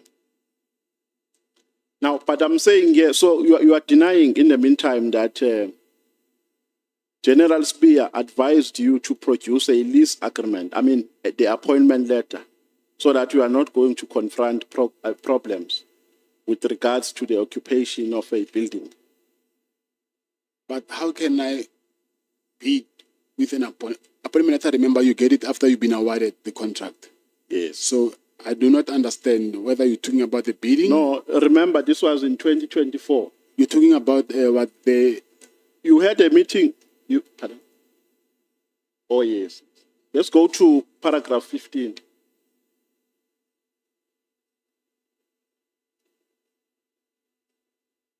With a new... Yeah, this is what paragraph 15 says. About 1 or 2 months later, I met with Lieutenant General Spear again at his office. At the meeting, Lieutenant General Spear told me that it would not be possible for me to take occupation of the hospital, despite that fact that I'm reading it as it is written here. Despite that fact that I provided proof of 1 award of lease contracts from the Department of Public Works. So what is your understanding of what is entailed there? No, it says, can I read it for you?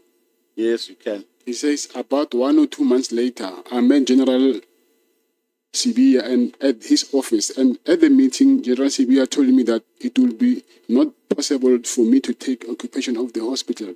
Yes. Despite the fact that I provided proof of the award of the lease contract from the Department of Public Works. So it's a lease contract. Okay. Now, let's go to paragraph 20, page 6. of the old statement? I only have a new one here. Oh, sorry, my apologies if you have the new one. Let me not overly burden you. But the CFO, when he was here, he said your company was underperforming. That is why, and they received complaints in that regard. Are you aware of that? Yes, I'm aware of the complaints, yes. Yes. Was it underperforming? No, it's not. I also have proof here. Was it addressed to you by SAPS officials that your company is underperforming? Yes. How was it addressed? Through email. When was that addressed to you? I think it was addressed in 2024, December. December. Yes. So what issues were they raising in relation to your performance? The medical assessment. Yes. Yes. So did they give you an opportunity?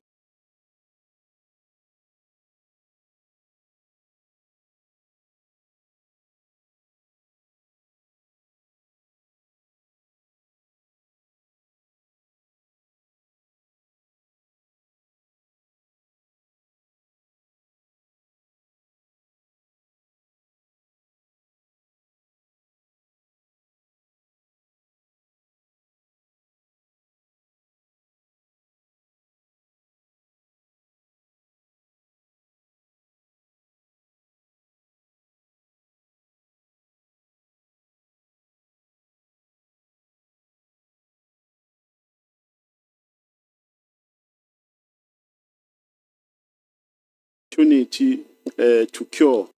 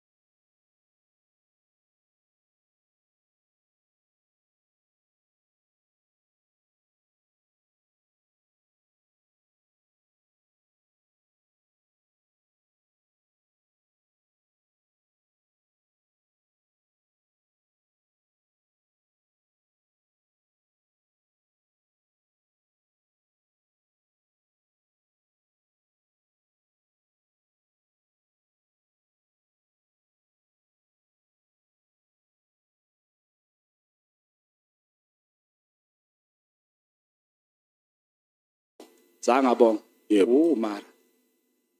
Okay. I know. Mawuthi ubheke icela ubongele ngiyabonga mfethu. Do you know any gun laws?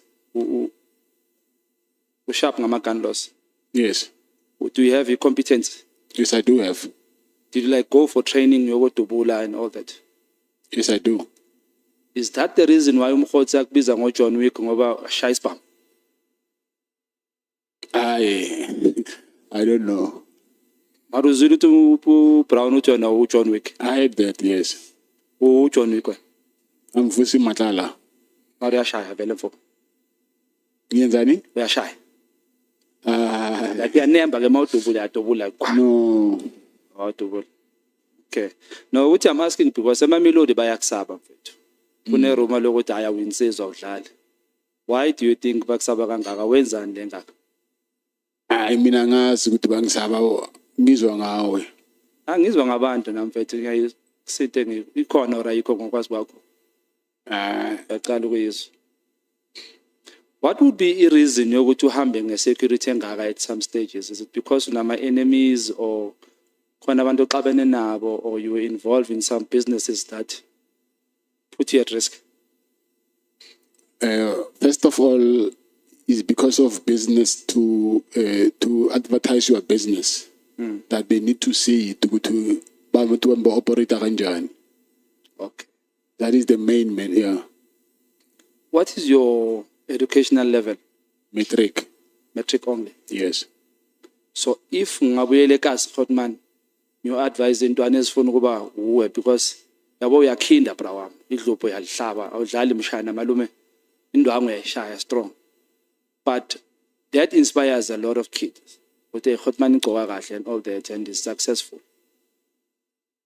What would I advise them or how would you advise them to become you ukuthi uqale phi so uthola so successful kangaka? What did you do from metric to be so successful in business? I wouldn't say I'm successful. To your level or? Yes. Does it mean you haven't reached the goal of reach out? Is that what you're saying? Yes. But for making more than $1 million a month, you don't regard yourself successful? No, I don't. Okay. But what would you, how would you advise umfana omncane and how long did it take you? Through security business. Security business. The business yakho ye-security uqale phansi noma wayithenga ku-Morgan Mawumela? Ngiqale phansi but mengivula I did not have a Sira. So Morgan by then had a Sira. So ngivule ngayi then mengicada ukuba ne-Sira and then ngayibuyisa kimi. uMorgan Mawumela la sikhuluma ngaye yilo obathi umshana we-president ye-ANC Mr. Cyril Ramaphosa lo wephalaphala. Yeah, basho kanjalo but akusumshana wakhe. Abazi Facebook where uMorgan ngibhatalwa uye. Okay. CFO, I'm sorry. CFO. Yes. Asibuyele kancane emuva le ndaba yakho yakwaDlamini umswati mina. So if uDlamini kumele ngikuhloniphe kumele ngithi inkosi Dlamini. Are you Dlamini? Is there my grandmother? WakwaDlamini. Yes. So is that why uzibiza ngoDlamini now? Angizibizi ngoDlamini. I was just acknowledging my grandmother. The WhatsApp nje babhale Dlamini abhaleke kanjani?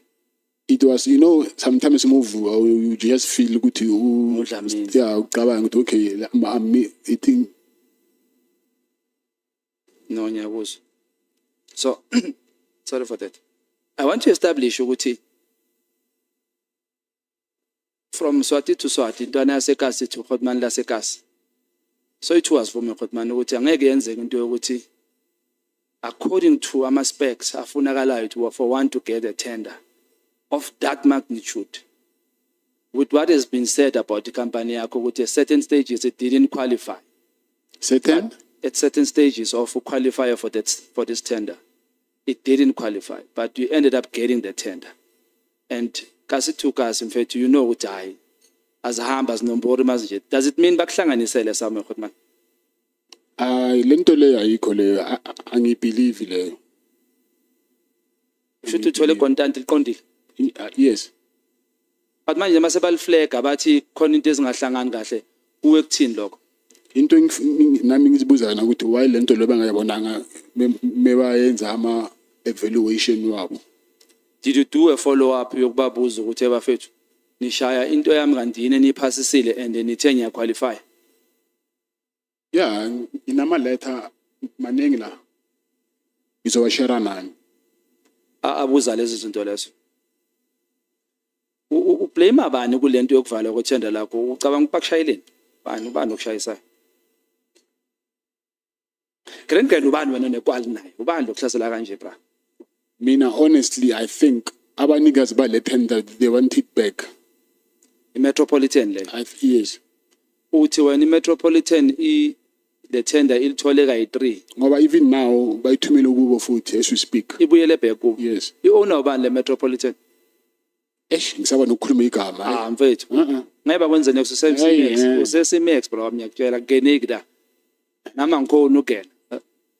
Amanye amagama akakhulunywa. Ucreature njengoba ninonke lapha eSimex uyakhona ukubona. Ubani? Ucreature. It's impossible. Anibonani? Unokumbona uya ku legal visit. Uyambona uya ku legal visit? Yes, only that, yeah. It's impossible ukuthi umbone. Angithi mina I'm awaiting trial and then he's sentenced. Okay. Yes. So yabona ukuthi nalo umnikazi wemetro mawungamveza igama lakhe ngeke kwenze next ngoba ngeke khona ukuthola.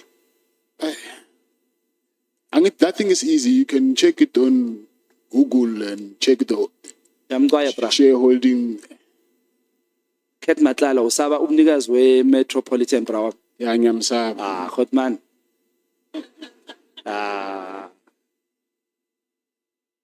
Okay. So ngocabanga kwakho mfethu njengoba this Metropolitan got it, you say they got it 3 times if not 4 times. Do you think babahlanganisele? Asikhulumele phansi.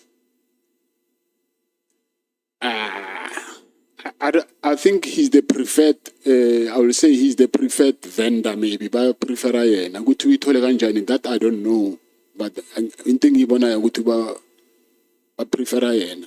Ngoba mengibheka nama amount lawa they say 360 mara yena bampatale 1.9 billion. Mara do you think ingamla lena ne? Angifuna ukukhuluma ngomuntu lo. Mqaya Hotman. Ngicela ukubona umuntu omsha kanje. So uHotman ubracele makadaye apartmentini yakho. Uhlale for how many days? Okay, it's different occasions angithi. Akazange kayi-1. How? Maybe it was him 3 or 4 times, I don't remember well. Okay. But maybe sometimes ulale kayi 2 days, sometimes 4 days kanjalo, so akazange kayi-1. And all this time makaza lapha kwakho uva nefro or uphethe stock? Yazi uze nefro kayi-1 mara mina angazi ukuthi stock or ifro mara ngizwe ngalomfana lo washonile ukuthi unomfazi lapha. That day azange ngayo. The day uya wena mawuthi awukho busy uyomchecka bekabambile. Bekafasile. Bengafasanga. Bekayi-1. Udla nje bahleli lapha ya. Angithi angithi lapha kune restaurant phansi and then bamlethele ukudla ya. Order from your room service. Yeah. Yonke lento ibhadala uwe. Aphinda acela imali makaceda lapho futhi. Injalo. I have out yo. I have akho. Ukhonela Nkosi lo othumekayo. Lo othumeka kakhulu lo bomthuma ibattery. Umthemba kangakanani? Angimthembi. Sorry? Angimthembi. Manje Hotman mawumgaya ikhadi nephini ukuthi ayothenga ibedroom kaya kanjani iphini? Angithi I can control ukuthi asebenzise malini ngefoni. Oh, amazes. Ngimazisi ngiyazi ukuthi uzosebenzisa imali engaka and then that's it. So wena kahle kahle uyamnika noma ubani umuntu ikhadi lakho awuna stress? Vele kunezinye izinto I can't do them myself. I understand. But why ngamtransferedi mhlambe ke ikhadi? Le khadi leli momgaya lona ulithathe nini le khadi? Angisakhumbuli. Like behleli kuye so or uyeza azolithatha ahamba yothenga bese uyabuya lethe. No, ngitho alande, ngithe bamdropele lona, beliphetho i-PA yami actually. Yeah. Ngithe EPA yami amnike i-card and then ayothenga and then ayenze. Uyalibuyisa kodwa yena ubuyisela kuwe or ku PA. Yeah. Okay, ibike yakho uthe yini lebova ngayo? Mina bengiva nge-V road mfethu. Imasi lokho nje. Night special. Beku GSXR 1000. BMW. Isuzuki ngithi. Isuzuki yeah. Okay. So naye uyiride Nkosi. Yeah. Oh okay. So nitibane emabhayikini. Kwenzani? Nitibane kuphi amabhayiki noNkosi? No, ngithi ngihlangana naye kuba bomsibi. Mara bekathanda ukuza kakhulu ngebike ya. Oh okay. But uyathumeka yena ne? Angazi ukuthi moya thumeka nangithi abantu abafani sometimes omunye angamtshela into ukuthi ayenze into angayenzi. Umthumeka yi1. Ngimcela that time ukuthi angizele into le ibattery ya. Oh wavayola nti. Ngoba bakathanda angithi bike nama jet ski into eyi1. Yeah. Do you have a sister or shade na somebody or you relative minister? Pink sister. Ubani? Minister Pink. Do you have a sister or? Oh yeah, uye lo buku director lo. Mara awutaqise nje yonke ngoba ngikho mnandi kahle bo. Buku boyfriend akusiya abashatanga. Buku boyfriend. Yilo mfana lo kudlala ibhola lo wathu ubani? We Sundowns. Grand Kekana. Utraya no sister lakho. Yeah. So have you met the minister through? Awukazi. When have you met minister? Bahlukene. Yeah. Ubani wrong ile out or umntana kini? Anguzwa? Ubani beka wrong ile out or umntana kini obe wrong? Angazi angizingeni. Awuzingeni.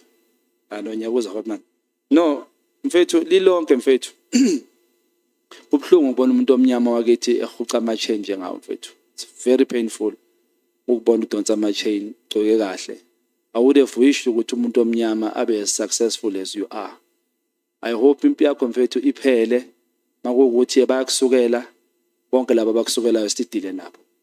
If it happens ukuthi you get a chance mfethu ukuthi usitshele ezinye izinto eziqiniso zalabantu abasimoshela iCountry kabuhlungu nje. The likes of lezinto eshiyo ngabo babucele. We trusted ubabucele kakhulu. Makakhuluma ngesiphoyisa udlula onke labantu abababiza ngabo minister o minister mkhulu no Khashala Shem kuyazizamela kodwa akulungi.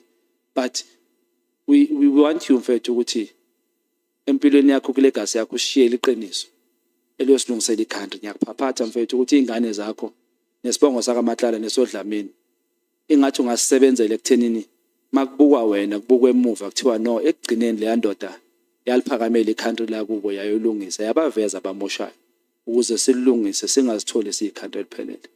Ube sharp mfethu. Ngiyabonga. Ngiyabonga. Thank you so much, the EFF. Until 5 minutes past 5 for the two speakers. Thank you very much, Chairperson. Mr. Matlala, I wish to, before I ask my questions, send my sympathy to your kids and your wife. Thank you so much. Because no one, even a hardened criminal, must have police coming into their house and making their kids to sleep on the floor. No one must ever do that to our kids and to our wives. If they've got an issue with you, they must take you on. Because the procedure would have been, once they arrive, they should have isolated the kids and put them with a female police officer in one room who's reassuring the kids that everything is fine. We are going to be fine while police are interrogating you or doing their business. If this happened, it deserved to be condemned, Chair, because it was brought to our attention that kids were made to sleep on the floor. As black people, we have inherited trauma, and no one must pass that trauma to our children. And no one must take advantage of our wives. Whatever we do on the streets is between us and the streets and has got nothing to do with our children. And police must understand that wherever they are, that no one must ever take advantage of young kids. How do you put a child on the floor and point a child with a firearm? It is uncalled for, even if they are looking for the most dangerous criminal. That must never be done to children. I thought I must make that statement before I proceed. Mr. Matlala, just tell me your place of birth. I was born in Seshego, but in Petersburg Hospital, Provincial Hospital. Where were you born? I was born in Mamelodi. Yeah, which hospital? It's no longer there. They used to call it a nursing home, but it's no longer there. You have a birth certificate from there? Yes, I do have. And then the primary school you went to? It is called Uwani Primary School. Was a principal there? Principal, it was Serudu. And then were you baptized? No, I was never baptized. And then high school? You said it yesterday. Leshabile High School. Who was a principal there? Ngwe, Mr. Ngwe. After high school, you didn't proceed to tertiary education? No, I didn't.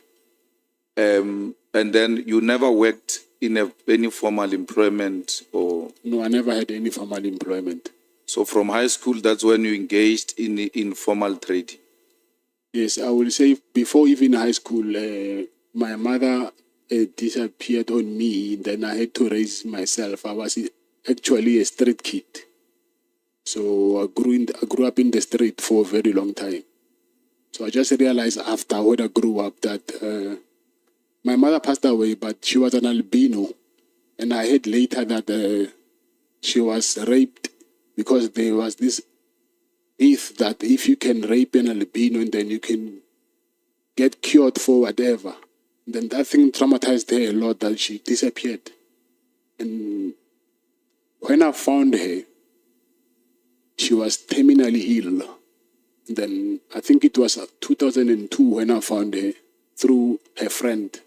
It was very late and then she passed on. But all along, I was a street kid.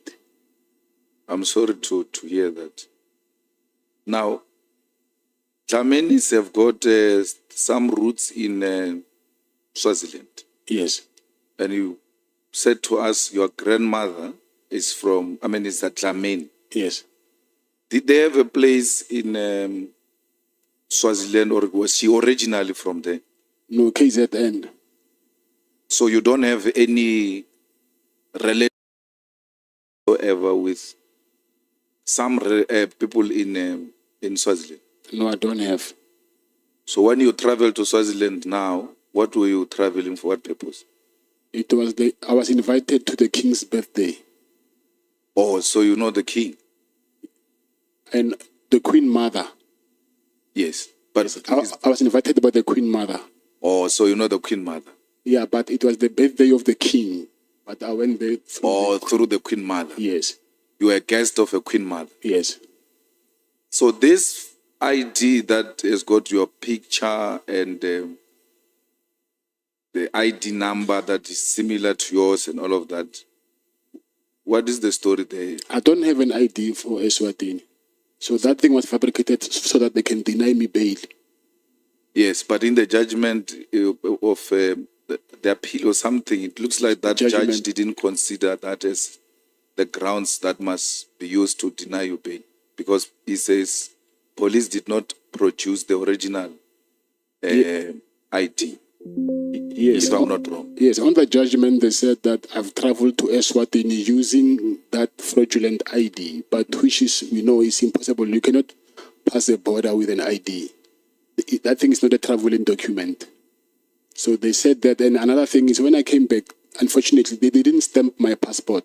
So they said I've got access to get in and out of the country undetected. Because my wife's passport, my passport, and my protector's passport were not stamped. So it was the overlook of the BMA or Home Affairs, I think. Why did you resign from Medicare?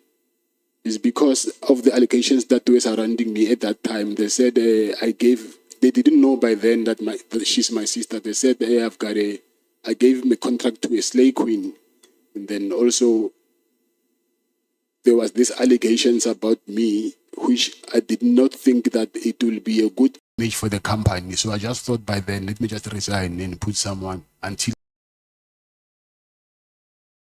Also put your shares in a blind trust if you didn't want to damage the image of the company.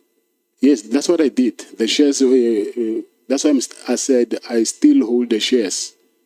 But your shares in a blind trust if you didn't want to damage the image of the company. Yes, that's what I did. The shares, that's why I said I still hold the shares. But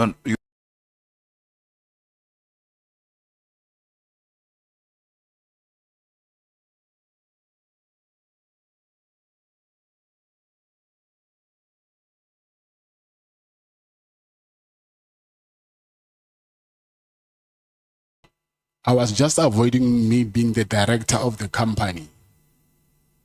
So, do you accept that after you wanted to save the image of the company, you put your sister as a director so that you can front her?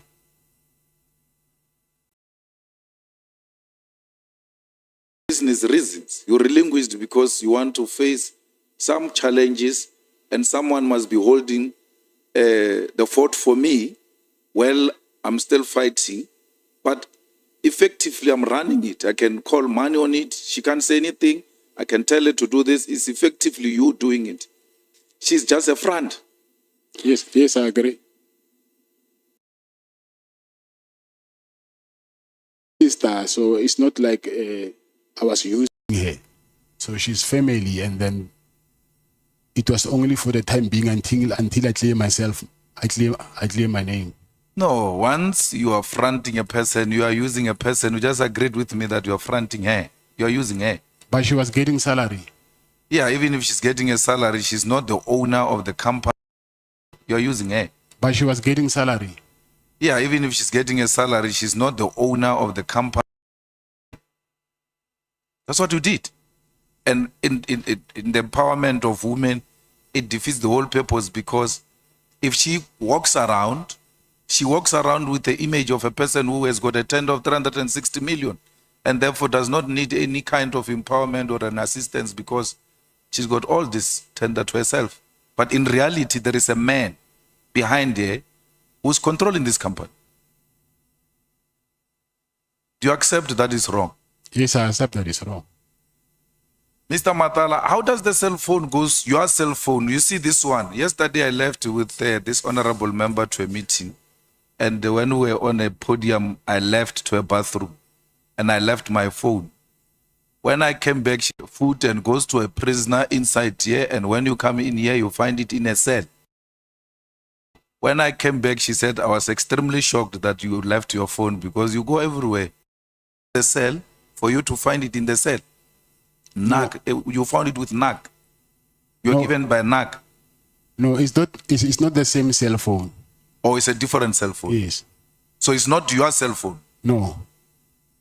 Or NAC gave you a cell phone that you can use while you are inside? Yes, I found him inside prison. He was using the cell phone. You didn't go with your cell phone? No. So when they found the cell phone, why are they saying it's your cell phone when it is NAC's cell phone?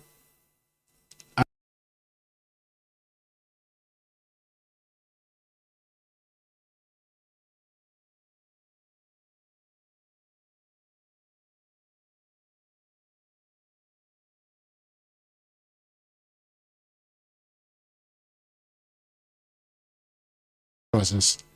There's someone who came to me with that cell phone, because in prison a cell phone is like a public phone. You'll find 3 people using the same cell phone. So, someone said, "Hey, check. They're talking about you in the media." It was that day when Mr. Mkonazi was doing that press briefing. So when I held that cell phone, that boy left. Immediately the members of the task force of EST, they came to my cell, and then the same day those guys from intelligence and PKTT, they came to prison. So I asked myself a question that if this thing was found in prison, how did these guys knew that I was found with a cell phone? So I thought maybe it was something which has been organized for me to be found with a cell phone. That guy who was arrested and sentenced for killing Bozwani, what's your relationship with him? I'm forgetting his name. Keke. Yes, I don't have a relationship with him. You have never worked together? Work? Yeah? No. But he's also from Mamelodi. Yes. Mokgotsi believes that you are John Wick, and everybody else there believes you are a John Wick in Mamelodi, that you have been killing people in Mamelodi. Yes, I heard that. But what, are you John Wick? No, I'm not. Do you kill people? No. Have we ever been accused of murder before? No, never. So what effort have you taken, the same effort you have taken in saving the image of the company? Yes. To save your image from being called a John Wick and being called a dangerous murderer in Mamelodi? What effort have you taken? That thing, I heard it from Matlala Commission, but I was in CMEX. There we don't have access to anything.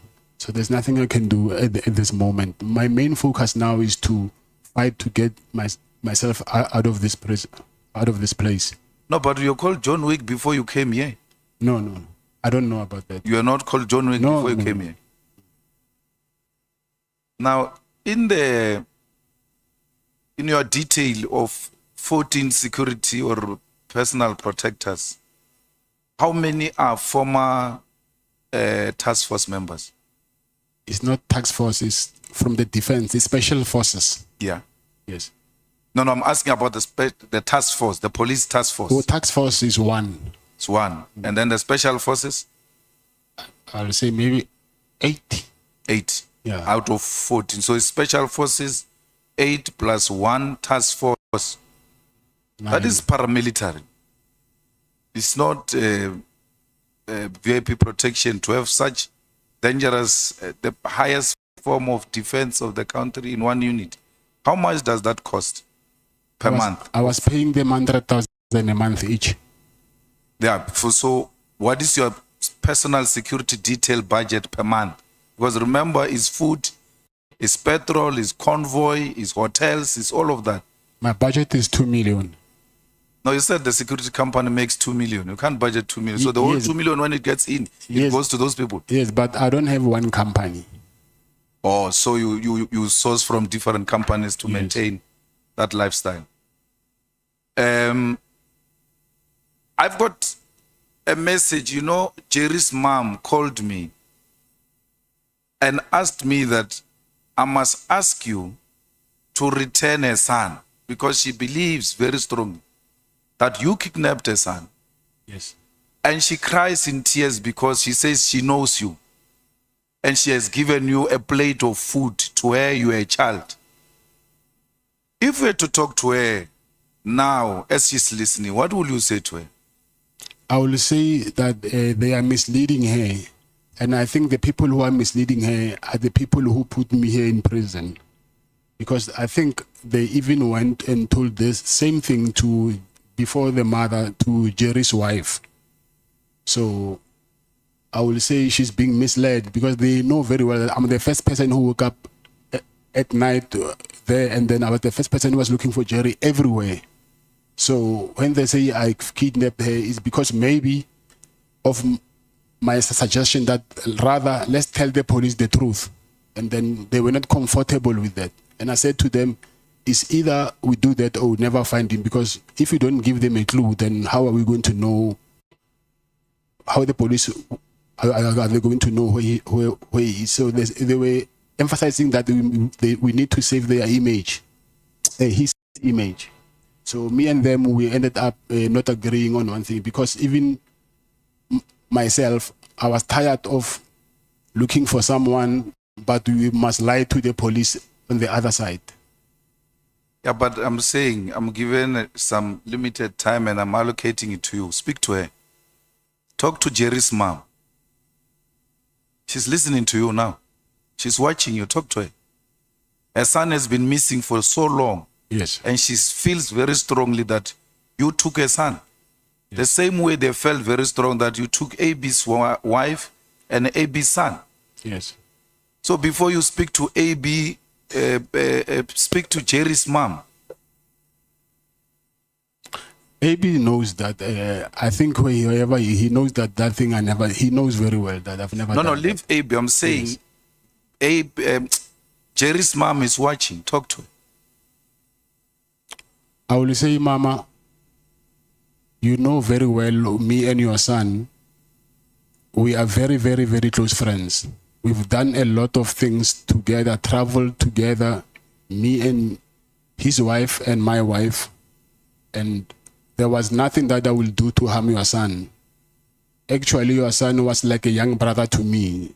So there are people who are getting between us, trying to convince you that I took your son so that you might think of me as this boogeyman that people paint me to be.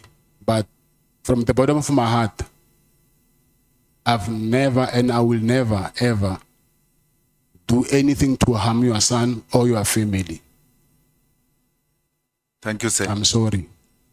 Thank you. Now, did you have a business deal with Jerry in some comfort installing solar system?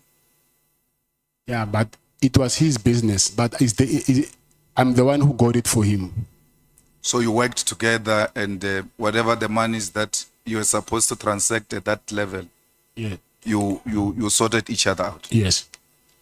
Now, just before Jerry disappeared, and then I think Jerry disappeared a week or two, and AB's wife disappeared 2 weeks after or so. But it was within a short space of time. Yeah, I think a week in between or so, yeah. They say Jerry and AB were in your office. You wanted them to do some tender in Limpopo of a CID. You called AB because he had a CIDB 9. Yes, that's and true. they both declined to do that business with you. And that's where their problems started. He actually accepted AB, and it was not in Limpopo, it was there in Silverton, where there's a fourth plant. And then he accepted. The thing is, he was supposed to go to a briefing. I think he missed the briefing or something. That's why the thing didn't happen, but he never declined. So now, do you know anything about AB's son and AB's wife?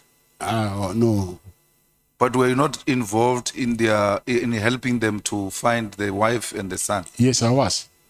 And then as from a security company perspective, what were your suspicions or your findings, as it were? Actually, there is this Pakistani guy whose employee was kidnapped. The Pakistani guy, he's a Muslim. We will go to the same mosque. So he told me that his employee is being kidnapped. So I asked around, and I found out there's some guys in Attridgeville who kidnapped that employee. And I took my chances. I just said, call the guy, and I said, I know it's you, but I was just testing the waters. Return that guy because we do not want to come looking for you. Luckily, he dropped him off by Church Street at Sasol Garage. Then we found the guy. So now, with AB's family, because the guy who kidnapped the Pakistani guy were from Attridgeville. So I said to AB, because you are not far from Attridgeville, I suspect it might be these guys. And I called the guys as well. I said to them, you see now, we're starting, can you please return AB's family? And then he hung up, and then he switched off the phone, and then he just disappeared. And I just heard that after a while, they said, okay, I'm disguising to appear as if I'm helping AB, but I know that I'm the one who's doing this. But I think it was those guys trying to divert their attention. You remember when I started, I spoke about your son and your wife and how they should not be treated the way they are treated by police. Yes. AB's son and AB's wife did not deserve what happened to them. I agree, yes. Especially the son of AB who will forever be traumatized by those experiences. Yes. And Jerry's wife and children do not deserve to see their father not returning from home, because every sunset they look forward to the return of their father, and the father does not come back. Like you growing up without a father, these children want their father, they want to see their father returning. And no one must do that to children and our wives. You agree? With your security experience, do you think Jerry is still alive? I mean, those kidnapping people, if they kidnap you to extort money, for you to give them money, a ransom and all of that, but once they keep you for too long, you become an expense to them, because they have to feed you, they have to, if you are sick, medication, accommodation and all of that. Why would they keep you this long when they know that there's actually nothing coming forward? Do you think Jerry is still alive? Not do you know. With your own security experience and your instinct as a friend who says to the mother of Jerry, this was like my younger brother. Something in you should tell you that this guy is no longer there or is still there. Honestly, I agree with you. At some point, he will end up being a liability to his abductors. So I don't think also myself by now that if he's alive, then what are they gaining for keeping him so long and then spending money on him, but they're not getting anything in return? So it's a very hard one to accept, but obviously when you add one and one together, for me, it does not give me, I wouldn't say that these people will benefit anything from keeping him so long. I don't think so. Now, have you been to the farm of the father of Jerry's wife to ask that they pay a ransom of 10 million or anything to that? To the farm? To the farm or to the father? No, to the father. Let's leave the farm. Have you been to the father, like the father-in-law of A? Jerry's father-in-law. Yeah. I mean, Jerry's father-in-law. Yeah. Have you been asked that they pay some ransom to these people? No, I've been there, but not to say to pay ransom. Yeah, but what were the discussion between you and the father-in-law? Because the story now is Jerry has kidnapped himself because he wants to extort 10 million from the father-in-law. And to a particular extent, you went to say to the father-in-law, please pay something, because it looks like the father-in-law is well off. He's not well off, but that's what they're saying. So actually, I volunteered to pay 5 million myself. And I said, if you guys can raise 5 million, I'll pay 5 million myself so that we can get him. So I went there to speak to his father-in-law and say, listen, let's go 50-50. I can pay 5 and you pay 5. And he said, if they kidnap me, you must tell them that they must kill me. I will never pay any money. Speak to the Jerry's kidnappers, your younger brother, and plead with them. For sure they are listening. They knew we were coming to speak to you. If you're to speak to their conscience, what were you going to say? I will say, what we need now is closure. So whether they have them, they must just release him because he's diabetic. So I don't think wherever he is, he's in a good health. And also, if they did something to him still, let them give us a sign somewhere to at least have a closure to know, because it's not nice every day sleeping, not knowing what happened to your brother, your father, your son. So what can at least comfort us now is closure, whatever it is. So at least we can know going forward what to do. Thanks. Julius Mkwanazi, what is the story there? You installed the blue lights he installed the blue lights in the cars that are owned.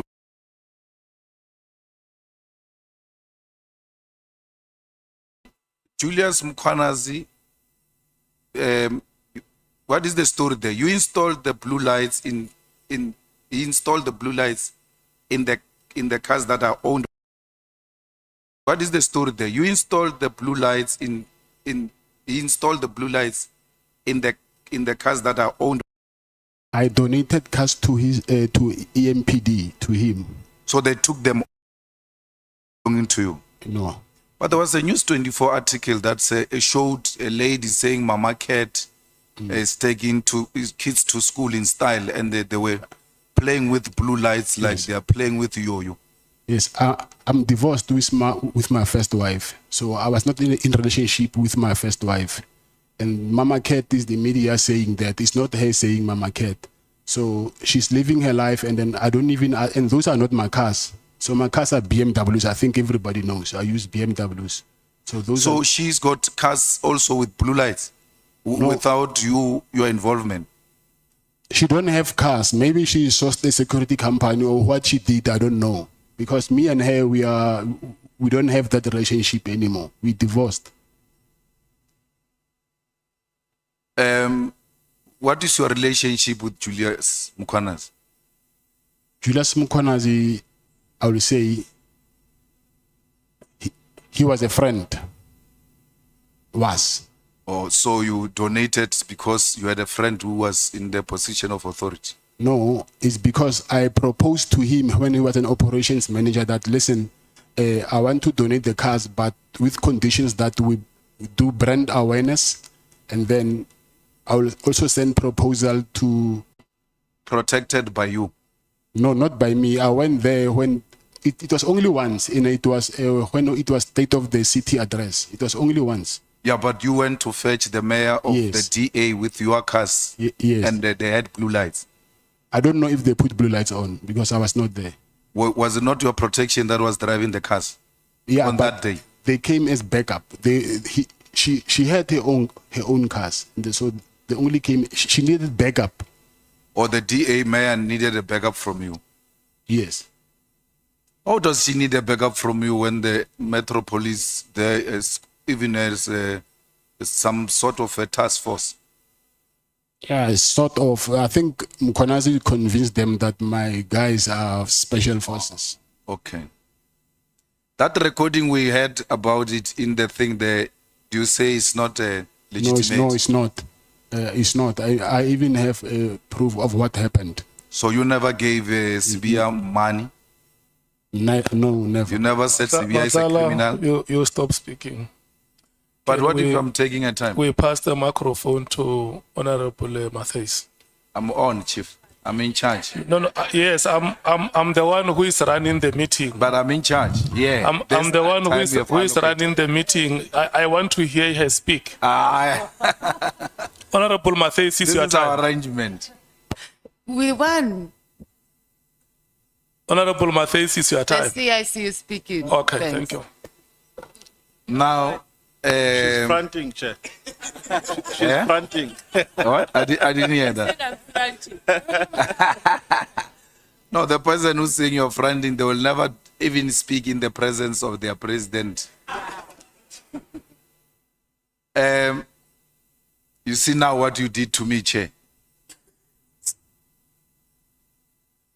So, the meeting with Mukwanas, if we're to go to Lieutenant General Senona, will he give us or give you a confirmatory affidavit that you actually brought back the report from the guy who was tortured? Because you said you didn't go back to Mukwanas. You actually told Senona that the guy has declined. Yes. Is Senona, the head of works in KZN, prepared to depose an affidavit to this committee confirming that we gave him that feedback and also confirming that he was part of the meeting where Mukwanas made those kind of requests to you? I think he will, but I've never spoke with him since I'm here, so I need to contact him, but I think he will. So why would Mukwanas think that you are the best person to talk to people who are accusing him of torture? Because he didn't know your relationship with those people. Yes, because of he found out that me and the guy, we are in the same estate. So he asked me first that if I know the guy in this estate, because he heard that I'm from Midstream as well. So, and it was Minister Begitele who arranged a meeting. Yes. And Minister Begitele is the one who said, corners can make these problems go away that you are confronted with. Yes. And to that effect, then arranged a meeting. When he arranged a meeting, were you present like the time he was calling Kumalo? No, I was not. And so how did Minister Kele know about your penthouse? You are meeting for the first time. He doesn't know you and all of that. The next thing, there is penthouse staying there and all of that. How did it come up? It's the guy that he introduced me to him. He said, hey, this guy's got a nice penthouse. I assume the guy knew that Mr. Kele traveled a lot to Pretoria, and then he was struggling with accommodation. Not struggling, he had to pay accommodation. That guy said to him that actually Kathy's got a nice penthouse there, so I think you can talk to him, he can offer you. How many times has Minister Kele been to the penthouse? I think 3 or 4 times. But it looks like he said he's been there twice. Only twice. No, it cannot be twice, because he's been there twice when that guy was alive, and then after that guy's death, I remember he left his white Hugo Boss shirt in one of the bedrooms, and I sent him a message. I said, "It's me." I took a picture of that shirt, and I said, "It's me, Cat in Pretoria," and I even showed him his shirt so that they can know who is he talking to. So. After that, it was the 3rd time, and I think 3 or 4 times. It cannot be twice. It cannot be twice. Now, which year was that? This year. So, if you're to be released here and you go and ask as a resident or the owner of the penthouse there, by whatever the place might be, you go and ask for the footage of all those days. Will we find those footage? Or more than twice? I think that will depend on the security. Sometimes the footage after a certain period gets deleted. So I don't know how long they keep the footage. As a security person, how long does it get deleted? Do you delete it, or it automatically deletes itself? It does. After 3 months, sometimes it does. And if it's a residential, you'll find after 2 weeks. So we will not find your CCTV coverage of you and Kele at the hotel in Durban, where you gave him 200,000 because you said you walked to the car where the cars park normally in hotels. There are CCTV cameras for security purposes. Yes. So you send your security, and then you walk with Kele to a red car, Jeep. You put the money in, and then he drives away. Yes. If we're to go and subpoena such a CCTV camera, will we find it? Yes. Yes, 100%. And then that day when I'm happy because you and Minister Kele are agreeing that you went to Durban to deliver the last, the other portion, the second last, I suppose. And then when you are there, your conscience said, no, this should stop. I'm not continuing with dishing out money. This is now amounting to abuse. And then you stopped.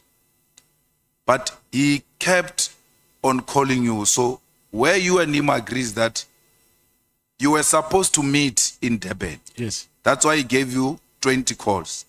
And you are saying, yes, I drove to Durban for purpose of giving him money.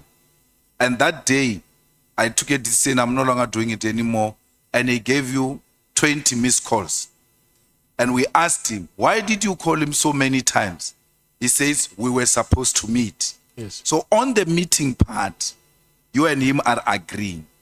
What we need an evidence of is this portion of the exchange. Even if it's not visible money, but as long as we see the Kele money from you, the Kele bag from you to his car, that's prima facie enough.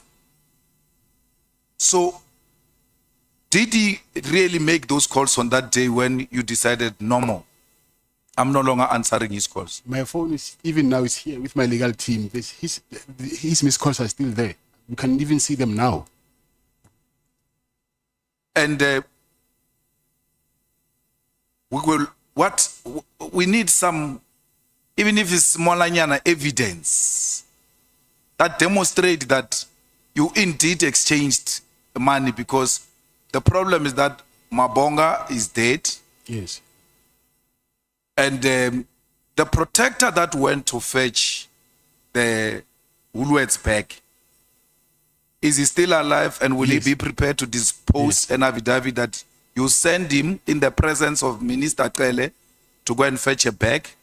And obvious, if he's a personal protector, meaning a bodyguard, he will walk with you or behind you as you walk to the car with Minister Kele, and then you putting, will he give us some affidavit? Yes. Yes. I'm worried, Mr. Matlala. 12 cases withdrawn, 1 guilty verdict, 1 not guilty verdict, 1 acquitted.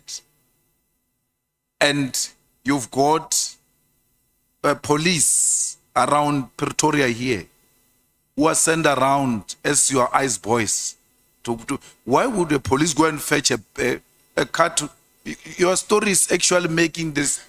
The case of that police officer even worse, because you take a card from your PA, you give it to a police officer. What stops a PA from taking the card to go and buy a battery and bring it to you? Because generally that is the work of the PAs, and here police are being converted into PAs in the absence of the PAs. They're actually being given the job by PAs that they said, I must give you a card to go and do what I'm supposed to do or I'm employed to do.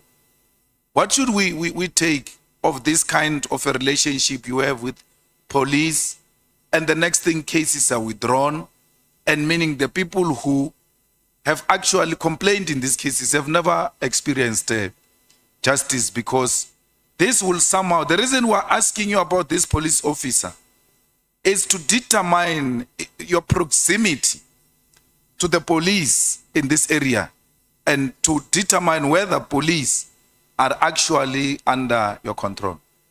No, they're not under my control. Yeah, but why would you send the police? And he probably is probably older than you. No, he's not. Or he's a small boy. He's a lighty. Okay, so you were sending a lighty policeman to run around. Not a lighty, you know. When you, like a little brother, I will say that. So not like in a defamatory way, manner. Okay. So I'm saying sometimes, yes, you might be policeman, but at home you are a brother, you are a sister, you are a father. So when you are at home, whether you're a policeman or not, or you're a judge, if I'm your older brother, I can send you whatever, then you will do that. So it's not because of I'm undermining you as a police officer or as a judge or whatever. I'm saying you can send a judge who's your younger brother to go and buy a battery. Oh, bread or whatever you want. Yeah. A judge. Your brother, I think he will, when he's at home, you know, he'll call you Abuti, whether he's a judge or not. So that respect will always be there. Thank you. Thank you, Mr. Matlala. I want my sister to have an opportunity to speak to Kat, even if it's not too long. Let's go. Thank you, Mr. Matlala. Just quickly, this thing of your lifestyle is quite bothering, right? So you have, what is it, like 14 guards. You have 14 guards, personal security. Yes. So President has said the expense that just comes with that, you generate, you said you've got like about 2 million that you generate from one of your security companies, but you also have other businesses. Your lifestyle is large. It's large. It's large. 14 guards a day going around. Just talk about the guards. Then you said you got 9 kids. I'm assuming most of them, if they're still at school, they all go into private school. I'm sure you live in a very huge flash. I'm just talking your lifestyle alone. Does not quantify the amount of income you're saying that you received from your legitimate businesses. So I don't think, and maybe you must talk to it, is that one of your best friends, you've said, is the producer of drugs. How is it that you're not part No, I'm of not. selling drugs when your best friend is that? You've just spoken to his mother. His mother has even said he's given you a plate of food. How are you supporting your lifestyle? With my businesses. But there is proof in my bank statements where the money, you can trace where the money comes from. It's not like it's a cash deposit from private people. So you can see that it's this company and then there's an invoice. So you can trace where the money comes from. So you'll be open to having a SIU investigation into your lifestyle to match. They're doing it now as we speak. Okay, so I guess we'll have to wait for that to come. This is also bothering me. So when you're going through passport, do you have special treatment? Because how is it that when you're going through border control, you don't know that passports are not stamped? It's not possible. I'm saying it's an oversight. No, it can't be. There's no way you're there by the passport control. So do you go to passport control or do you sit in the car and you have handlers go through, stamp the passports, and then they go through? Because you're there at border control. You sit there and you see, like, you'd know that your passport is not stamped. So, but it's not only my passport. I can, So that's why I'm asking. yeah. Did you personally go through border control Yes. or did you have handlers do it for you and you were standing on the side? The car will park next to the office and then they'll want to see. Obviously, I'm inside the car and then the BG will take all our passports and then the authority will come and then they want to see our faces first before they can compare with the passports. So they do that. So what happened, I really don't know. On both sides, both the South African border Yes. side and the Lesotho border side. No, both it's of them only, just didn't. they've noticed it on the 19th when I went to Eswatini. And when I came back, it does not show me coming back to South Africa. From whose So- side? Exiting or entering? Because you have to get two. Entering South Africa. I've never seen that. They stamp. And I don't think which border did you use? Because I don't think you do it through. Oshuk. And then this John Wick reputation that President was talking about. You've just explained on how you have that John Wick reputation. Because when we were talking about the issue about at one of the kidnappings, you said you took chances and you called whoever this person was, I missed the name, and you said, Mr. you Matlala, don't want me to come stop, for you. And the you person stop was talking. released. Stop That's speaking. confirmation of John Wick. Thank you, Chair. Honorable members, we are coming back at 20 minutes past 5. If we can listen here. The next 5 speakers will last for 2 hours, 30 minutes. 2 hours, 45 minutes. So 20 past 5 when we come back is Honorable Bangazita.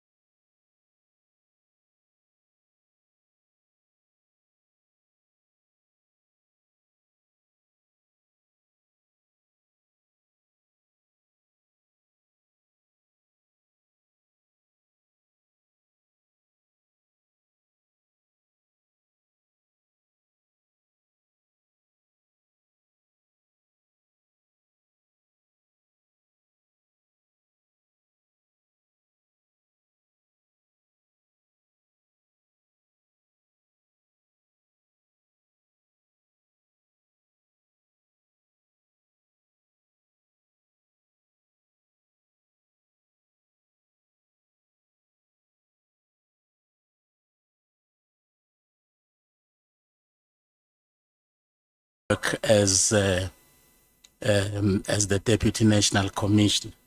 You were discussing issues that were actually relevant to the supply chain management division. Why specifically you chose to meet General Spear? I think if you can check also on his affidavit, if you have it, his statement, it actually falls within his department because of I wanted him to do investigations of the corrupt nature of police officials who don't want me to occupy that hospital. So investigations falls under his department. Because when he was here, he actually did not say that you were there to ask for his assistance in investigating. In fact, he said you had actually solicited his assistance to persuade the finance section to actually pay your invoices because they were not paying you. No, I have his affidavit. He does not say so. In his affidavit. I beg your pardon? I'm saying I do have his affidavit. It does not say so. Okay. I think maybe the committee also has his affidavit. We can share it and check what you are saying. Yeah, for your information, there are lots of things that General Spear said that are not in his written affidavit. Yes.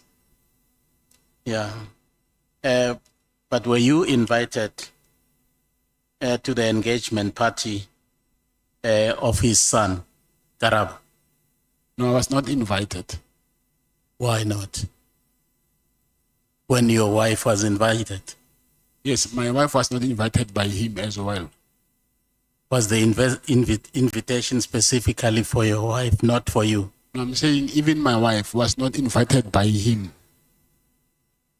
I didn't get that. I'm saying, can you hear me? Can you hear me? Yeah, can you hear me now? Yeah. I'm saying even my wife, she was not invited by him. My wife was invited by her friend who was attending that event. Invited to attend somebody else's party? Yes. Okay. All right, can we actually look at the harassment that you actually suffered under the hands of the police? In fact, after your unsuccessful attempt to open a case in Brooklyn Police Station, you then suddenly received a call from a gentleman who introduced himself as Mr. Brown Mohotsi, wanting to assist you. Where did he get the information from that you were in trouble with the police?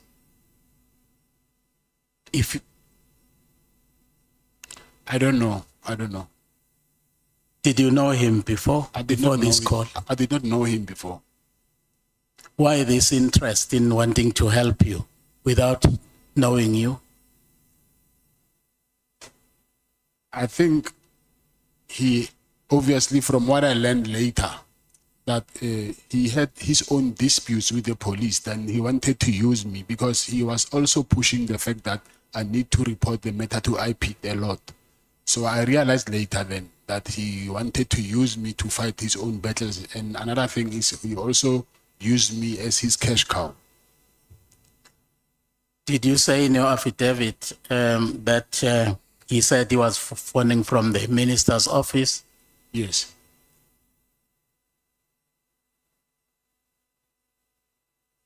And did he ask you for money to pay for the investigators? And you paid and you gave him? Yes, I did. Where do you know Bongan Pungase from? I knew him from his friend. Who is his friend? He's a guy called Shubi from KZN.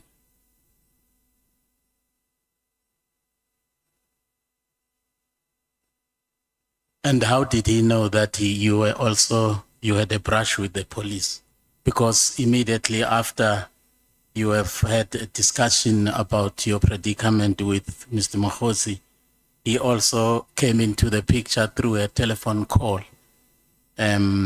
offering his assistance to the point of wanting even to facilitate a meeting between you and Minister Cele. I think the matter is because I will assume that he saw it from the media because of it was all over the media. Did you pay him for this facilitation that he actually did for you? Mr. Cele or Bongan? Oh, I mean Bongan. Bongas. Yes, I did. Because I didn't see that in your affidavit. Because I was going to complain because Bongani is actually my homeboy. That why did you not pay him? Because you are generous, you pay others and you don't pay. Mkhotsi, on the 19th of December, you sent him pictures of the raid that actually had taken place in your office. What was the purpose of this? Why did you send Mr. Mkhotsi pictures? What did you want him to do with the pictures? At that point, I believed that he was working from the office of the minister. So I wanted him to check if they can find out who these people are and then what do they really want from me. Can you confirm your WhatsApp conversation with Mr. Mkhotsi regarding the January 8 celebration that was going to take place in Cape Town? Was there any communication between you and Mr. Mkhotsi regarding that event? Yes, yeah, there was.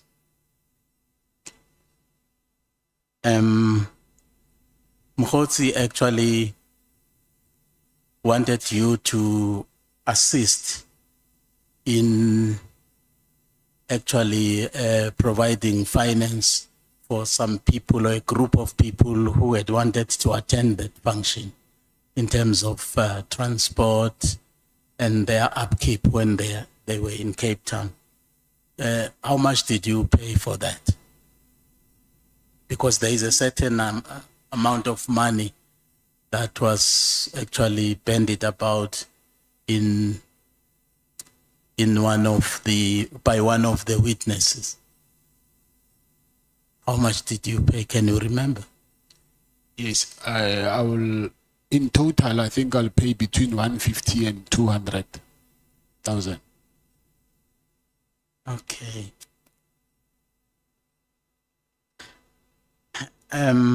Did you know Mr. Cele before you had that meeting in Durban?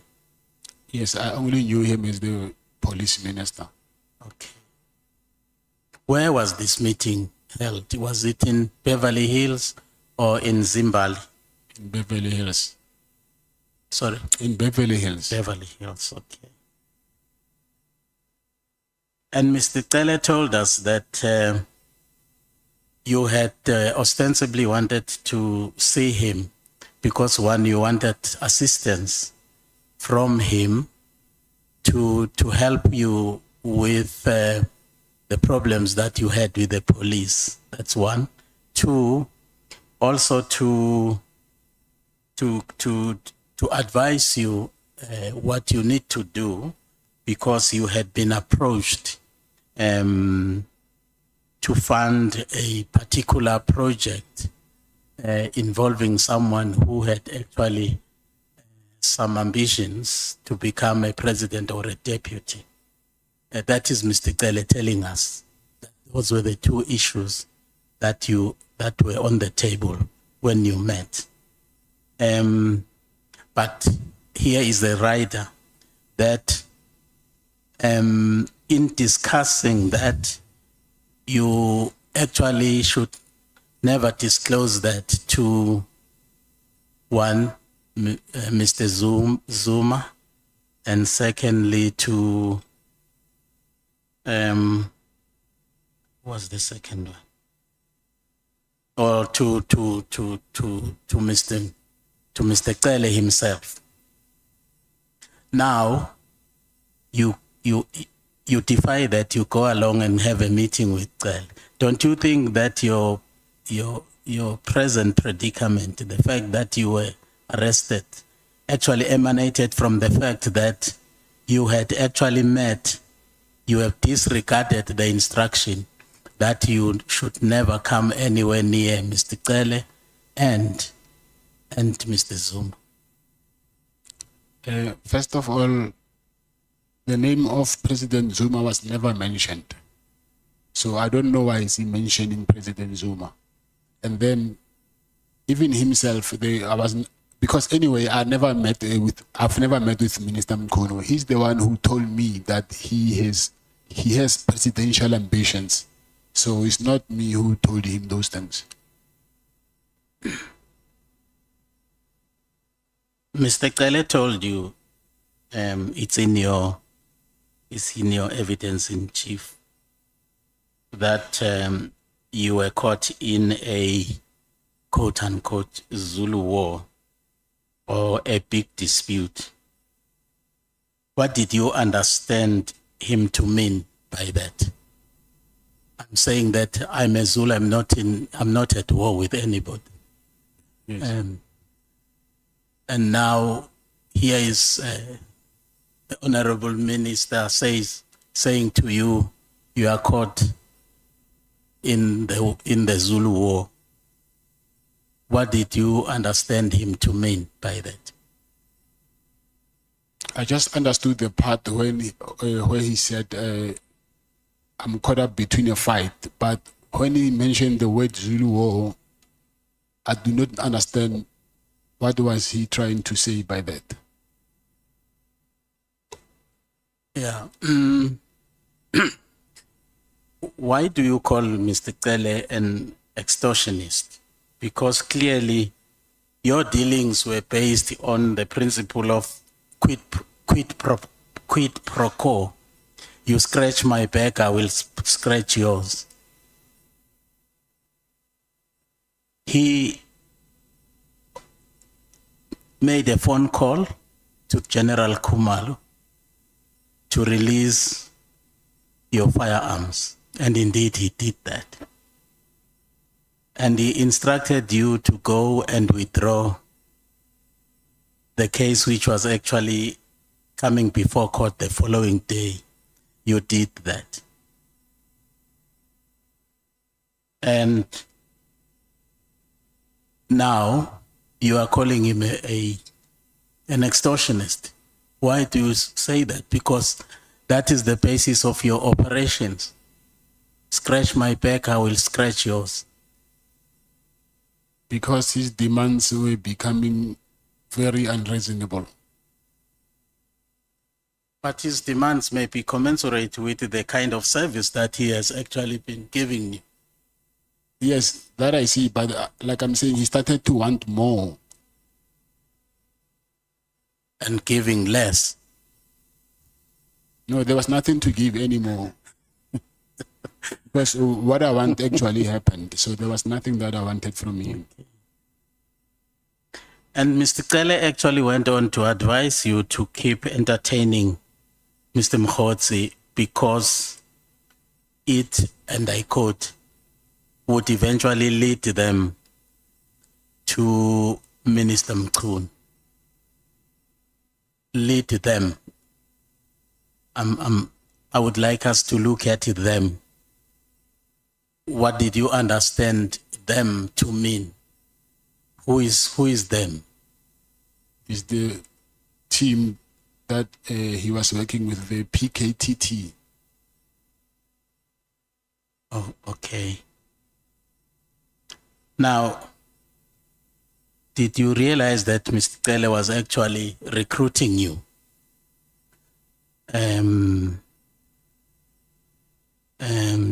To aid and abet the conflict between the two factions by saying that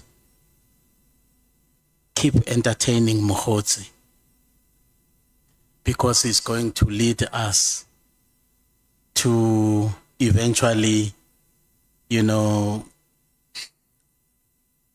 reach the minister in whatever way. So you were now becoming a participant, active participant in the fanning of the flames of that conflict between these two powers. Don't you think that you are now an active participant? Yeah, I believe so. Okay.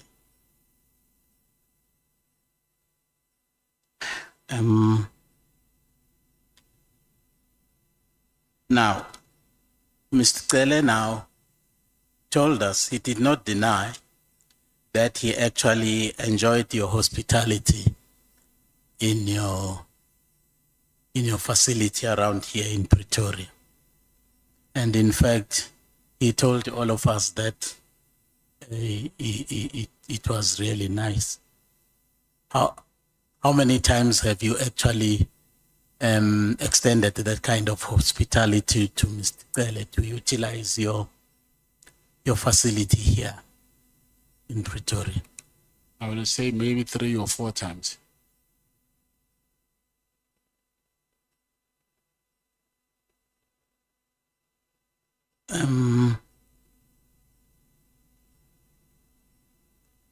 The payments, you actually said that you can actually substantiate that allegation that you actually paid these 2 tranches of money to Mr. Tele, namely 300,000 and 200,000.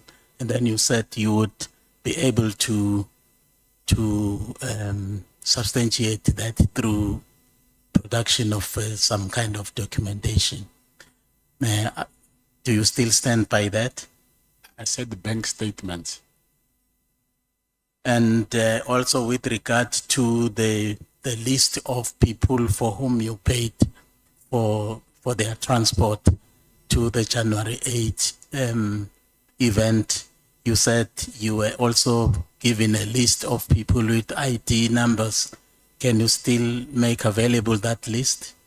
I think it's already available to you. Okay.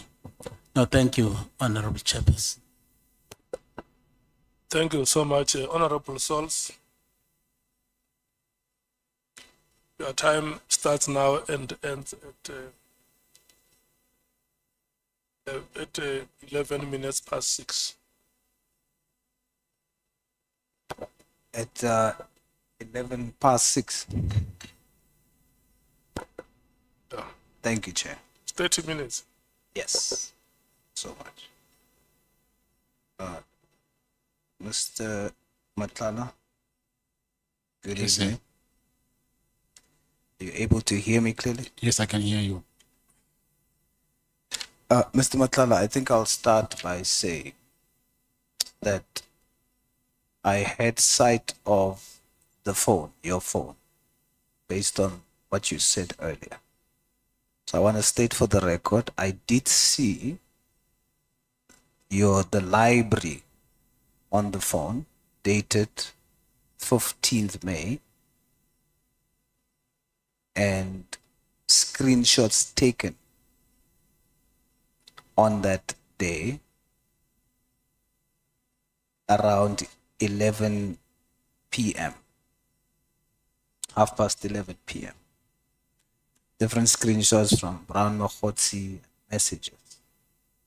And so that does show that screenshots has been taken after.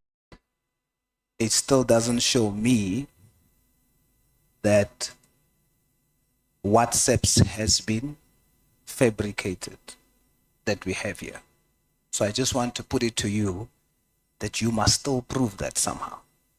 But what you can prove based on what I've seen and I have is that indeed in your library, the phone's library, on the 15th of May, there are screenshots.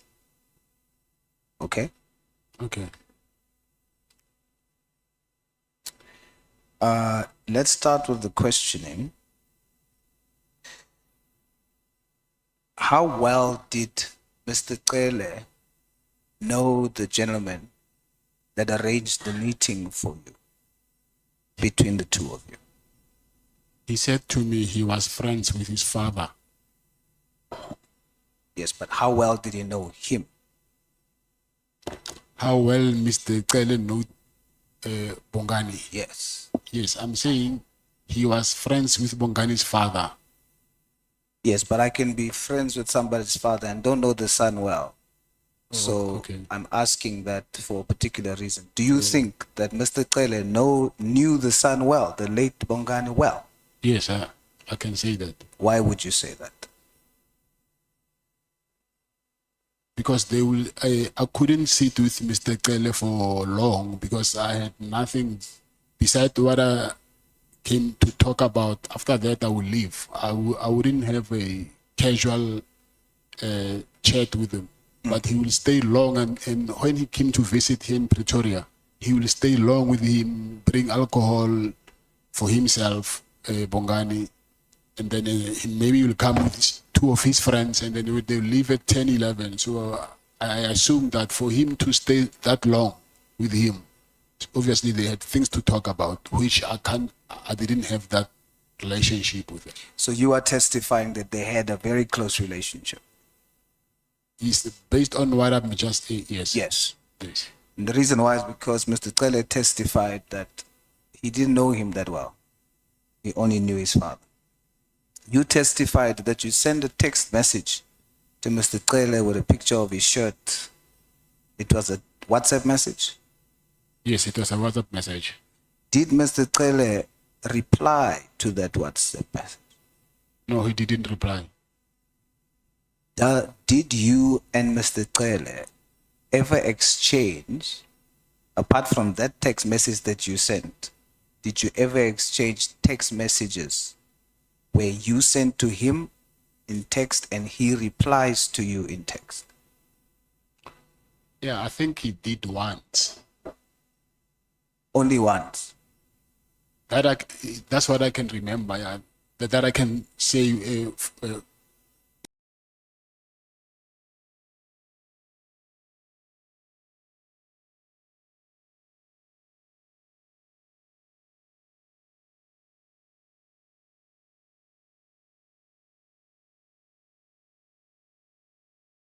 Uncertainty that this really happened. So you are testifying that there was a time one time when Yes. Mr. Cele sent you a text. I'm asking that because Mr. Cele testified that he never sent WhatsApp messages or text messages, so he would never have sent you a text. But you testifying he did send one. I remember that because I think if you can remember, I said at some point he was in Senten Hotel and he asked me to send my protectors to take him and the wife to the wedding. So that day, that's when he sent me the text of where he was. So I can forward it to the guys. But as soon as I saw the text, I knew the place. So I just told them that they knew the place as well. Yeah. All right. I want to jump on the Zulu war thing as well. When Mr. Cele called General Khumalo, you testified that he said to General Khumalo, he's not a danger to us. He's just caught up in a Zulu war, correct? Yes. Who do you think he was referring to when he said us? We already know us would mean himself and General Khumalo. Who else do you think he would refer to? I will think maybe that whole unit. Which whole unit? The PKTT unit. Are all of them Zulus? No, I don't think all of them are Zulus. So the war is some of them within them. Yes. Would you think potentially that the war would be because you testified that Mr. Trele told you to continue talking to Mr. Mohotsi so that you can get information that they can use against Minister Mkuno, correct? Yes. And by they, it is himself, General Komalo, and General Konas, correct? Yes. So would you then say, based on that testimony, that this war could also refer to a war between General Mkwanazi, Mr. Trele, General Komalo, and Mr. Mkono? Yes. Based on that, would you say that all of this that we are doing here now, possibly, all of this taxpayers' money that we are using to deal with this, your testimony would mean that we are doing all of this because we too are caught in the middle of a Zulu war? I don't know about that. But would it make sense? I can say that you're caught up in the Zulu war. Okay. You testified that after that call was made, you got your firearms back. Did you get your jewelry back too? No, I didn't. So as we stand now, the call just ensured that you got your firearms back, but not your jewelry. Yes. Yes.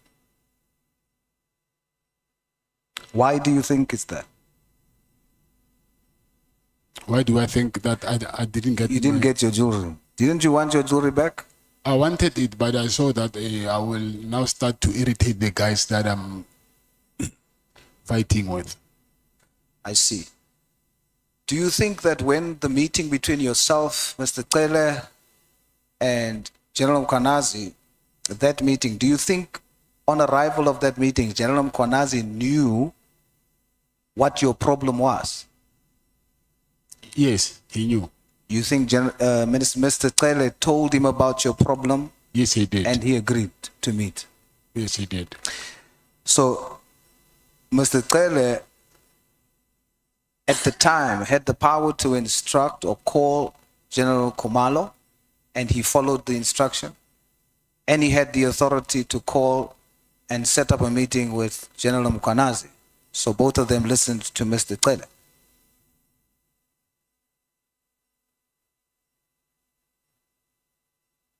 Do you think Mr. Trele has that kind of influence on both of them? Yes, I do.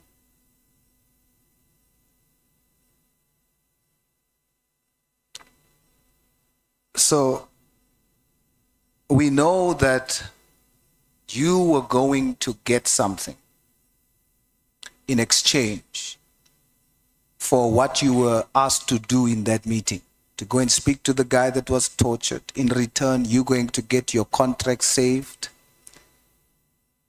We know what you were going to get.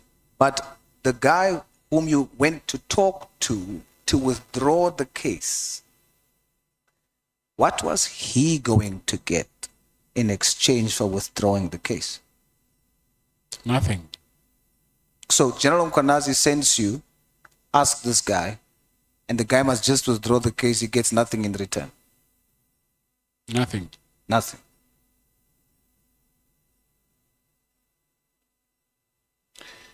So you are testifying that General Mkwanazi, based on your testimony, he knows a senior police official that's involved or that is corrupt and that takes bribes. You are testifying that he knows such a senior police official and does nothing about it. Yes, because he even gave me the address of one of the properties that she owns, that he alleges that he bought with the money that he got from the that service provider. So you are testifying he knows what she does, he knows it's wrong, and he does not arrest her or do anything to stop it? Yes. Furthermore, are you testifying that not only does he know, but he also facilitated an arrangement so that you can participate in the same kind of corruption? Of course.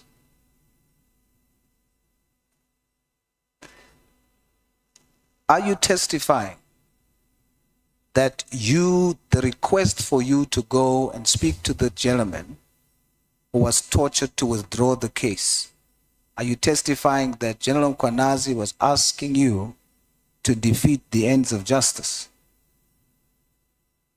Yes. And you agreed? Yes. So would you say, based on your testimony, if your testimony is true, would you say that you are corrupt, General Mkwanazi is corrupt, Mr. Taylor is corrupt? Is that what you would be saying? When you say I'm corrupt by trying to influence this guy to withdraw the case. When you agree to assist in defeating the ends of justice, you are participating.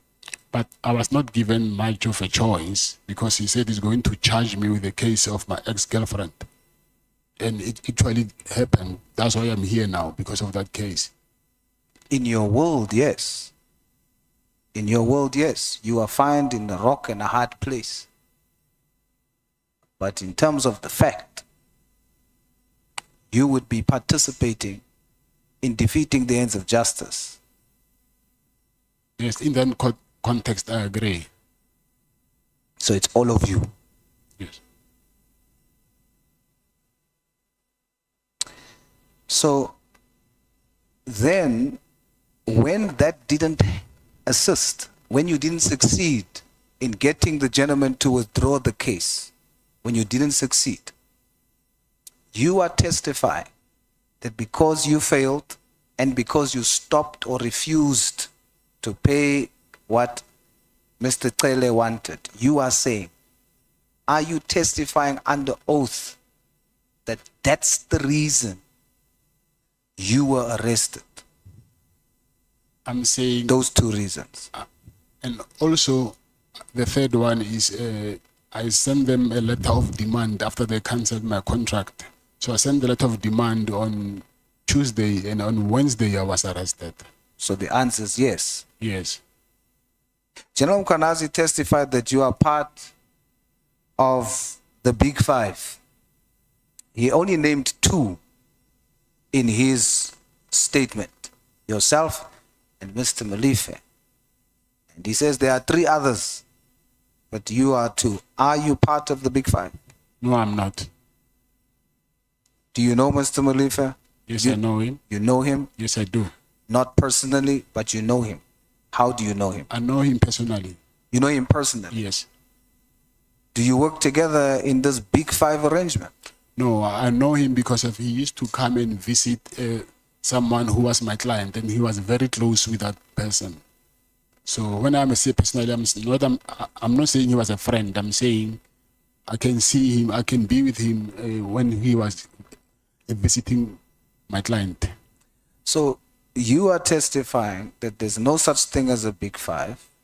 You are not part of the Big Five that does robberies and trafficking and drugs and armed robbery.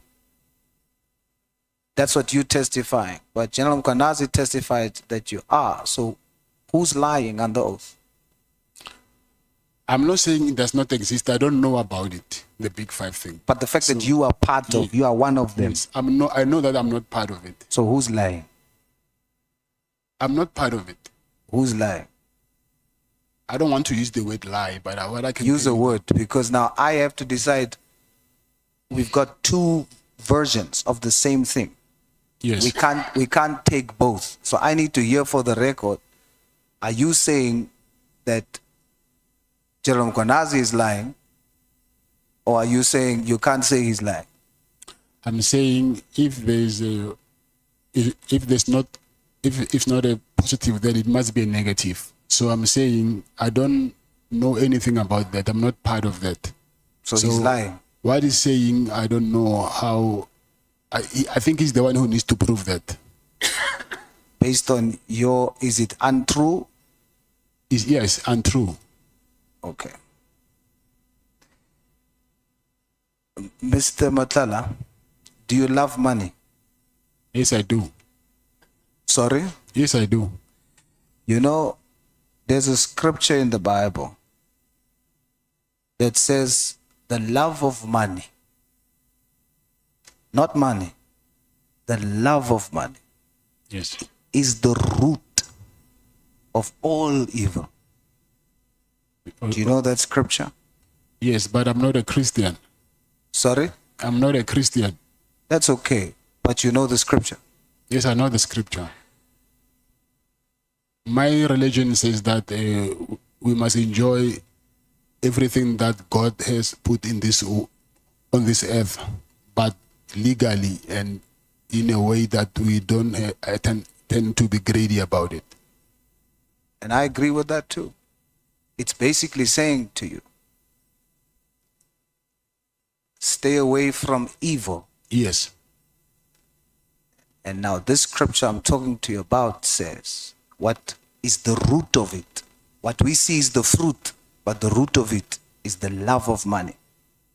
You say that you love money. Yes, I do. Now I have with me something that was given as testimony or as evidence, allegedly from bizportal.gov.za. And it states that for your business, Cat Security, Mr. Hangwani Morgan Mayumela was added as director of that company in 2017. Is this true? Yes, that's true. Now, it's very widely reported that he was the one that spearheaded the network who benefited from the contracts at Tembisa Hospital. And your company, as you testified and is in your statement, received RFQs from those contracts or from the hospital because you were registered as a vendor and you received RFQs. Yes. Babita Diakoran, she reported that that's how this corrupt acts was happening at Tembisa Hospital. That there would be vendors, RFQs would be given, but it was the companies were selected not in the normal way. And we now know that you are one of the companies that benefited, and the man on the top is a director in one of your companies. Now, you spoke earlier about how you felt, the pain, the hurt of having lost your mom, the hurt that you felt, and how you had to grow up. I want to put it to you that the gentleman that's a director and those RFQs that you're receiving in that way,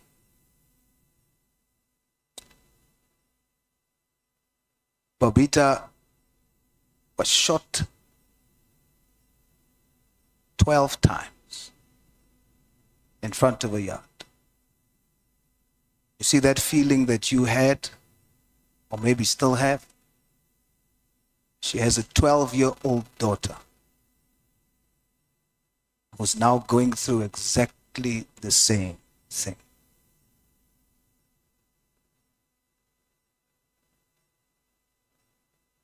How does that make you feel? You mean for someone losing her mother?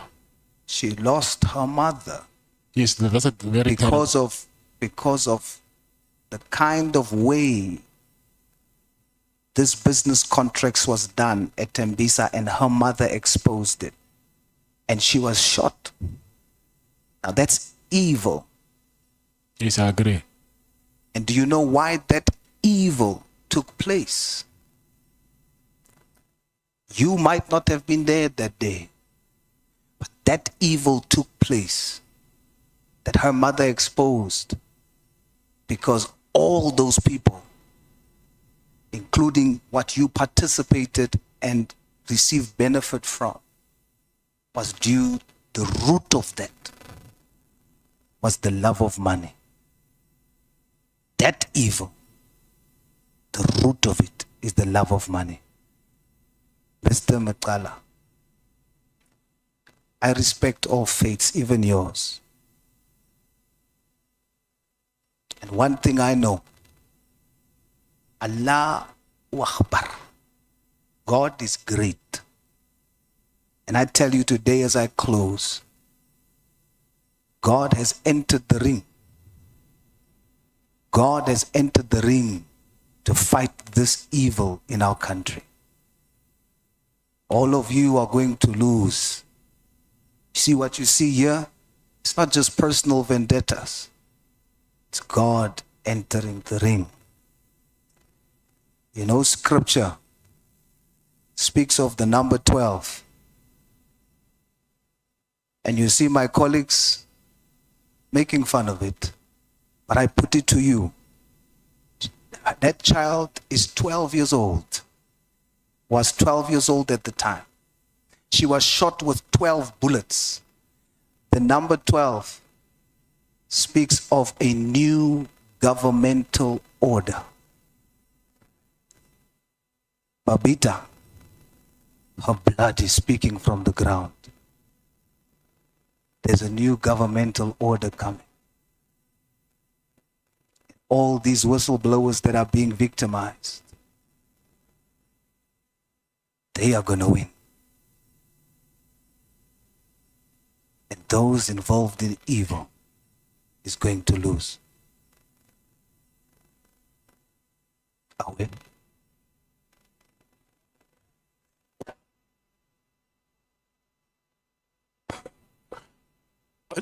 So much, Honorable Solse. Mkoni, do you have any comments that you may want to make? No, I don't have any comments. Not even hallelujah?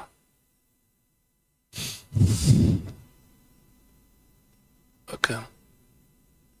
We are progressing very well, honorable members, and I must applaud you.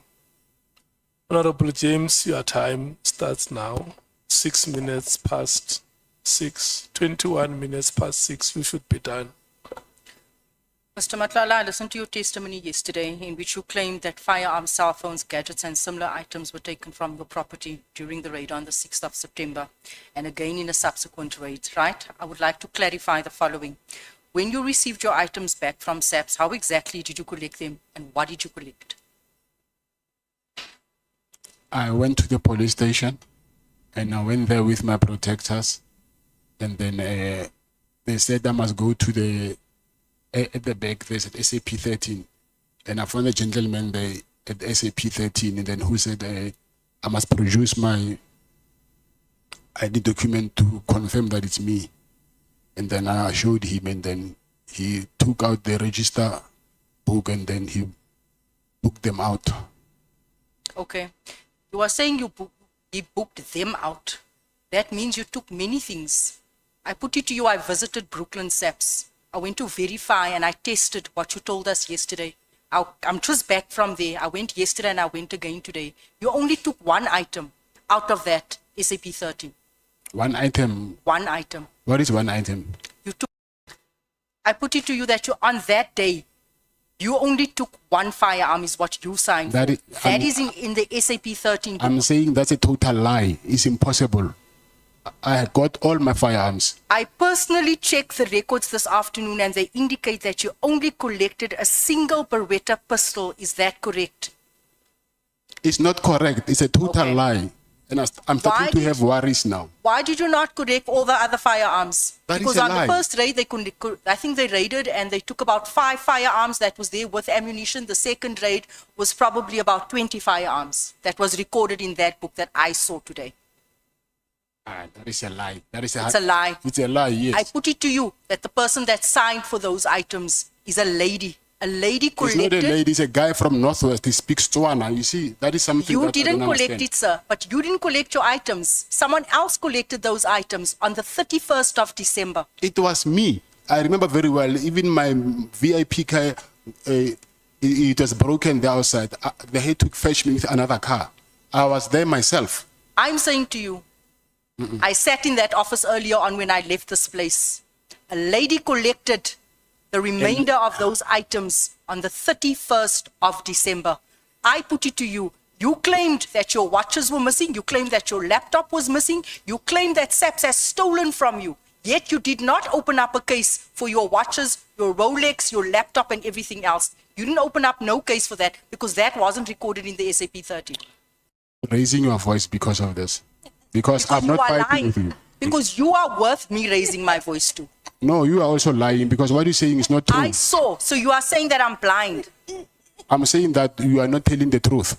I'm That is a talking the lie. truth. Yes, 100%. I'm saying so. I have I'm proof. saying to you that the records reflect that you did not fetch your own firearms. No. Then how did my firearm go to my office? So this is why this committee needs a forensic investigator so that we don't have to do our own investigations. But I did it anyway today. It's impossible. I put it to you. When I ask questions, No. it's not because I don't know the answers. You collect. I remember very well. It was on New Year's Eve. The guy told me that Yes, it was on New Year's Eve. I'm telling you, it was on New Year's The Eve. guy said to me that he stays he's from Northwest. He was even speaking Tswana. I remember very well that day. I will never forget. They came with a black BMW. Matlala. Yes. And Honorable James. Or James Wayaga. No, wait, Matlala, you. May you, with due respect, honorable members, may you, with due respect, withdraw that statement. Yes. I request you to withdraw the statement. I withdraw the statement. Yeah, I want to make this request to you. I want you to have a conversation. Don't breathe on each other's neck. Yes. Because you are going to make each other uncomfortable. Just relax, take your breath, ask your questions. I've been relaxed all along, but you can see where this comes from. I'm talking to the two of you.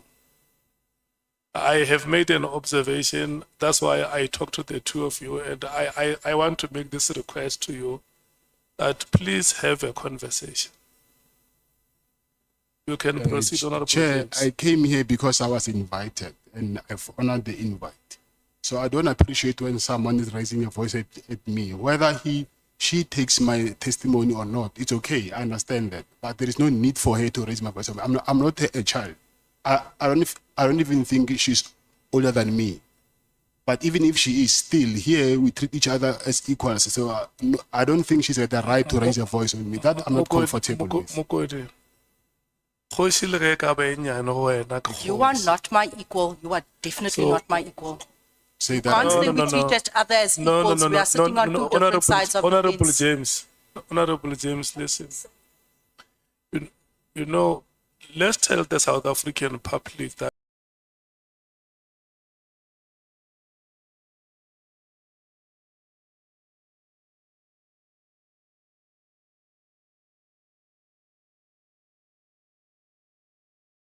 when we are here, we are the supreme leadership of this country. There is no institution in the Republic of South Africa bigger than Parliament. Parliament is the highest locus of power in this country. And it will become a very sad day if a member of Parliament will appear on television or on any media platform toe to toe with an ordinary citizen. That's why, without passing any judgment on either of you, I request you to have a conversation. And it's unfortunate, Mr. Matlala, for the statement that you made. And I'm once again going to request you to withdraw it. This part that says she may even be younger than you, it's unfortunate, and I humbly request you to withdraw it. No, I'm sorry, and I withdraw it, Chair. Yes. Listen now, as we are going to proceed, I don't want to invite honorable souls to pray for you for peace to reign. I just want you to have conversation. Your time is guaranteed, Honorable James. You will have it. No need to panic. Just have a conversation with Mr. Matlala. And kgotsa e be le lena. If you could not collect all your firearms from Brooklyn because you were not the owner, because that's what we were told, right? Why did you proceed to launch a High Court application regarding all the firearms? I was not the owner. Yes. Of what? Of the firearms, of all the firearms, over 25 firearms. Even now, I still have the licensed firearms of my firearms, and I even have the copies of the licensed firearms. They are just under my name, under my company. So when you say they're not under my name, I do not understand. Or we can do this if it's possible, I don't know, that I can arrange that tomorrow, I don't know where, then they can bring the licenses to check when were they issued and who did they belong to. They are mine. There's Definitely. something I think... That is exactly what we should have had at this committee. We should have had the evidence of the SAP 13 book to verify your statement. Yes, I think there's something that is missing there, but Definitely. I'm telling you honestly, those firearms, they belong to me. And then I have even the license of those firearms. The crux of your evidence to the committee is that you are just a legitimate businessman who is being deliberately targeted by police through falsified or manipulated evidence, correct? That you are just a businessman and SAPS is targeting you. SAPS is not doing what? SAPS is targeting you. Not the entire SAPS, yeah, some unit But from there's a portion of SAPS targeting you, right? You said earlier on that you are not and have never been associated with any drug trafficking network or organized crime syndicates. So, to be clear, your evidence is that you want us to believe that you are not a gangster, right? That you are not a member of any drug cartel and play no role in any criminal syndicate or organized crime structure. Is that what you want us to believe here today? It's what I'm telling you. For you to believe that's something else, but that's what I'm telling you. Okay, very well. Now let me test the credibility of that denial, right?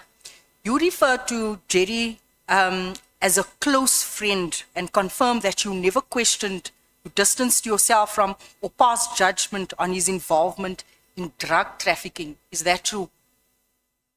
Yes.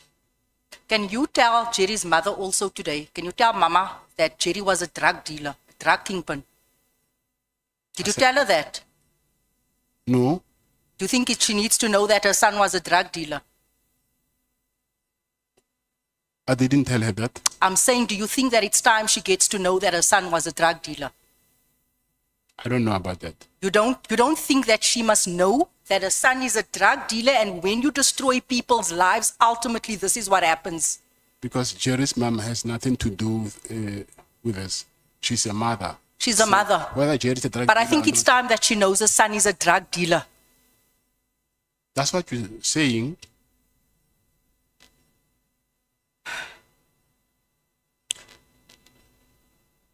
Do you know someone by the name of Ishmael Nangi? Yes, I do. Were you involved in a business relationship with Ishmael Nangi? No. You weren't? Yes. Weren't involved? Business. Yes. Any dealings? Do you have any dealings with him? No, I don't. You don't. Were you present at the meeting with Ishmael and Jerry on the night that he went missing? No, I was not. You weren't present at a meeting. The night Jerry went missing, you didn't meet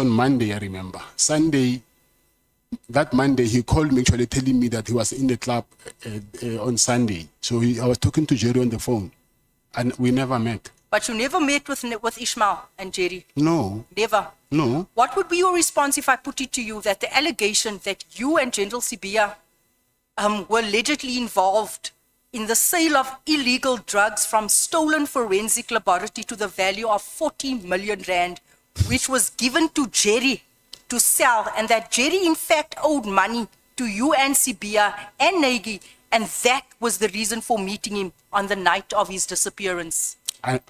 Like I'm saying to you, That Jerry owed you guys money. It was a drug deal gone horribly wrong. that is not true. Not true. Yes. I highly doubt that the truth of your answers, Mr. Matlala, but let's move on, right? Because you've had nothing to do with his disappearance. Yes. Because that's earlier on, Mr. Malema said that his family thinks that you are involved. And now I put it to you that there was 40 million rand worth of drugs sold, stolen from forensics that embroiled, alleged yourself and General Sibia. But you have nothing to do with that. true. That's my first time hearing that from you, actually. Would you accept that as a general principle, bribing powerful public officials is a fundamental ingredient of organized crime networks? Bribing people is the ingredient needed for networks. Yes, I agree. Thank you. Besides the 500,000 that you bribed former Minister Becky Cele, have you ever given money, gifts or financial assistance to any senior SAPS members? Besides that 500, have you ever given anyone, because we need to track the money? Have you ever given money to anyone, paid for anything in SAPS? Think very nicely. Not that I can think of. Not that you can think of. Let me try and refresh your memory. Have you ever personally paid for cosmetic procedures, namely a BBL, a Brazilian butt lift, right? For a senior member within South African Police Service? No. You've never paid? No. Okay. In that recording that you denied here all day, you are heard saying that you left 200,000 in a bin for General Sibia's office. You deny that is you on the recording, because you said that's not your voice. Your voice has been tampered with. Yes, it's not my voice. It's not your voice, so you didn't leave 200,000 for Sibia. No. Jy het niks te doen vandag nie. How do you know General Richard Shibiri? I know him through a friend. Through a friend, very close friend of Sibia as well, right? I think they are colleagues, not Yeah, they colleagues. Amal, same mengelmoes. In the same recording, you say that you paid this general 80,000 rand in cash. That same recording that you're singing that you gave the 200,000, 80,000 to this member. Like I'm saying, that recording is fake. It's fake. Yes. So you didn't pay for this. This 80,000 was for the fact that he was promoted from a brigadier and he was promoted to crime intelligence, and you paid for the celebrations. You didn't do that. No, I borrowed him money and he paid me back. Borrowed him money, Yes. the money for the party to Yes. celebrate his promotion. But he paid me But back. you just said just now that you never gave money. So you know a lot of friends, you have a lot of friends in SAPS. He borrowed money from me and he paid back. In the very same recording, you reference amount of 500,000. Here we don't have a name being paid to a crime intelligence official. Do you also deny this? That I paid 500,000 to who? Crime intelligence official.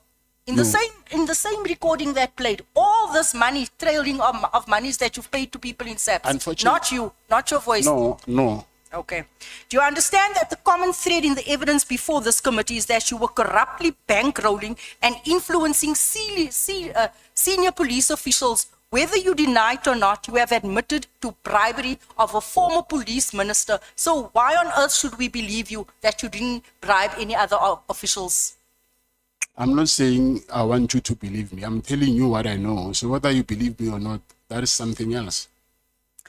Why would a person who presents himself exclusively as a businessman be routinely providing large cash payments to senior police officials, including claims of leaving money in bins, paying for medical procedures, funding of officials within crime intelligence?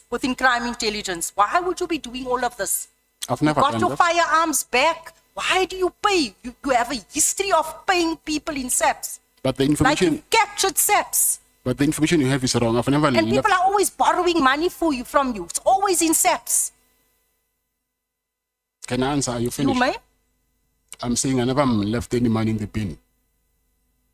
I put it to you again, if these payments were not intended to influence wrongdoing, unlawful protection, preferential treatment, disappearance, or withdrawal of cases, then for what legitimate business purpose, you being a businessman, for what legitimate business purpose were they made?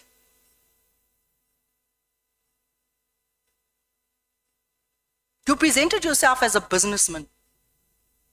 All these transactions, what business value did it have in it for you? Business value meaning giving Mr. Taylor money. Yeah, and everyone else who's That was not a business transaction. not a business transaction. Yes. I put it to you, as my colleagues have said, you are not merely a business, you are in fact a criminal involved in the destruction of our communities, in the destruction of our children. I also put it to you that you tried to avoid appearing before this committee. I also went and I got the records of your consultation with your lawyers. You were actually privileged to have been with them almost every day. You received visits, hours of consultation from 12 o'clock until 5 o'clock. Yet your lawyers wrote this committee a letter saying that you weren't given ample time and you weren't given privacy. And when I check the records, it shows that you were given ample time. In fact, you were favored. In fact, you actually have your family. I'm not sure if your wife is your legal consultant, part of the team. You have your wife here every day with you in the consultation room. This department has gone beyond the call of duty to accommodate you, and yet your lawyers could send this committee threatening messages saying that they're going to take us to court. Is that right? Can I answer? First of all, yes, they gave me time from prison, but we had some experiences that we've experienced some difficulties. There was no internet. I think and at some point they have to move us to the office of the head of prison. And when we got there also, we had other problems because for my wife to be there, most of the things that I was doing, I asked because she's the only person that knows that which document I'll need where, because I don't have access to for a phone. I've got limited time to call from prison. So my wife, she was there to collect all the documents that I needed. It was not like as if it was a leisure day. It was my legal team and my wife, and it was not like I was using that thing to be with my wife. So that is not correct when you say that the prison is giving me opportunity to be with my wife. So that way it was because of my legal team asked that she can be present so that I can give instruction of which documents I need from them. I'm done. Thank you, Chief. Yeah, thank you so much. I have given you the referee's optional time for the minutes that you spend in an altercation.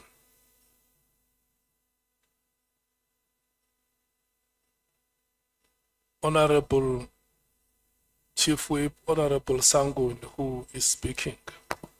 I will go first. Thank you very much, Honorable Chairperson. Good afternoon once again, It's Mr. Matlala. up until 18:56. Thank you so much. Mr. Matlala, maybe let me just start here. You testified earlier that General Ngua had attended a wedding of a metropolitan executive. Yes. Now I know you're telling the truth because I was at that wedding. In fact, I think I spent some time with General Ngua. Is it your testimony that attending a wedding constitutes corruption? No, I'm saying the association. If it was me, some general from SAPS attending my wedding, it was going to be a big problem.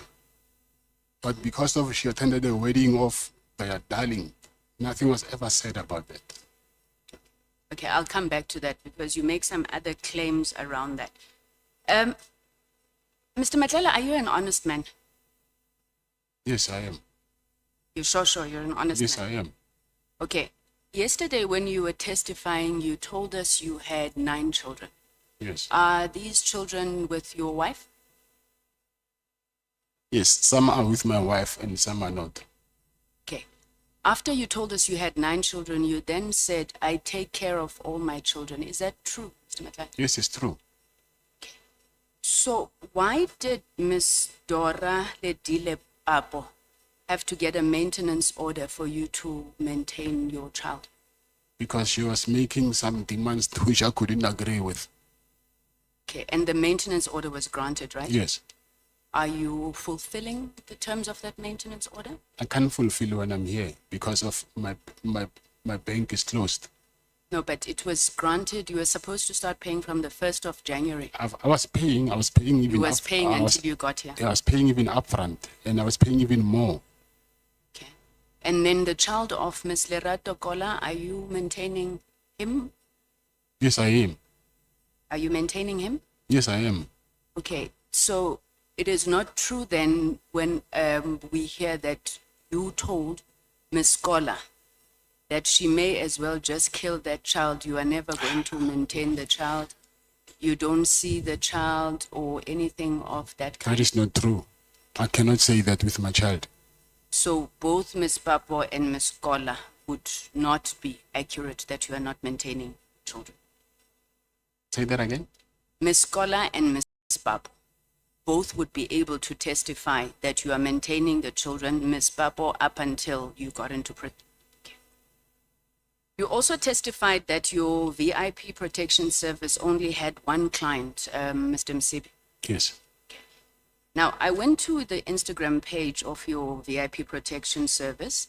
There the company posts happily, Miss Lo. So you ran a company, a protection service, separate from the security firm, that literally just ran on one client. Mr. Msibi must have been paying a lot. No, yes, I'm okay. I will elaborate that more. When I say client, remember I think I've disclosed that I've got clients which are like shopping malls, but that is not VIP protection. That's something else. Schools, construction sites, and other things. But is VIP protection part of it, or it's a separate Part company of security, yes. within the same company? So I think when I was referring to client, I was referring for the VIP's protection side. You also gave evidence yesterday. You were asked about conviction, and I think you've spoken to the issue of conviction many times today, and you said you had one conviction Yes. for the possession of stolen goods, Yes. which were a consequence of you buying and selling and what. Yes. And you still confirm that that is your only conviction. Yes, it is. Now, in the bail appeal to the High Court, the judgment there reflected, I think in paragraph 17, if I'm not mistaken, that it was common cause that you had a previous conviction of housebreaking and theft, and that is what you served 4 years in prison for. That's very different from the possession of stolen goods. So, which is it? Did the court get it wrong? Yes, I can explain that to you. The goods that I was arrested for, they were from housebreaking. So that's why I was charged for housebreaking, because the goods were from housebreaking. But what were you convicted of? Of Was it housebreaking. possession of stolen goods, or was it burglary? Okay, they say on the charge sheet, it was housebreaking and possession of stolen goods. So you were convicted for burglary. Yes, I'll say that, yes. Did you burglar? Is that where you were I'm saying I bought goods which were from the burglary, and then I was convicted for that as well. Does that seem plausible to you, though, Mr. Matlala, that an entire court would find you guilty of burglary, but when you were just in possession of stolen goods? No, because I was charged for it. The court will work on what they have on the charge sheet. The charge sheet said, so I was telling that what was I arrested for. So the charge is something else. Even now I'm charged for vehicle, even though they fund with possession of a stolen car, but they can charge you for vehicle, even though they fund with possession of a stolen car, but they can charge you for theft of as well. Let's move on. So I want to ask about this issue of the lease agreement at the police college. So you got this lease in January 2024. Do you know the date maybe? No, I don't know the date. Okay. But let's say, for argument's sake, I mean, there were big days, 2nd of January, right? I By the think- 19th of January, you've already instructed your lawyers that they must send a letter to the National Commissioner demanding eviction of, I think it was SAPS members from a building in a SAPS training college. What was the rush? Because I have the lease agreement. So you wanted to get in quickly, ne? Come again? You wanted to get in quickly. Not to get in quickly. I wanted to occupy it, so no, not quickly. Okay, you wanted to occupy it. Remind us again, you wanted to do what? You said something about training police who are at the college. Did you have that contract? I don't need to have a contract. Already they were going to a hospital outside the college to get treatment. So if the hospital was there, I think it is common sense that they wouldn't waste time to go far when they can just get a hospital here. I'm not sure if public procurement works like that, Mr. Matlala, because if SAPS is going to buy as SAPS, they need to have either a contract with you or I don't know, were you going the RFQ like you were having in Tembisa? How were they going to buy from you? You said to Honorable Ngola, you are not a tender prophet. So how are they going to buy from you? If I just wake up, I go into a space where SAPS is and I say I am selling water, they're not going to buy from me just because I'm there. So how were you going to get that contract if you were not preparing for the one that you didn't know was coming? Even now, they don't have a contract with the doctors that are occupying that hospital, but they still go there. Then they get treated, but they don't have a contract with them. So how are you going to get it? You are just going to go The same way as to this, the this National doctor. Commissioner? No. The same way as those doctors are getting it now, because they see that it's convenient for them to just get medical attention to these doctors that are in their vicinity. Okay, you said earlier on to Honorable Malema that you took the shares of Medicare 24 Tswane and you placed them in a holding company. Which holding company is that? You want the name? Yeah. It's Cat VIP Holdings. So it's not Medicare with the white people. No. Are you a director shareholder in the Medicare of the white people? Yes. You are what exactly? Not a director. You are what? Shareholder. You're a shareholder then? Yes. Okay, so how much of Medicare, the holding company, do you own? I used to own. I don't own it anymore. When did you stop owning? After my arrest. So you just recently stopped owning? Yes. Not owning. I'm saying owning shares. Yes. Yes. How much shares were you owning in Medicare 24? 51%. And you were not a director there? No. Explain to me this thing of president. So you are president of this white people's company? Yes. No, I just want to know what is that, because you went to great lengths to try and explain this franchise to us and how you were paying them. So you were like paying yourself on the other side. Can you just explain how that relationship worked? So they brought you in, made you president, gave you shares, and then they said, oh, you start your own company so that because you're black, you'll get business. Is that how it worked? I will pay them for the management because they know about the industry. So their shares, they are worth for that management that they do for the company. How much of the company did you own? 51%. So why did you, I mean, if you're a majority shareholder, why did you then think it was necessary to go and open this subsidiary called Medicare Tswane?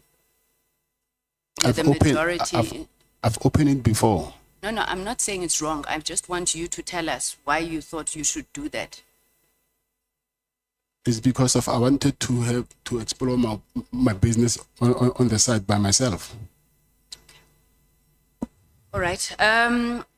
Then Jerry, you said you didn't do business with Jerry. No. Have you ever done business with Jerry? Yeah, it was that contract in Fort. But it's not business. He said I got a contract with him and then we were sharing the profits. Okay. Now, you had a business with Jerry, Luxor Africa Brands. What was that about? Yes, but now I own it myself. Him, and it was not only him, it was him and the other friend of Kaloku, you ours. said you've never done business with Jerry, so I'm just trying to understand. You register a company. Yes, we were planning to do business. We opened a company because we wanted to do business, but that thing never materialized. And then they resigned, and then it was only me. So we've never done any business. Now, when the police went to your house for the raid, they claim that they found the sheet in one of the employees' rooms, which looked very much like the sheet in the videos that were demanding ransom for Jerry. How do you explain that? I don't need to explain it. I do not even understand how is that possible. Because first of all, this drug kingpin that they claim that I am, I will go to an extra mile of kidnapping someone, but somehow I forgot to arrange a safe house and end up putting someone in my own house where there is staff, there is children, there is my wife. What if they see that person there? So it's easy, it will easy for them to go to the police. So that thing that they're saying, I see what they are up to, but it does not make sense to me. So the correct way to do it would have been to put him in a safe house. But it does not make sense. How can you kidnap someone and stay with him in your own house? It does not make sense, that thing. How I understand it, Mr. Matlala, is that in one of your employees' rooms, there's a curtain that closes the window. That curtain is a sheet that is torn, the way that it's wrapped and whatever, is very much like where Jerry was. Now, I'm asking you, when you are told that this is where Jerry was, not what you should have done, safe house, when you are told, your view is what? This sheet maybe just looks like the other sheet? I don't even think, I don't know, because I've never went to that room, but the people who are saying those things, from them, that is expected. There is a lot of things that I can share with you now, if you don't mind, to show you how, to which length they will go to try to implicate me to things that I did not commit. No, maybe if I still have time, we'll come back to that. Yes. So, Brian Mokhotz, has he ever done anything that has checked out? No? I get it, you started giving this guy money, you're giving him money up until 150 to 200,000. Did he ever do anything that made you trust him and think, yeah, let me give him more money? I mean, already he hasn't delivered, Minister Unu. Okay, so he didn't. Ne? Now, you said at some point that Minister Ele asked you how you got the contract. Yes. And you said you think that he was shocked by that, which I take it to mean that Minister Ele would not have been involved in you getting the contract. But then you then say, I'm not sure who says this to you, that Minister Mkhunu tried to backtrack on cancelling the contract. Do you remember saying that? Yes. Okay, how did he do this? Because this is the first time we're hearing that Minister Mkhunu tried to backtrack. I'm saying that's what I heard from General Mkonazi. Okay, and okay, he never testified that to us, and he didn't say to you how. So in these wars, these Zulu wars, it's possible that General Mkonazi is also just part of the war and saying things that, you know, he doesn't repeat in front of us about Minister Mkhunu. I don't know, but I'm just saying that that's what I heard from him. That when there was in the police summit somewhere in Emperor's Palace. All right, I'm going to ask you just very quickly because I'm really interested in this issue of this Rolex. Was the Rolex stolen or not? Yes, it was stolen. So did General Sibiya say to you, go open the contract? Because, I mean, the case, No, because that is- that's the testimony we have. That is not true.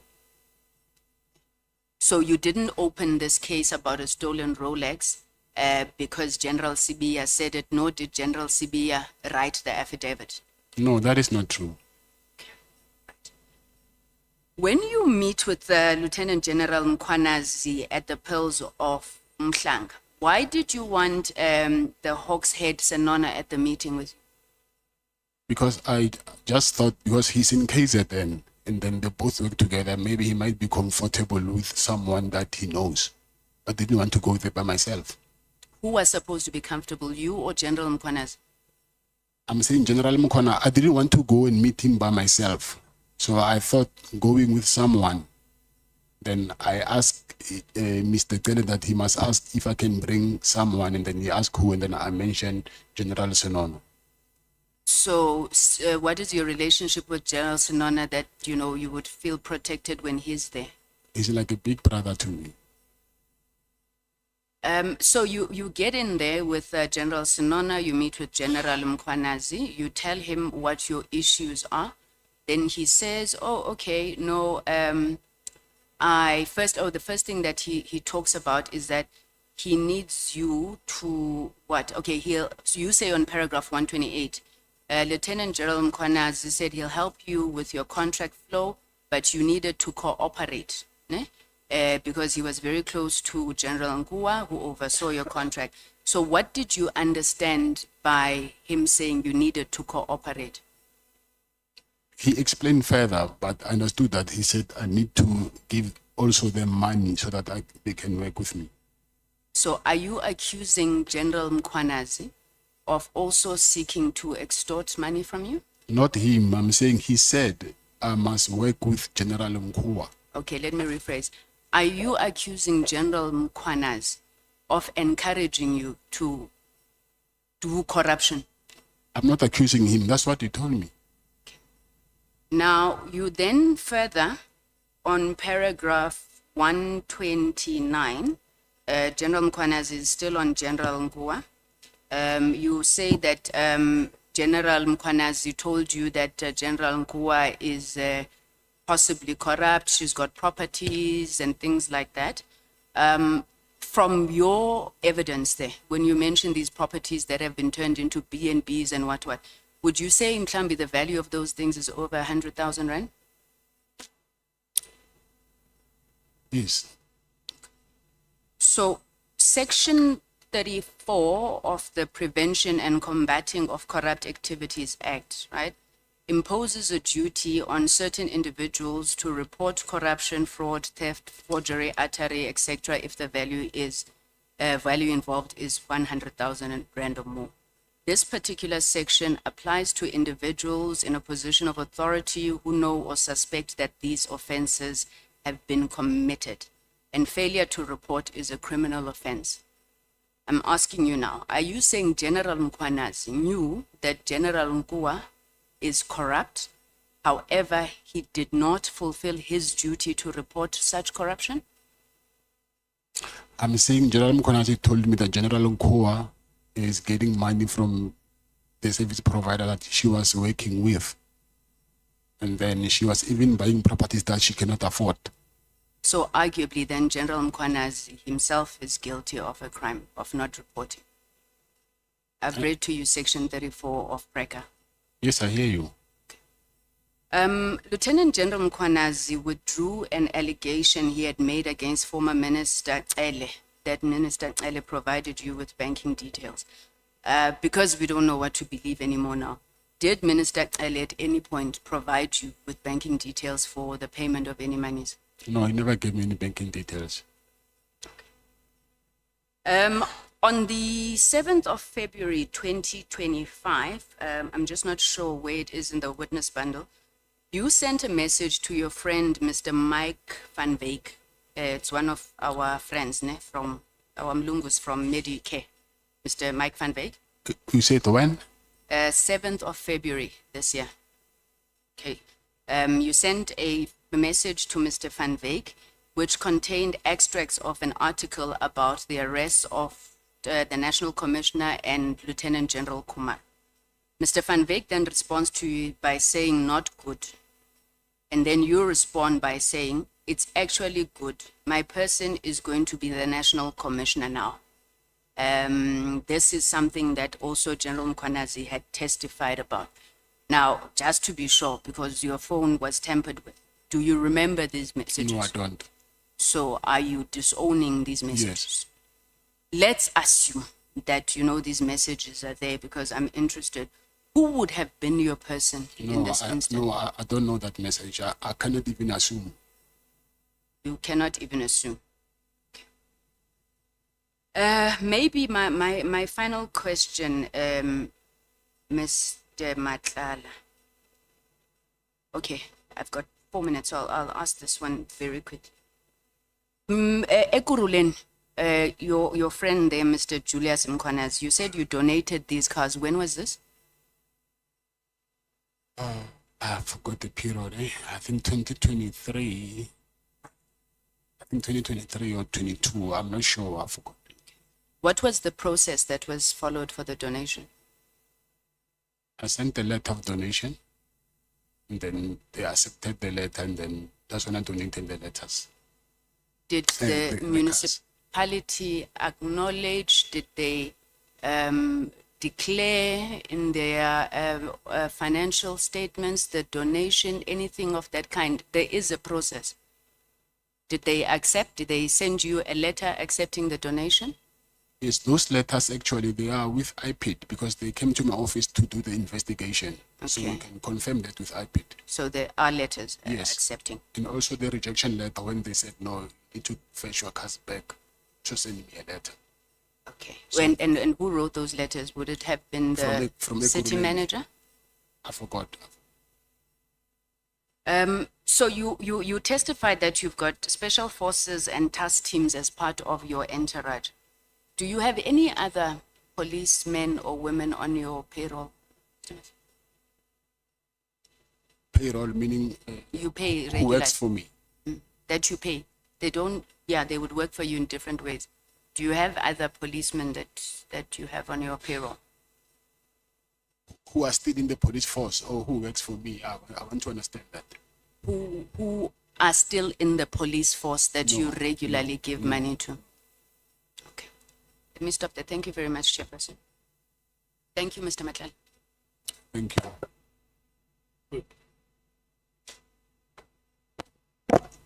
No, thanks, Chair.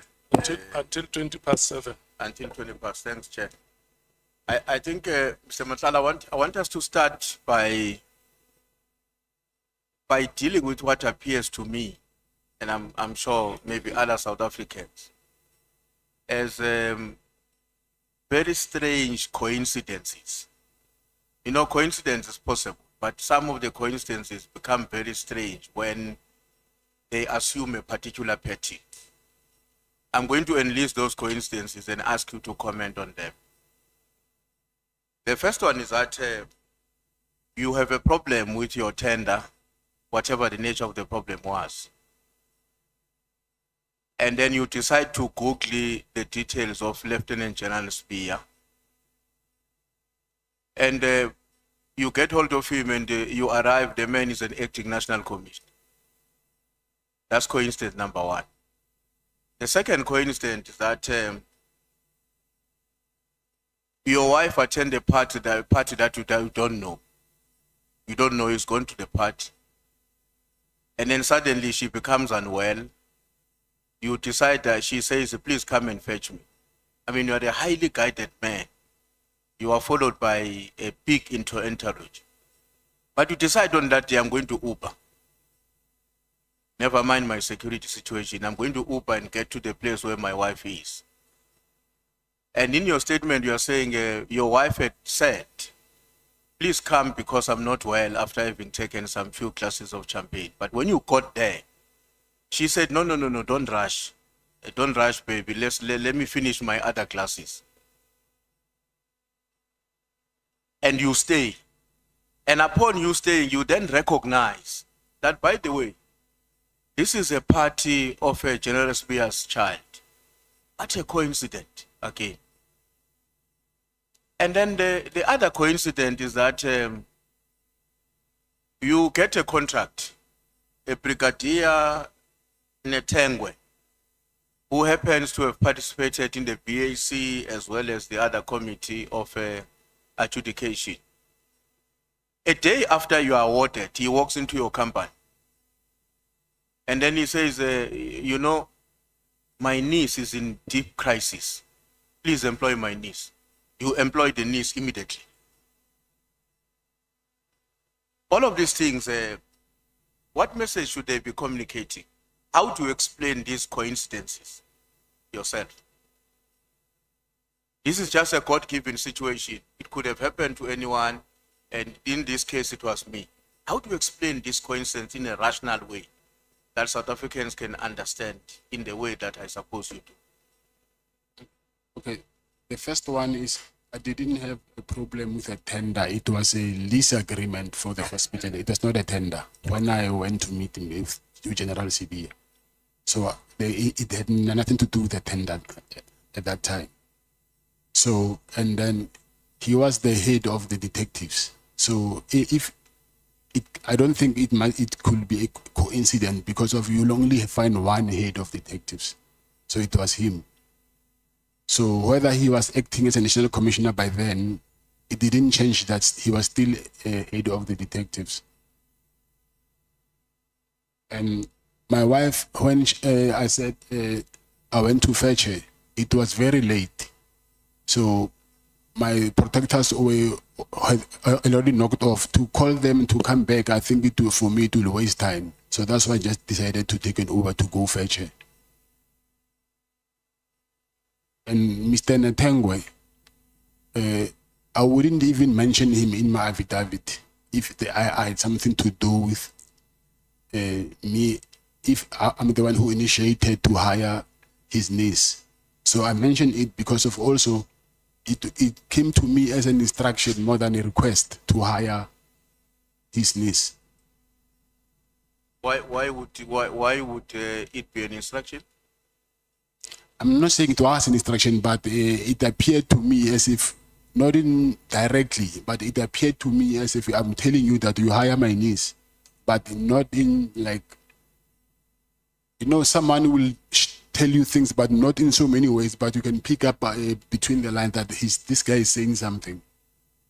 So why does it have to happen a day after your contract has been, just a day after it is awarded?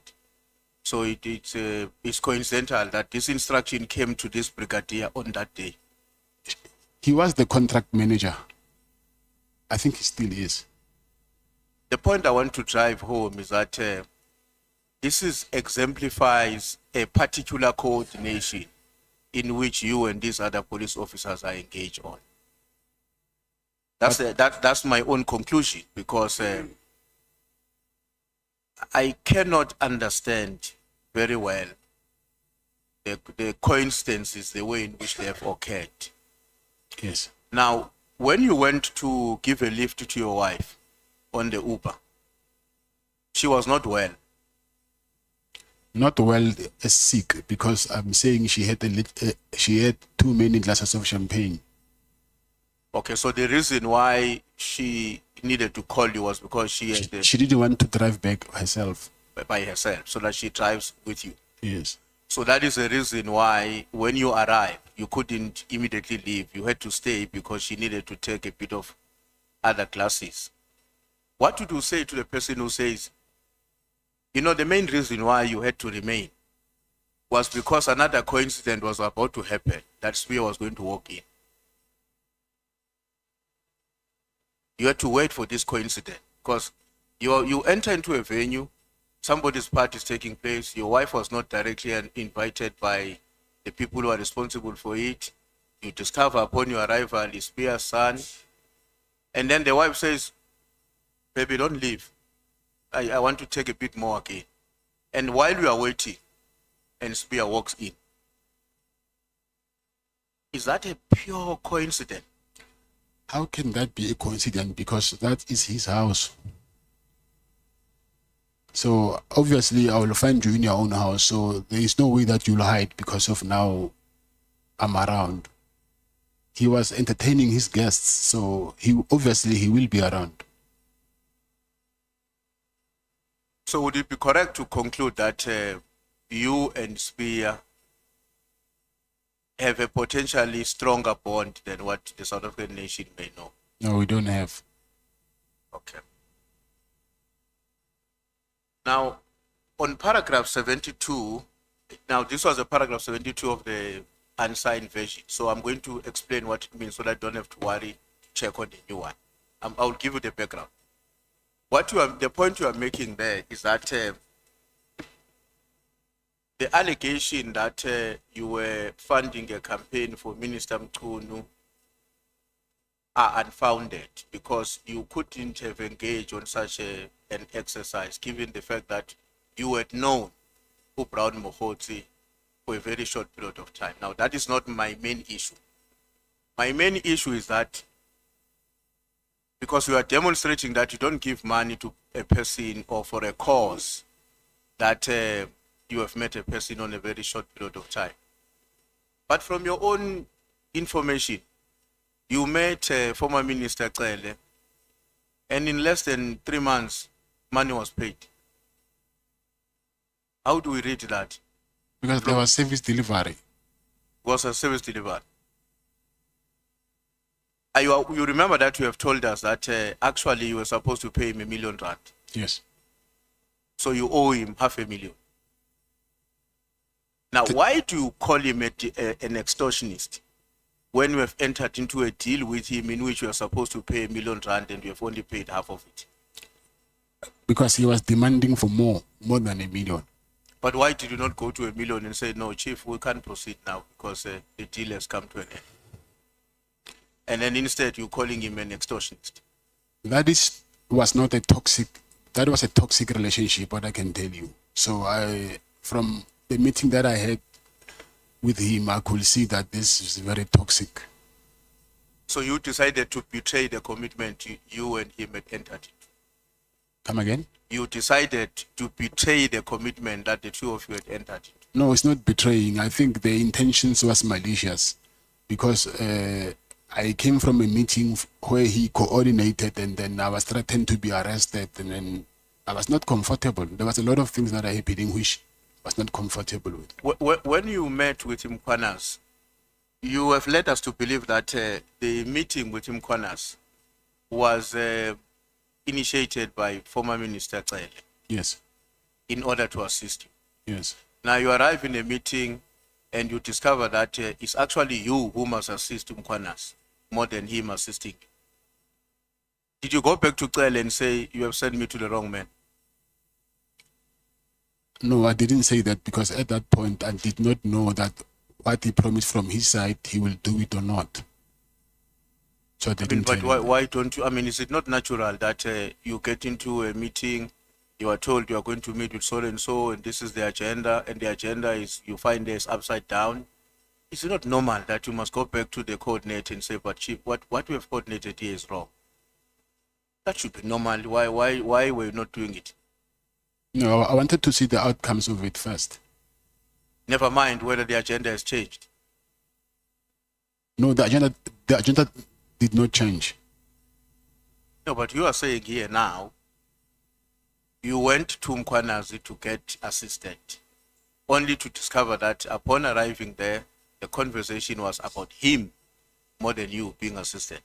Because when you left the meeting with him, you also had a mandate from him, which you diligently executed until you failed. I'm saying I told him from my side what I've wanted, but there was an additional request from his side. The head of Hawks, General Senona, what was his role in that meeting? Is he, am I right? He or she? He. Senona, is he? He. What was his role in the meeting with you and Mkhwanazi? I asked him to accompany me there. And then what did he do in the meeting? He said, and then he was drinking whiskey. He said and was just drinking whiskey? Yes. Never said anything? Never asked a question? Never anything in the meeting except just enjoying the whiskey? Nothing? No. I told Mr. Mkhwanazi that I will pass the message to Mr. Senor and then he will tell him if I'm winning or not. No, I understand that.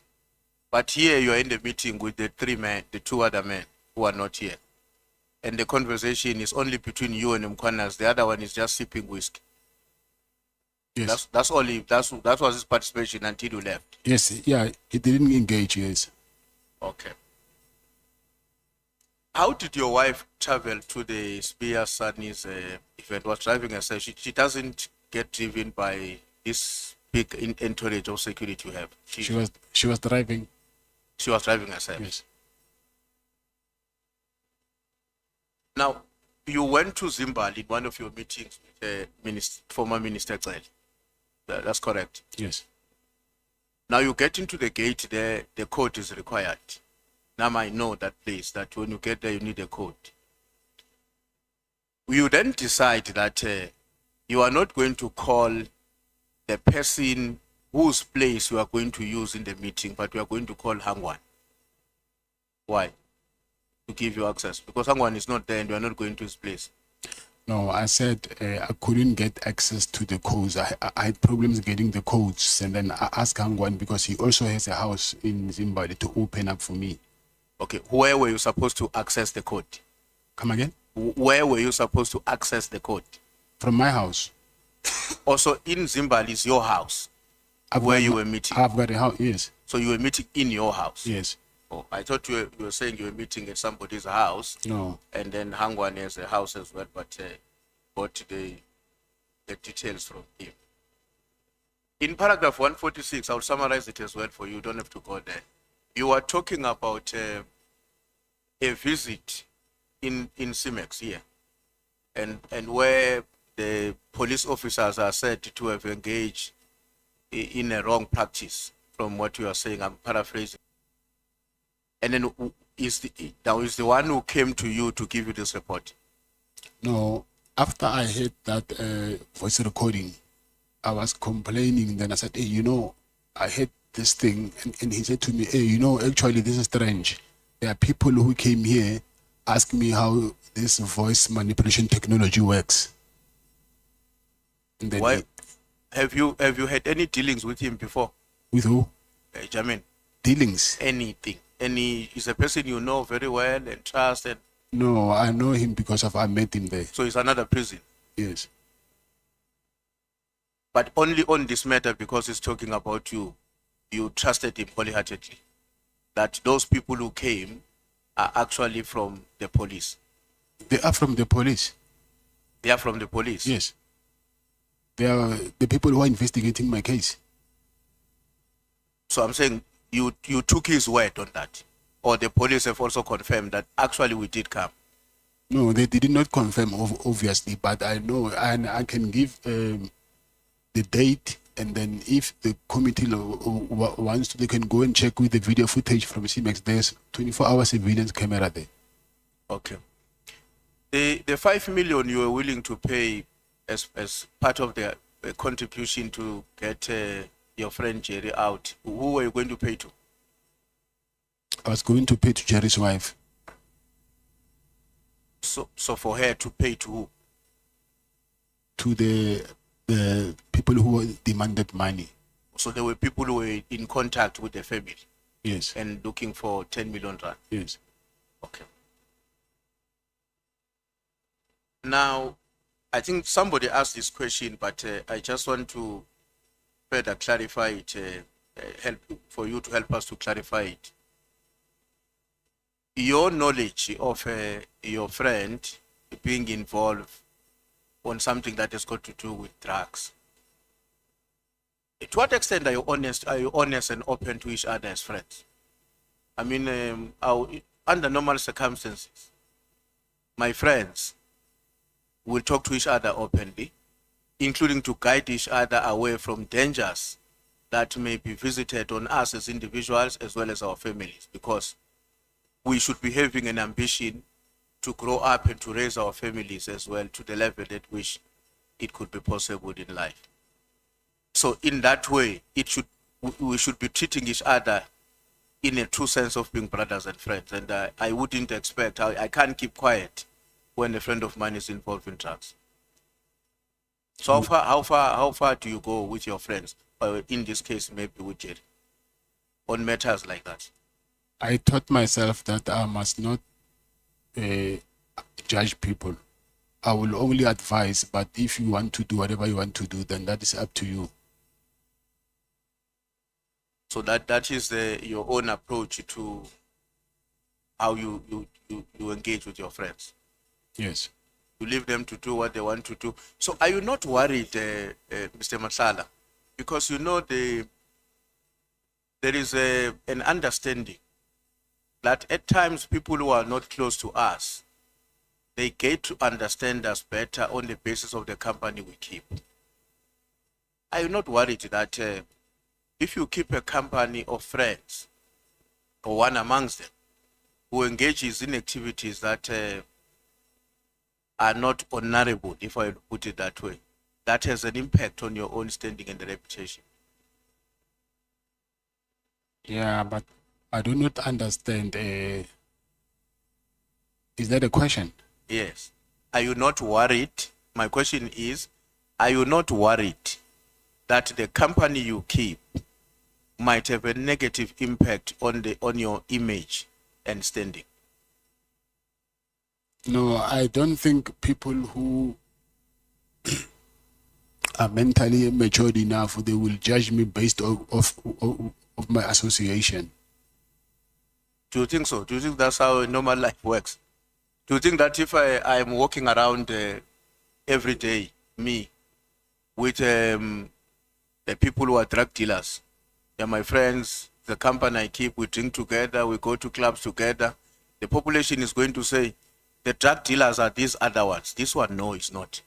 Is that how society functions? I'm saying this because of they might not know what are you saying to this guy. Maybe you are trying to rehabilitate him or something. They don't know that because of what you say. When you talk to him, they are not there, so they don't know what is your business with him. Yeah, they would not know. But in your case, we know that your business with him was to keep quiet and not to advise him against doing something that places his life and maybe that of his family at a greater risk. In your case, we know. You know what? We know because you have told us that you did not say anything to advise him against, on the basis that you live your own life and let them live their own life. Obviously, first time when I find out, I will ask that what's in for you, why are you doing this? But then you tell me that a man got to do what a man's got to do to survive. So I cannot give you money. So whatever you want to do, and then if I say stop this, then you will end up asking money from me. So you'll do whatever you want to do, but you'll at the end of the day, you will see that what you're doing is not good or is good. So if they don't heed your advice and proceed on the wrong footing, such as the one that we're talking about, you proceed with your life and not do anything. There's nothing I can do, unfortunately. No, you can. I mean, you can stop being a friend. Friendship is not comparison. It's a choice we make because of common values, and the fact that we may have grown together, or like me, and we are in the same organization together. It's a choice we make. Friendship is a choice, not comparison. Yes, I agree. You agree? Yes. But when you choose to keep a friend, even if the friend is engaged on a practice that you know in terms of the law is illegal. Because there's a contradiction there, Mr. Matlala. I will allow you to comment on it. Because earlier on you told us that the reason you resign your directorship on the company that were awarded a tender by SAPS was precisely because you were concerned that its image may be dented by the fact that your name is associated with certain things which are negative. Yes, that's correct. So when I heard you saying that, I concluded in my mind that this is a man of integrity who cares about his reputation, not just to himself, including how the nation perceives him.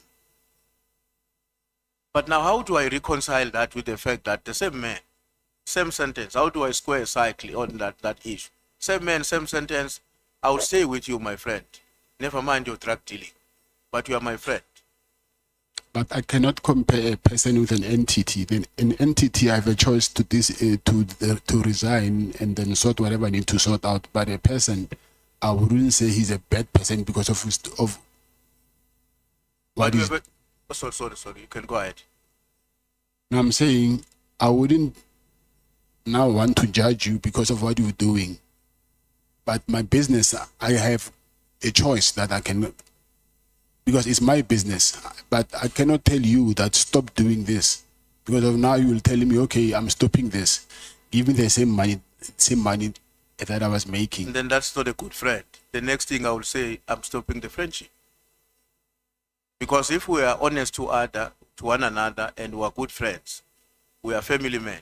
I mean, you're a family man, you've got a wife, got kids, you've got profound responsibilities, not just to your own, to yourself, but to the family in its entirety.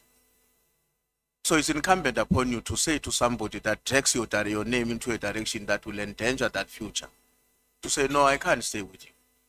It's not compulsory for me to be a friend with somebody. Never mind, even if we grew up together, we'll spend years together. But if you take a route that is the one that we are talking about, I'm perfectly entitled to say, no, let's stop. Now, I'm asking myself, because we can't even